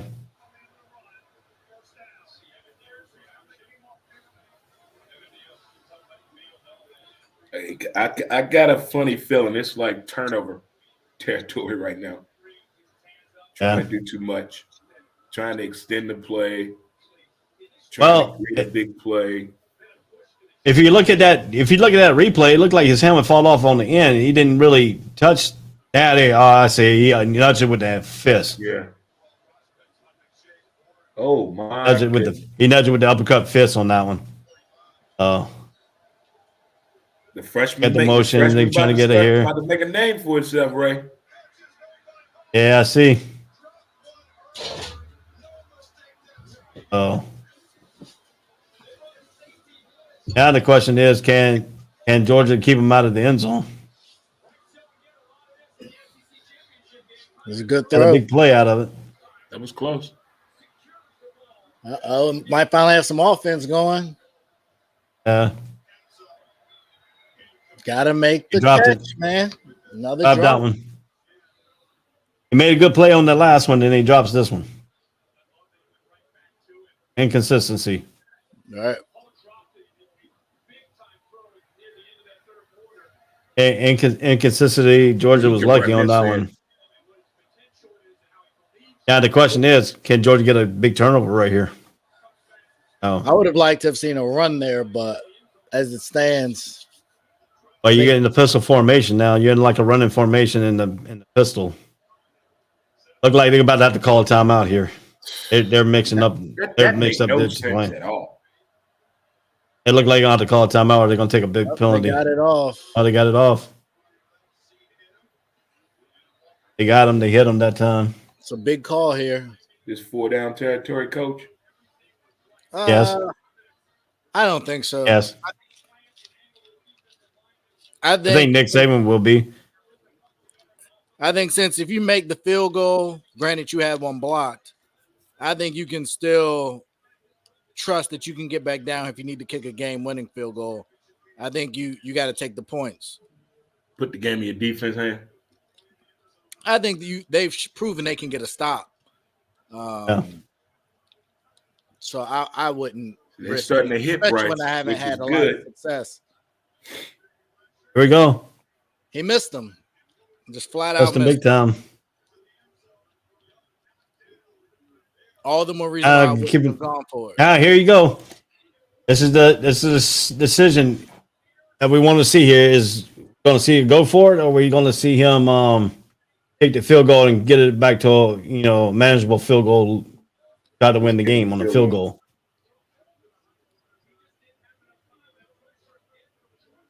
Hey, he seemed like he was injured there. Got up really slow on that one. If Or he was Bama just mad, wins one or this the game other. on field goals, that'd be crazy.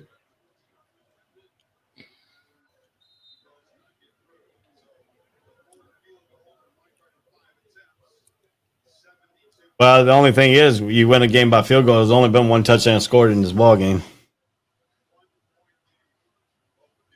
I didn't expect that coming either. Like I said, but Alabama game plan changed when the receiver got hurt. Yeah. So I Now the get question what is, they're doing, but on the other side, why is Georgia not doing what got Georgia here? they did the last drive. I was gonna They say the got to last keep that drive up. they did. The last drive was Georgia's offense. Yeah. Why they haven't done it all game, I don't know. What damn game is this? It looks like a lot going on in that game. Man. Coach Smith gave me an opportunity at 17, my senior year in high school, to buy the original Mike Sub Shop. Holy Toledo. What is this? Horizon? They doing too much. It was my first job. It turned out to be my life's work. So join our team today. I mean,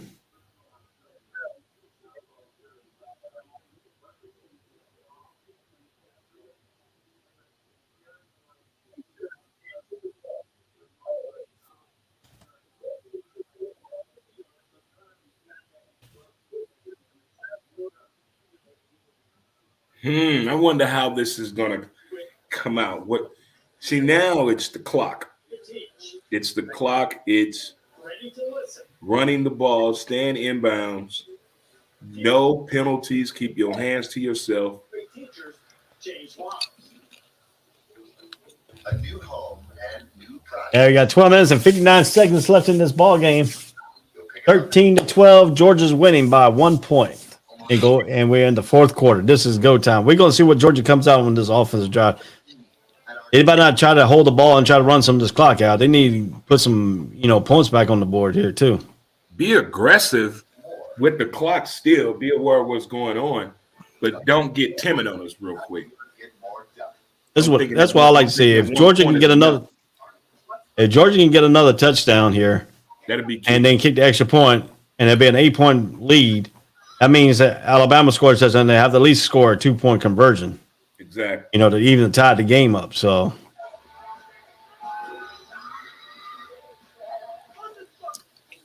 yeah, I think it'll be interesting to see how they come out.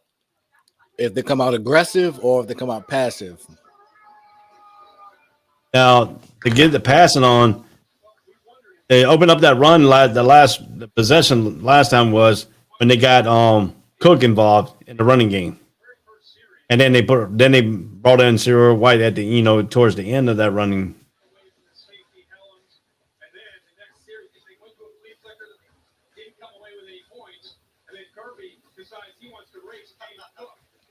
Yeah, he covered down the sideline, trying to race James Cook on that one. So. All right, we're gonna get the ball. Georgia's gonna get the ball at the 25 on that. Yeah, Kirby Sport doing too much. Sit down, man. he wants his win bad. I mean, he is so animated. Like I said in the pregame, they wrote an article about him, and he stated that the national championship game and when they were up, they were haunting them. But they just put a graphic up about the running, and the obvious answer is run the ball more. Yeah. I mean, it's 125 yards right now in the game to 54. Out rushing Alabama. Another successful run. Start the drive. Yeah. Yeah. So I mean, it's telling here. So I mean, that's what you gotta see here. They're like 12:43, 12:42. Ball game here. I mean, Lee Corso picked Ugga to win. I didn't see who else on the panel picked Ugga to win tonight. Everybody was picking Alabama to win, except for some of the ESPN. Yeah, Corso. Oh man, with nifty play. 31 blew that play up from the beginning. Oh yeah. My God, he came out of nowhere back there. Yeah. See, this is the wrong trickery. The wrong kind. Yeah, you put it. If you run a trick play, make sure you block that guy. Yes. Yeah, 31 got off the ball too quick. Yeah, that's not the guy you don't block. He saw the whole play. Now we got 3rd and 8. Now you're forcing Bennett back to throw. Throwing the ball. And again, That's not a strong point. Maybe they are. Not tonight. Come to blitz again. Hey, That's girl. what I've been saying. Oh, I've been calling for some pressure all game. Yeah, but his arm was going forward, so it should be a forward pass. And if they call this, but the ball didn't get back to the line of scrimmage, so wouldn't that still be grounded? yeah, but if he hit him at the same time, he's releasing the ball. It shouldn't be. What? No, they're gonna have to go look at this because, yeah, that's not a fumble. His arm was going forward, and the ball came out, but his arm was going forward. That's not a fumble. That's not a fumble. That's just be intentional grounding. If you want to call anything, That's damn sure intentional ground.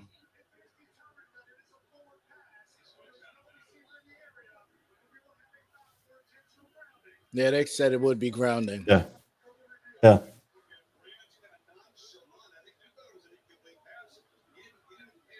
They said it was a fumble recovered by the defense. Yeah. But I mean, they got to review the turnovers anyway. It's just like touchdowns. They reviewed turnovers. It shouldn't be a turnover. I think it's still an incomplete pass either way. Yeah. But the fact that they called it a fumble could be. Yeah, but nobody recovered it. They on the field they said it was recovered by Alabama. They said it was recovered by Alabama. No, the ball went out of bounds. It looked like the one player they're checking to see was his foot in bounds right now.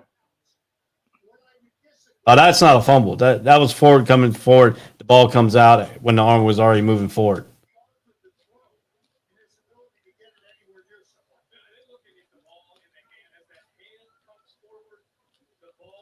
The ball was still in the hands, and then it released after he went forward. It's the way it came out of his hand they tripping off of. Yeah.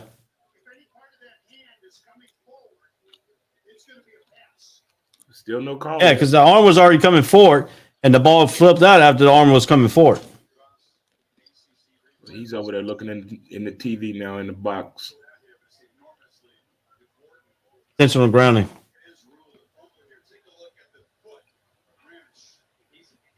He's already out of bounds. And Kirby over there trying to explain to him what he did. They just showed an angle. It looks like his foot's in bounds. Yeah. Possession. But the arm. But the question is, the same play with Bryce Young. His arm was already coming forward before the ball came out of his hand. If his arm was already started forward, that's a forward illegal. That's a forward pass. Young's was way more clear to me than this, though. Because the ball came. His arm was already going forward. The ball came out at the end. Holy shit! But this could be huge, guys. The replay guy saying he has it out of his hand before it came forward. The hand came forward before the ball was late. He got hit after his arm was going forward. He got hit. That's when the ball came out. As long as his arm came forward with the ball in his arm, it's an incomplete pass. I'll be honest. The fact that they call this a fumble and recovery on the field, I think it's a hard.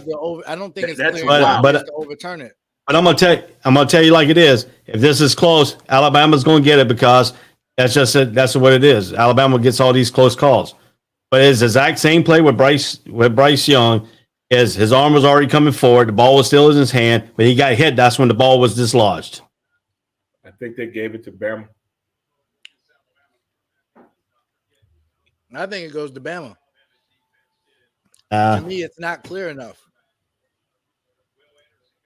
His arm was already going forward with the ball in his hand, and then all of a sudden the ball comes out. But look how the ball comes out. Watch the arm. The arm is already forward, then the ball comes out. The ball almost goes backwards. Yeah, but it didn't. But his arm was already going forward. That's the problem. Wow. They said call stance. Holy! I told you they're gonna make a way. They're gonna make a way for Alabama to win this game because his arm was already going forward with the ball in his hand. We see it differently. I think the ball. Are you listening to what the announcers are saying? But he didn't have control of the football, and that's what they're saying on the telecast. Yeah, they're saying he never had control of the ball. The ball, if you look at it, the ball already going forward. The ball. He didn't have control of the ball once it started going forward. Your arm can go forward, but you still got to have control of it. He didn't have control. He had control. He had control of the ball when the ball arm was going forward. Watch how that's why the ball went sideways. But when we saw Bryce Young, the ball went down into the ground because he had control. You can say anything as a judgment call, and that's what happened here. They don't give benefit of doubt to the other team, but they give benefit of doubt to Alabama all the time. So I mean, that's just what it is. It's just what it is. Alabama will get the judgment calls. That was a momentum shift. Can Alabama to me, an end zone? And to me, that's how Alabama wins championships. I mean, the referees will help Alabama out on a judgment call. What happened? They took the 7 points away from Georgia. Now they're gonna give 7 points to Alabama on the same play, on the exact same call. Oh, he was out of bounds. That was close. I thought he had his foot in, but it looks like he didn't. Here comes the flag here. No, it was out. Hands to the face. Damn it. But I mean, they haven't called anything on Alabama that is holding that in this ball game. You can't do that. And he was held like there. That's a penalty every time. You can't do that. If he's getting blocked into him and he puts his hand up like that, it should be go because he was forced into him. That's a penalty on Friday night, Saturday, or Sunday. Yeah, still, if somebody's blocking you into it, you can't stop it. I mean, if you look at it the way to this, I mean, this game has been played good all the way through, and you're gonna get these questionable calls, and Alabama's gonna win every questionable call there is. Point blank. Georgia's been making mistakes all game too, so you're probably not gonna get the benefit when you've been a sloppier team. Yeah, but still, you're not gonna get a benefit, and you play Alabama anyway. Because his arm was already going forward, the ball was still in his arm. I can't look at it that way all the time when it comes to Bama giving them the benefit of the doubt of a call. But those 3 calls that we just saw, the first half with the Bryce Young situation, and now the fumble recovered by Alabama, and now the hands to the face. I think all the calls were the right call. Yeah. But if you look at the rules of the hand going forward, the arm is going forward. The ball was still in his hand when the arm was going forward, and that's the play. That's the play is over after the arm's going forward. His arm was going forward when he got hit. When he got turned going around, that's when the ball came dislodged from his hand. But his arm was already going forward. I think you would have seen a different trajectory. Oh. He is putting himself in just the worst situation, it seems. Finally capitalized. That's unfortunate. Yeah, on a bad call too. All right, Stetson, you got to get it back. Stetson ain't gonna win this game now. They already turned the momentum away from Georgia. I mean, we just one run to change the momentum. Yeah, but still, the problem is if they get a good running play, something's going to happen. They're either going to call holding, and if they call holding, they haven't called holding all night against Alabama. Alabama has held on like four or five different plays. They called a holding on Alabama in the second quarter. Yeah, but he still missed like 2 or 3. Huh? He still missed 2 or 3 calls. Run, he ain't gonna make it. Oh. I didn't like that play call at all. You put 4 people to the short side of the field and then run away. Like, I don't understand that. Yeah, but I still believe, that call, because the ball going sideways on a forward pass, his arm was going forward. If it was a fumble, the ball would have gone right down by his side. That ball was going all the way out there. You can't tell me that was not a push, a forward pass on a push. The ball, it ends up close to the sideline. That ball. I'm gonna see. You go. I'm gonna tell you what. You go put football in your arm and let me hit you and spin you around like that too, and see if you don't get the ball dislodged when your arm is going forward. But the ball slipped out of his hand. Right. It slipped out of his hand when they showed that other replay. Yeah, but the question is, well, hold up. The part of the rule is if his arm is going forward, he had the ball in his arm, and they didn't get dislodged until he got spun around. His arm was already going forward. Justin Herbert 2 weeks ago, the same play happened to Justin Herbert with the Chargers. His arm was going forward, but the ball came out, and they called it a fumble. That's not what the rule. That's not what the rule. That's not what the rule is interpreted. If your arm is going forward, he didn't have. Even you had the ball in your hand. But you gotta have the ball. He had the ball. He didn't have the ball. He had the ball. He had the ball when the arm was already started forward. Yes, he did. See this replay so much between tonight and tomorrow, and you're gonna. I'm gonna watch it. I'll watch it. But I mean, the arm was going forward before the ball even came out. Because I didn't say I thought it was incomplete pass until the one official said fumble, Alabama's ball. And I'm like, but see, they did. No, I'm gonna tell you what they did. They called it a fumble and had him recover it. So when there's indisputable evidence, it will go automatic to Alabama. That's what that call was made up for. Well, that's what official does. They're taught to err on the side of a turnover so you can review it. But the turnover was automatic reviewed. It's not up to the coach to do it. The touchdowns and turnovers are automatic reviewed. So that's what I'm saying. The refs lean to allow calling it a turnover so they can review it automatically. No, they can review it. Then that's when the coaches have their challenge come in when they do that. So that's what Kirby Smart was saying. He was explaining to him what happened in his hand to his own quarterback. You dropped the ball. But still, if the whole rule states if the arm was going forward, the ball was still in his hand when the arm started going forward. And the ball wasn't in his hand. The ball wasn't in his hand after he twisted him. But his arm was going forward before the ball even got dislodged. I bet that play be talked about more in life itself tomorrow morning. You're right. I'm telling you. If you state the rules of the game. If Georgia comes back to win, that the play is a non-issue. Yeah, Georgia has the opportunity to win this game. It's not over with yet. If they score a touchdown, they win. They win. Yeah, but to me, if the game gets close and you're gonna watch it, the referee will start calling penalties on Georgia again. It's made like that. That's only why Nick Saban is so good. That's why Coach Case is only good. So referees help both of them. Ray, you're going off the deep end on this, brother. Nick Saban I'm just telling you, good because he gets penalty calls. I can tell you that. Most of his games, he gets away with a lot of calls. Auburn had a chance to beat him. Auburn had him. Auburn had him, but their quarterback got hurt. He played on the one-legged the whole time. So, hey, the Heisman Trophy winner made a play when he needed to. That was a good throw. Yeah, he did. That was a gutsy play by him. Throwing it back across the middle is a huge no-no, but he got away with it. You got 10 minutes. There's no excuse, Georgia. Go win this game. There you go. Run the ball. Play action.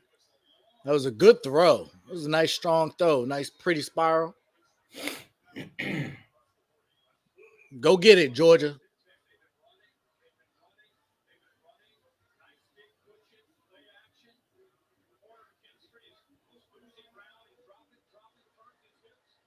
It was a good route. He still got to get that. They still got to get that tight end. They got the best tight end. They still got to get that tight end involved. And Bowers got to get involved. I don't think Georgia knew what they wanted to do offensively in this game, to be honest. I haven't seen any kind of consistent strategy. Nothing. Well, the consistent strategy is moving Bennett, and then he's throwing.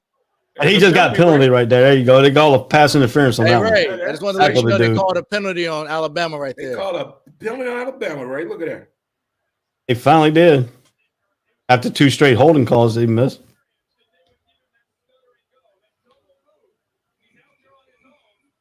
Uh-oh, got him. Oh, grab. tackle. I still like to see.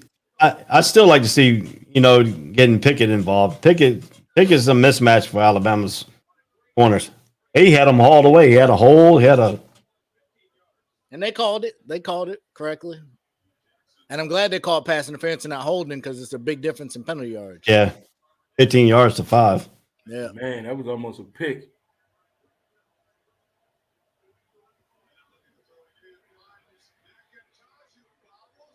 You catch it. Heck of a catch. It's a good catch. That could have been a bunch of different things. They call it a first down too. It's a heck of a catch.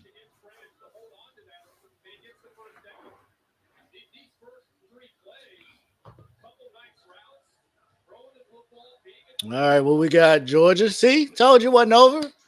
They're going to go win it. You got to do something. Oh, you got to get rid of the ball, son. Too much passing. You can't keep running play fakes if you don't actually run the ball. Oh, they got double blitz on that side. They have one too many people.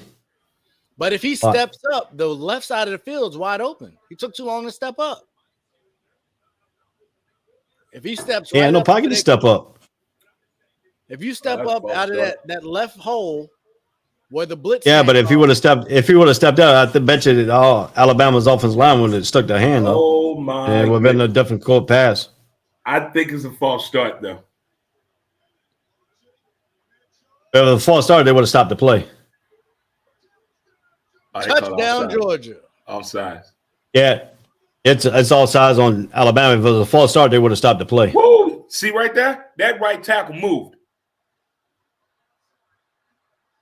He did. He moved early. I don't know how they called that. That's what I thought the call was. Hey, it's a makeup call. There you go. A makeup call. Man, They knew they called the wrong play, so it's a makeup call. I don't know. He moved. On the replay, it didn't look like they must have started it after he jumped. I keep telling y'all take some shots. They finally took a shot. The other fan base gone out of the whole seats. Where'd they go? He kept possession through the ground. It's a touchdown. Touchdown. Don't get a taunting penalty. So now that fumble play is a non-issue. Yep. Why did they? They're going for 2 to put it up by 3. And he ain't got no speed like his brother, man. Running it up the middle, and you wait to the 2-yard line to run side to side. You've been running it up the middle all game. Oh, Lord.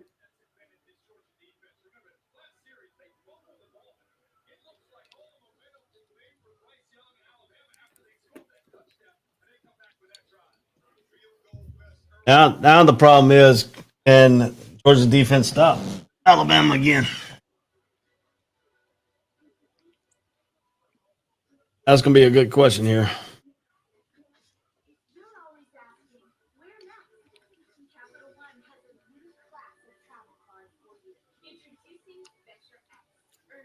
Dre, what's that board you got in the back there? You got a cannabis show? Oh, I'm gonna start doing this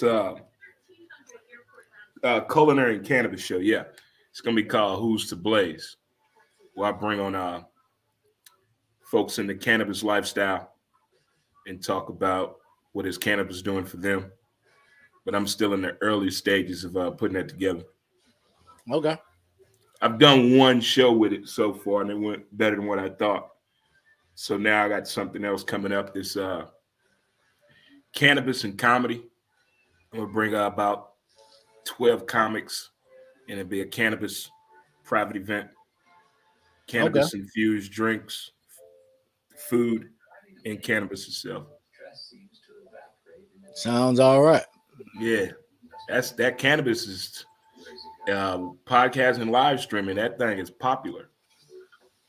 Have they adjusted the NCAA rules on cannabis the way the NFL did, or is it still like an issue? I think it's still an issue because you're on college grounds. That's the thing. But if you test positive, you could have done that anywhere. Yeah, but luckily we haven't heard anything about too many kids getting in trouble with marijuana anymore. Right. That's what I was thinking. I wonder if they adjusted the rules because I haven't heard anything about it. Because I know they use it medicinally. The athletes do in these wellness clinics. So that's a good one. I'm gonna find a little bit more about what the NCAA is doing when it comes to that. Yeah.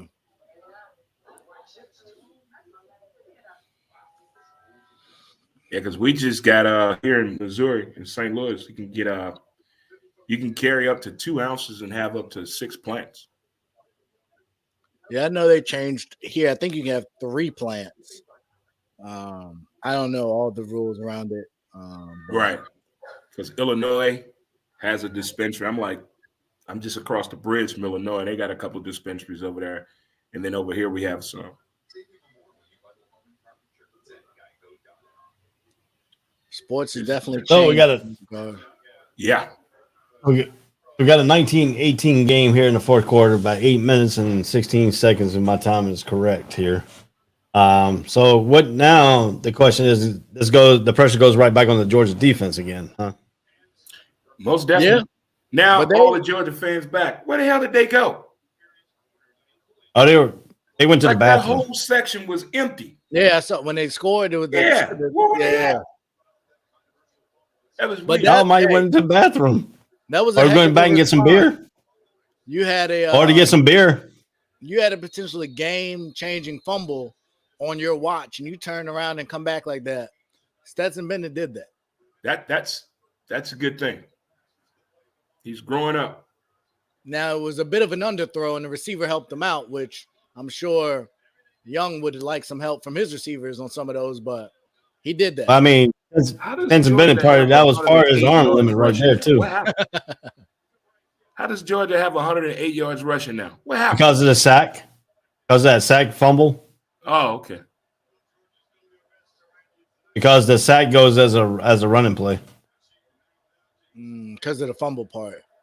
Like, oh my God. It wasn't a sack. It was, I guess it is a strip sack. It's a strip sack. Yeah, you're right. Defense, 99, Mr. Davis. Got to come up big in this running against a run. Yeah. I mean, he beat us. He beat number 55 right off the bat. Yeah, 55 didn't have a chance on that. No, beat him right off the bat. Maybe he's taking some energy. I mean, they've been resting him, so yeah. Empty the backfield. See what we got here.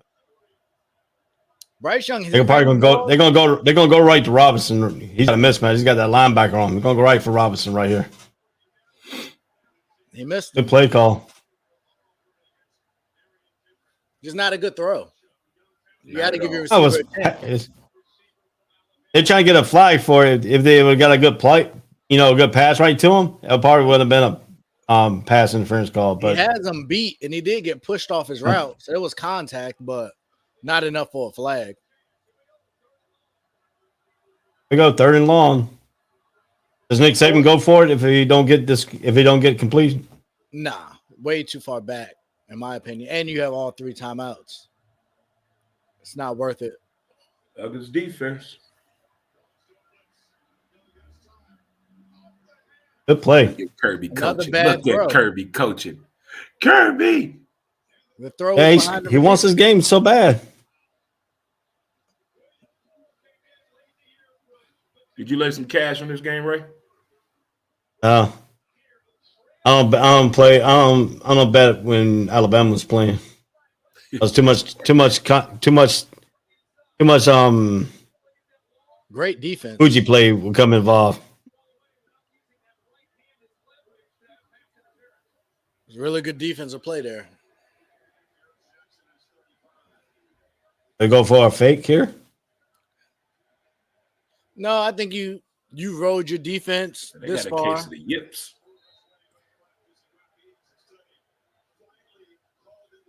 Now Alabama, Nick Saban, you're a defensive mind. You need to. They got 6. Georgia's got 60 yards to go for But all Either you need is 61 or 60. you only need a field goal if you're Georgia. That'll make it a 4-point game, which changes everything. Yeah. But a touchdown would be huge. Oh, yeah, of course. A touchdown would be conduct detrimental to the team.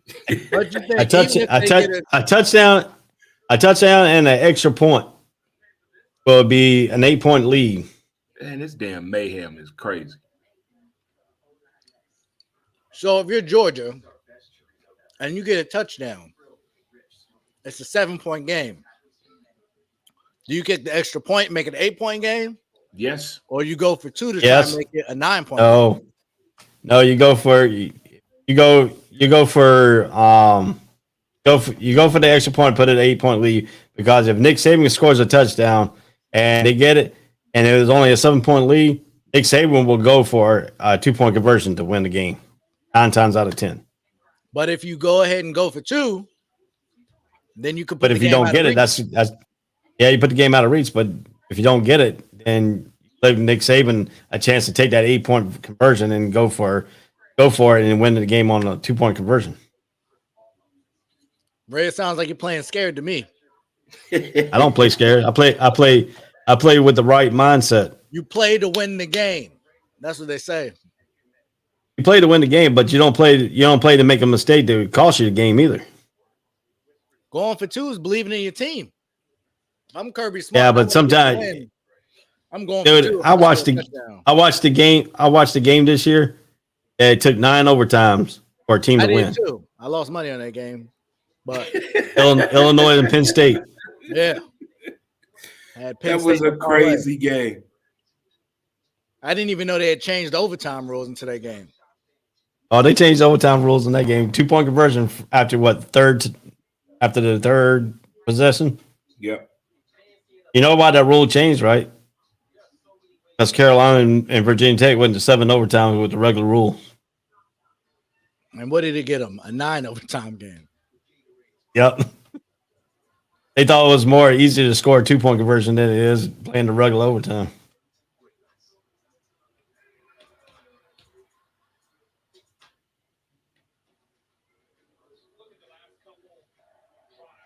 And the question is, Georgia try to run the ball more here and play their percentage on it, or do they mix it up with the run and pass? I wouldn't be throwing the ball if I was them. Run this ball. I mean, they're 60 yards away from the end zone. 61, 62 yards away from the end zone.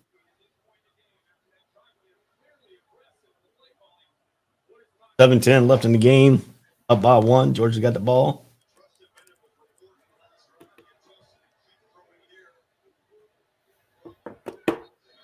Gotta hang on to the ball. Gotta hang on to the ball.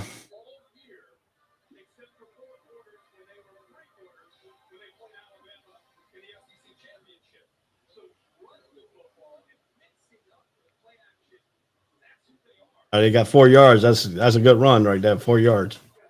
You get 4 yards on every run. Got a first down.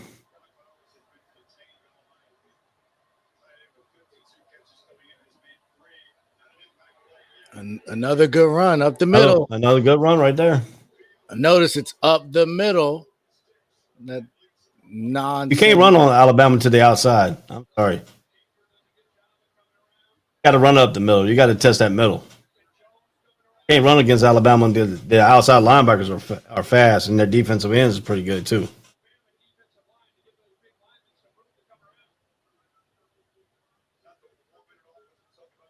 And now you run time off the clock while you got a good running game going right now. Mm-hmm. Tick, tick, tick, tick, tick, tick, tick. Then took it under. You already had the ball for over a minute. And you just got to protect the ball. That's another good run right there. Another good got run. you 4 or 5 yards right there. They can run. Who knew?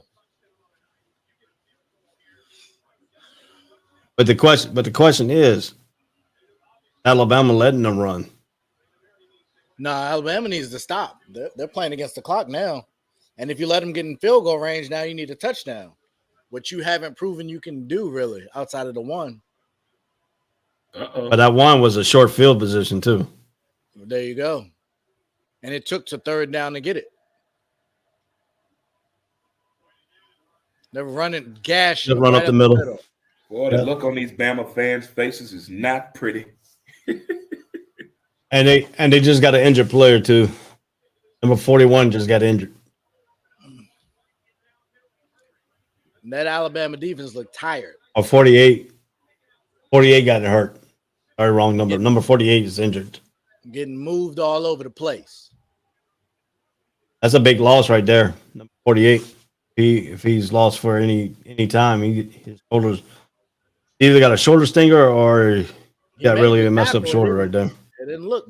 Yeah, he did. I think he landed on his arm.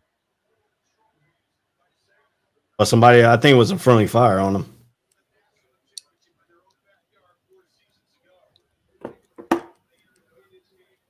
I mean, it's been a good game. I mean, you still had, both teams had questionable calls, and but still Georgia needs to run this clock and score a touchdown. They praying over there. The fan over there for Georgia's all in the group huddle praying. But I mean, they gotta. This is what Georgia's built off of: a physical offensive line and running. Now they're showing their physicality right now. Got to keep going. Look like his shoulders might be out of place. Mm-hmm. Are they holding it? Yeah. Maybe So they got to take him in the thing, pop it back in. Maybe an AC joint or separated shoulder, something. Got a stinger problem. All you got to do is put it back in place. Now, Kirby, don't overthink it. There you Keep go. running the ball. But almost in field goal range. Ah, shit.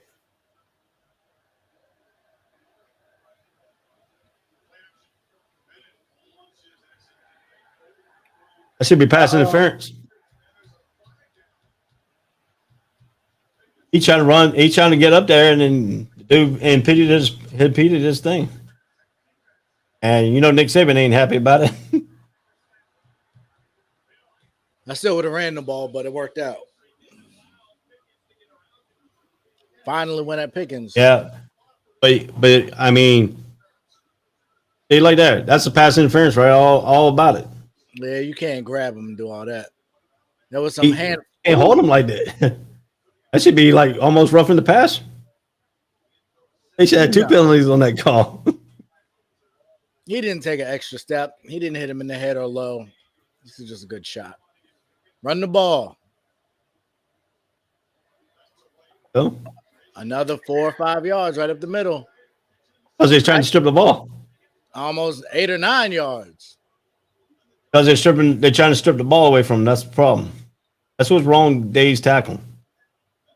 They're trying to strip the ball too much, and they gave him 7 to 8 extra yards right there just doing that. So they're trying to put him on the ground and tackle him and get ready for the next play. They're trying to strip from him. I just see more energy and effort out of Georgia. That Bama defense tired. But look how big these Georgia offensive line are. 340, 350, 360. That takes tolls over the game. Georgia's going to call a timeout. You got Might be a the good call. defense tired and reeling. But they got him in the wrong play. He called the wrong play. That's why. That's why he's over there mad because the play was called wrong. Yeah, but you had them. Well, we'll see what happens. But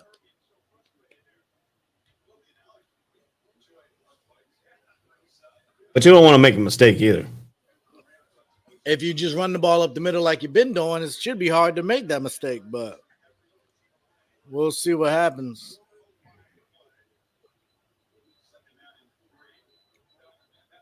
Yeah, if you look at what they're doing, I agree with you. I think they need to keep running up the middle. But don't try to overthink and don't try to make too much of a play. Turn the ball because sometimes you might overthink and you turn the ball right over to them. Keep it simple. It's working. Yeah, you got to simplify the plan here.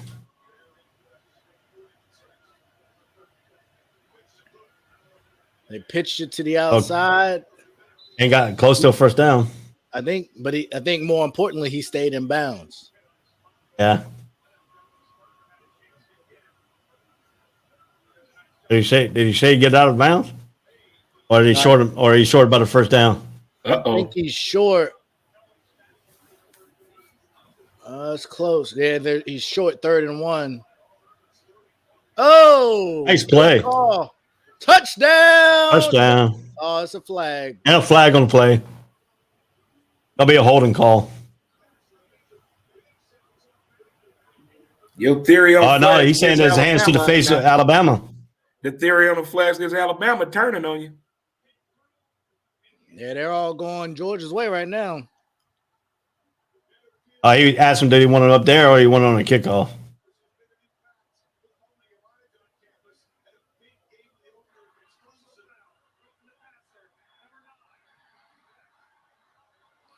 Now I have a here we neighbor go. that's Now you see all the momentum you just had on offense.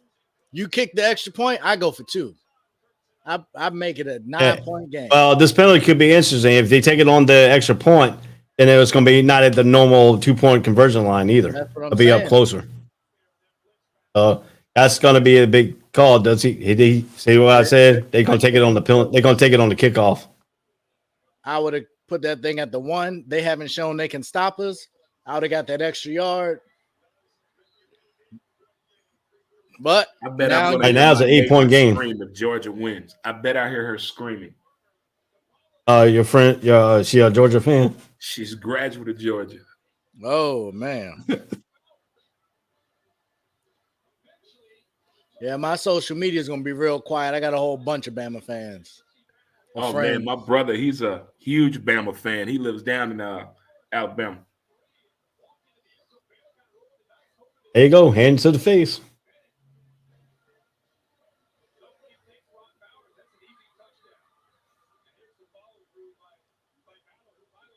And see, right there, like you said, hands to the faces. He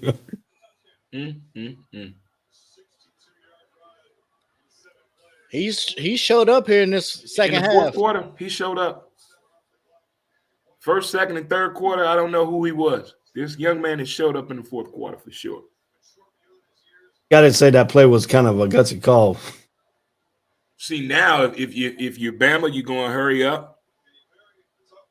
You're going to hurry up to tie Georgia out with your speed.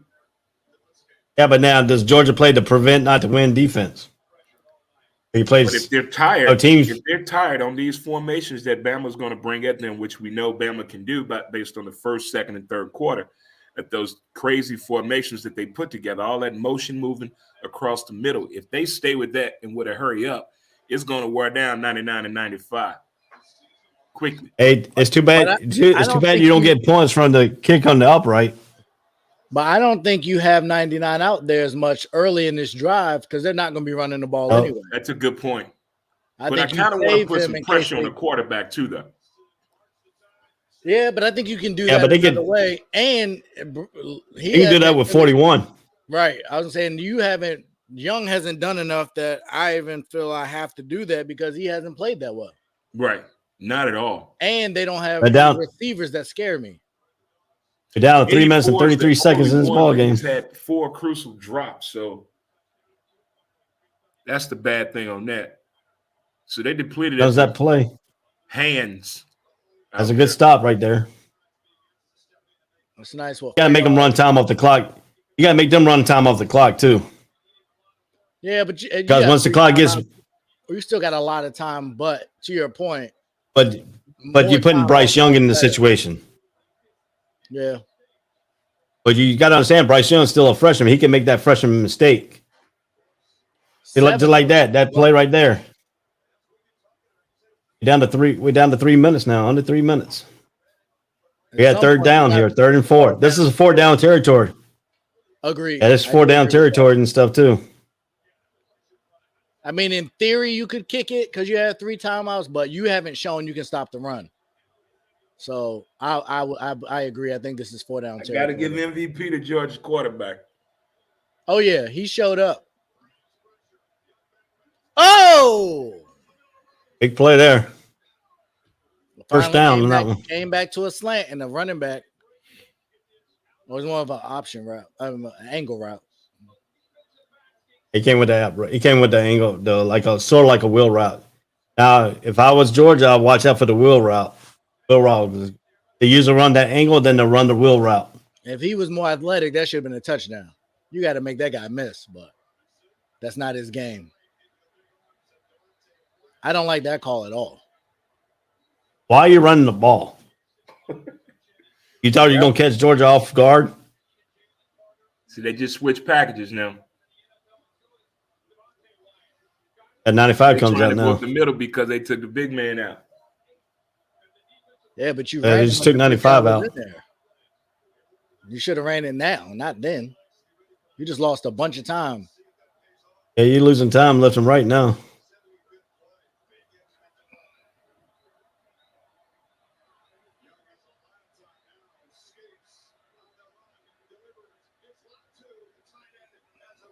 That's a huge tackle right there. Yeah. If he doesn't make that tackle, he's still running. But Bryce Young finally using his legs to, extend the play. Yeah, but as long as Georgia make them keep the ball underneath. Nice defense. Good defensive play. Coverage. They put the two over. They put the two man over.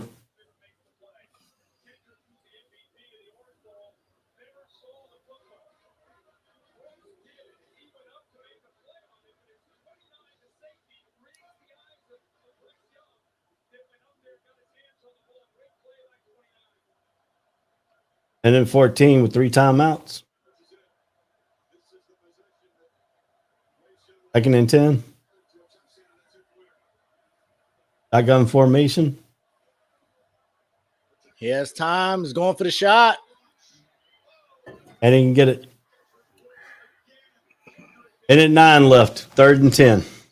Fourth down territory. A whole lot different without Waddle and Smith and some of the other guys out there to make that play. He got great release. He's open. It's totally different with Williams and Mitchie out too. So yeah. Have no playmakers whatsoever. He tried to go one-handed instead of putting his other hand up there. He got grabbed. They didn't call it, but he got grabbed.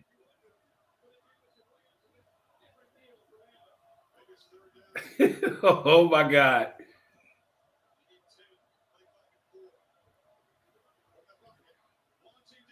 Oh! Intercepted. How far will he go? How far will he go? He gone. All the way. He gone. Game Touchdown. over.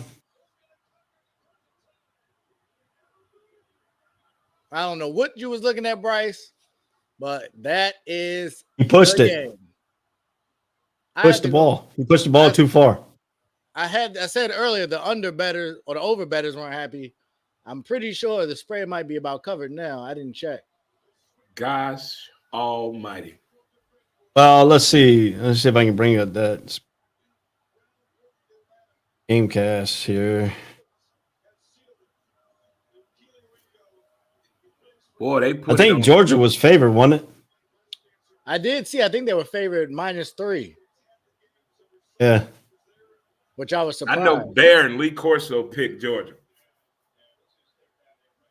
Bear was. I think everybody picked Georgia, didn't it? Huh? I think everybody picked except for what you call it. The other guy that's on there, the young guy, they didn't want to got the. He's a Georgia chain.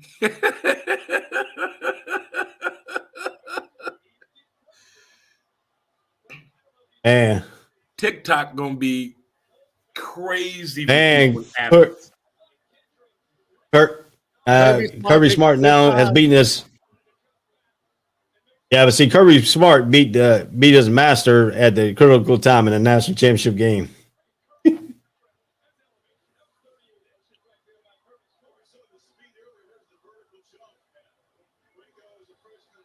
Have we seen the speed of Kirby Smart and the vertical jump? With him.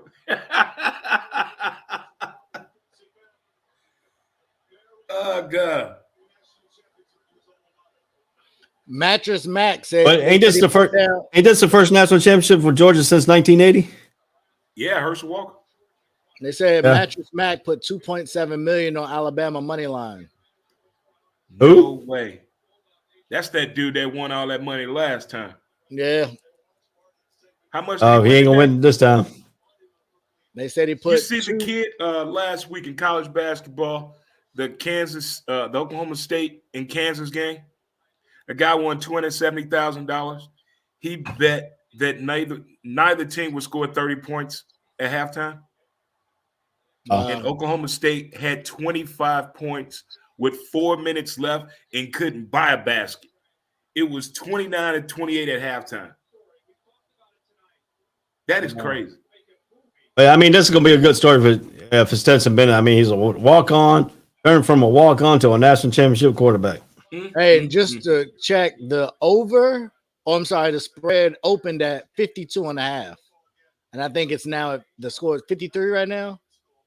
It's 33-18. That's 51. That's 51. So that looks like the under should be all right. It's 51 points right now. That means Georgia's got to have to go. That means Alabama's going to have to go quick. They're going to have to pass the ball every play now. Call these three timeouts. That'd be one of those bad beats if Alabama goes down and kicks a field goal or something dumb. Oh my God. I can see my man Scott Van Pelt and the guy on the show with him. They crack me up, man, about them bad beats. Or knock it down. Another pick six or something. Knock it down.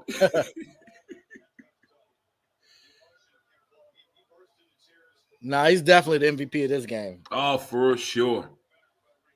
He bounced back in a heck of a way. Well, folks, we had 277 people watch us off and on during this broadcast here tonight. 276. 277. That's all right. We're doing something right. Well, for the first one, Bryce, that's not going to get it done. Oh, I don't think Nick Saban did take a timeout, didn't he? He take him home with him. Might as well take the timeout. Yeah, might as well. You're going to drag this out. Long as he go to the middle of the field and shake his hand, I'm good. Well, this could be a tell. You know, Georgia say, hey, we just let y'all win the SEC championship so we can take the national championship. It's hard to beat somebody twice. Yeah. Especially when you win. So once you win, you think you got the formula. The loser makes the adjustments. And in the second half, David Gray, I forgot about him. Yeah, he picked Georgia to win too. Who did? David Pollock. Well, he's from Georgia. Yeah. Yeah, he's a Georgia player. Oh yeah, he's a good dude, man. If he wouldn't have broke his neck, man, he would have lasted a lot longer in that field. Yeah, he was a linebacker at Georgia. Yep. Who do you think is a better linebacker, him or LeVar Arrington? Him. Pollock was a much better linebacker. LeVar was a bully, man. Did you hear his podcast with him talking about the things he used to do in college? I have not. Man, I tell you, man, him, Pollock and Pulaski, Penn State. They were the two best linebackers I've ever seen play. I'm thinking of all these Georgia teams that had some pretty decent players, but just came up around that time. Florida was really dominating the SEC, and Alabama was there, then LSU. But Georgia's had some pretty good teams, though, man, to come up. The receiving core, when they had Mohamed Massaquoi that came out of Charlotte, he was tough. Yeah, AJ Green was around that time, I believe. Oh, man, yeah. And let's not forget the Swiss Army knife, Hines Ward, back in the day. Yep. Matthew Stafford.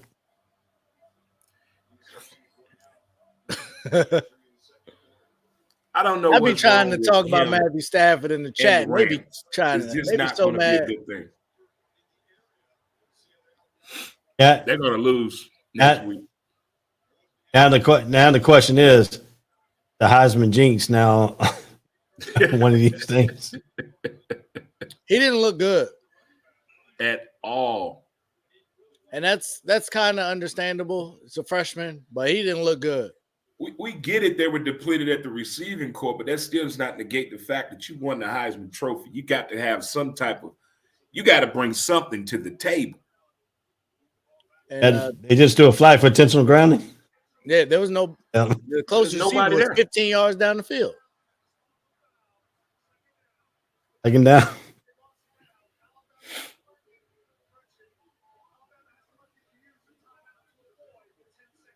Yeah, instead of letting the 10 seconds run out. To the question we got, I think college football is in a good space. I think the SEC will get deeper with Texas and Oklahoma in the coming years. Lincoln Riley going out west, we talked about that. The NIL stuff, the stuff we're seeing with HBCUs. Yeah, it's really good. Now I think what Deion did, now the television package deals are going to be a little bit more lucrative for the HBCUs, I do believe. And then what ESPN did by covering the Southern game down in Atlanta, that was pretty cool. The beginning of the year started off. That was pretty cool. I do think the Floridas, the Florida States, and Miamis, they got some work to do now. For sure. And I'm a Florida Gator fan, and I know this new coach we got. I got to find out more about him, what the recruiting is like. We lost, I think, 7 players to the transfer portal, but that's okay. Yeah, but he went out and got somebody that the other 2 coaches didn't. They got 2 5-star coming in, though. Right. So I think the SEC is the SEC, but I think look at that, Vince Dooley.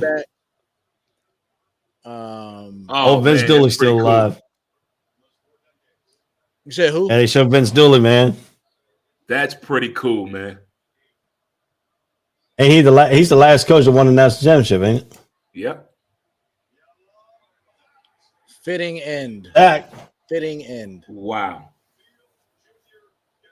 He called his last time out. Did he really? Come on, Nick. Yeah, he just called his last time out. Come on, Nick. Don't be a sore loser, Nick. He called his last time out. Nick, But he couldn't take it home with him. Let us go to sleep, Nick. Couldn't take it home with him. Nah, that one you could have took home. I give you the first one, but that one, come on, buddy. He's done called 2 timeouts. He's done used all his timeouts now. But here's the thing: these are kids out here. They're running up and down the field. God forbid something happens to one of these kids in one of these useless plays because you are being you. Yeah. Like Bryce Young just took a sack. He doesn't need to take that sack. Exactly. We've seen you already had injuries in this game. This is silly. This is silly. 33-18.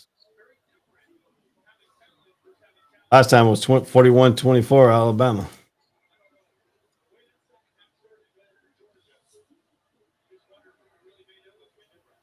That pass looked awful too. What are you trying to do? Get a first down? I hope not. You got a long way to go. He's had a good game. He's been one of the few bright spots on that offense. Latu, he's played well. Jesus. Man, take that kid out the game.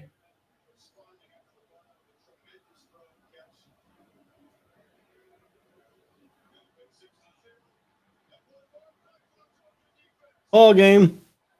Game is over. Georgia's Bulldogs is your national championship. Way to go, Bulldogs. So the big thing is going to be everybody's going to say, "Oh, they lost Williams. That's what cost them." So it is. And then Mike Hughes, they lost their 2 top receivers, which is a huge deal. They had nobody to throw the ball to. Yeah. And the people they did kept dropping it. Yeah, I wonder if our president, Freddie's okay because he's a Roll Tide fan too. So of course, check on Freddie. How about Landon? We have a 15-year-old here on the network. He's also a Alabama fan. We got 2 people here in the So at the final, it was the game. So you won't be able to tell there's no Bama fans. I'll tell you that. They ain't gonna poke their heads up. I'm gonna be really excited to see how they respond tomorrow morning. Yeah. Well, I got two things. You know, I got some of the Duke fans that I have friends of there are also Alabama fans because they only root for Duke in basketball and root for Alabama in football because they say they can't stand losers. So that's why they went for the two schools. And now they become losers. Yeah, both those schools have Duke's definitely taken a step back in basketball. They're gonna take some more step back once Coach K leaves at the end of the year. At the end of this year, after the season, after March. I agree. 40 years at one school, man. That's a long time. There's going to be a lot of other teams that are going to be very grateful. Yep. But guys, I appreciate y'all coming on and doing the game with us, with me and stuff. This was a great game. Dre has always been a blast. Ray's been a good doing a first show with you and everything. I think we had some good insights, some good, games, and we had some good times. So, any of y'all got some stuff to say before we close it all out here? I know, man. I enjoyed it, man. It's fun. It was nice doing this. Yeah, this was enjoyable. Glad we got the opportunity to do it. Big stage, big game. Yeah. Entertaining game. It picked up in the second half. So, no, I had a great time. Thank y'all. They beat Bama. Yeah, they beat Bama on the thing. Dre, your pick didn't work out. You said a blowout, before the game and stuff like that of Alabama. So, yeah, I said, what I say, 30-10. 30-10, something like that. No love. Yeah. He said it was going to be a blowout at the end. Not having no receivers that can stretch the field is a difference maker. It is. And then having a quarterback step up with a good fourth quarter, I enjoyed it, fellas. Yeah, I think that was the biggest thing. He got it done. Stenson Bennett's going to go as a walk-on, from a walk-on to a national championship to going to be in the business place at the end of the season. So, is this Baker Mayfield 2.0? What are we doing? Oh God, no. no. This guy probably won't make it to the NFL. You don't think so? He don't have an NFL arm. I agree with that. He don't have an NFL arm. He'll be better in the Arena Football League. Another Mike Bobo. Yeah, he'd be better. He'd be better in the Arena Football League. Well, he can work on his skill set, though. That's one thing. He can work on his skill set and see and grow from there. I mean, Tua doesn't have a great arm either, so you get in the right system. Yeah, but that's the problem with the NFL, though, too. So gotta get that right system. Well, all right, guys. I enjoyed it. All right, y'all have a good night. This has been the College Breakdown. Been Ray, and Dre. Thank you all, and have a good night. Whole sports all plays. Whole sports all plays. Whole sports all plays. 365, we making up plays. You talking the game, get you to the days. We're high in the court, the dime in the lane. Variety, topics, never the same. All presentation, sports information. Hitting the airways, taking the nation. Sport all plays, like working your faces. Grace at the field, so tie the laces. Whole sports all plays.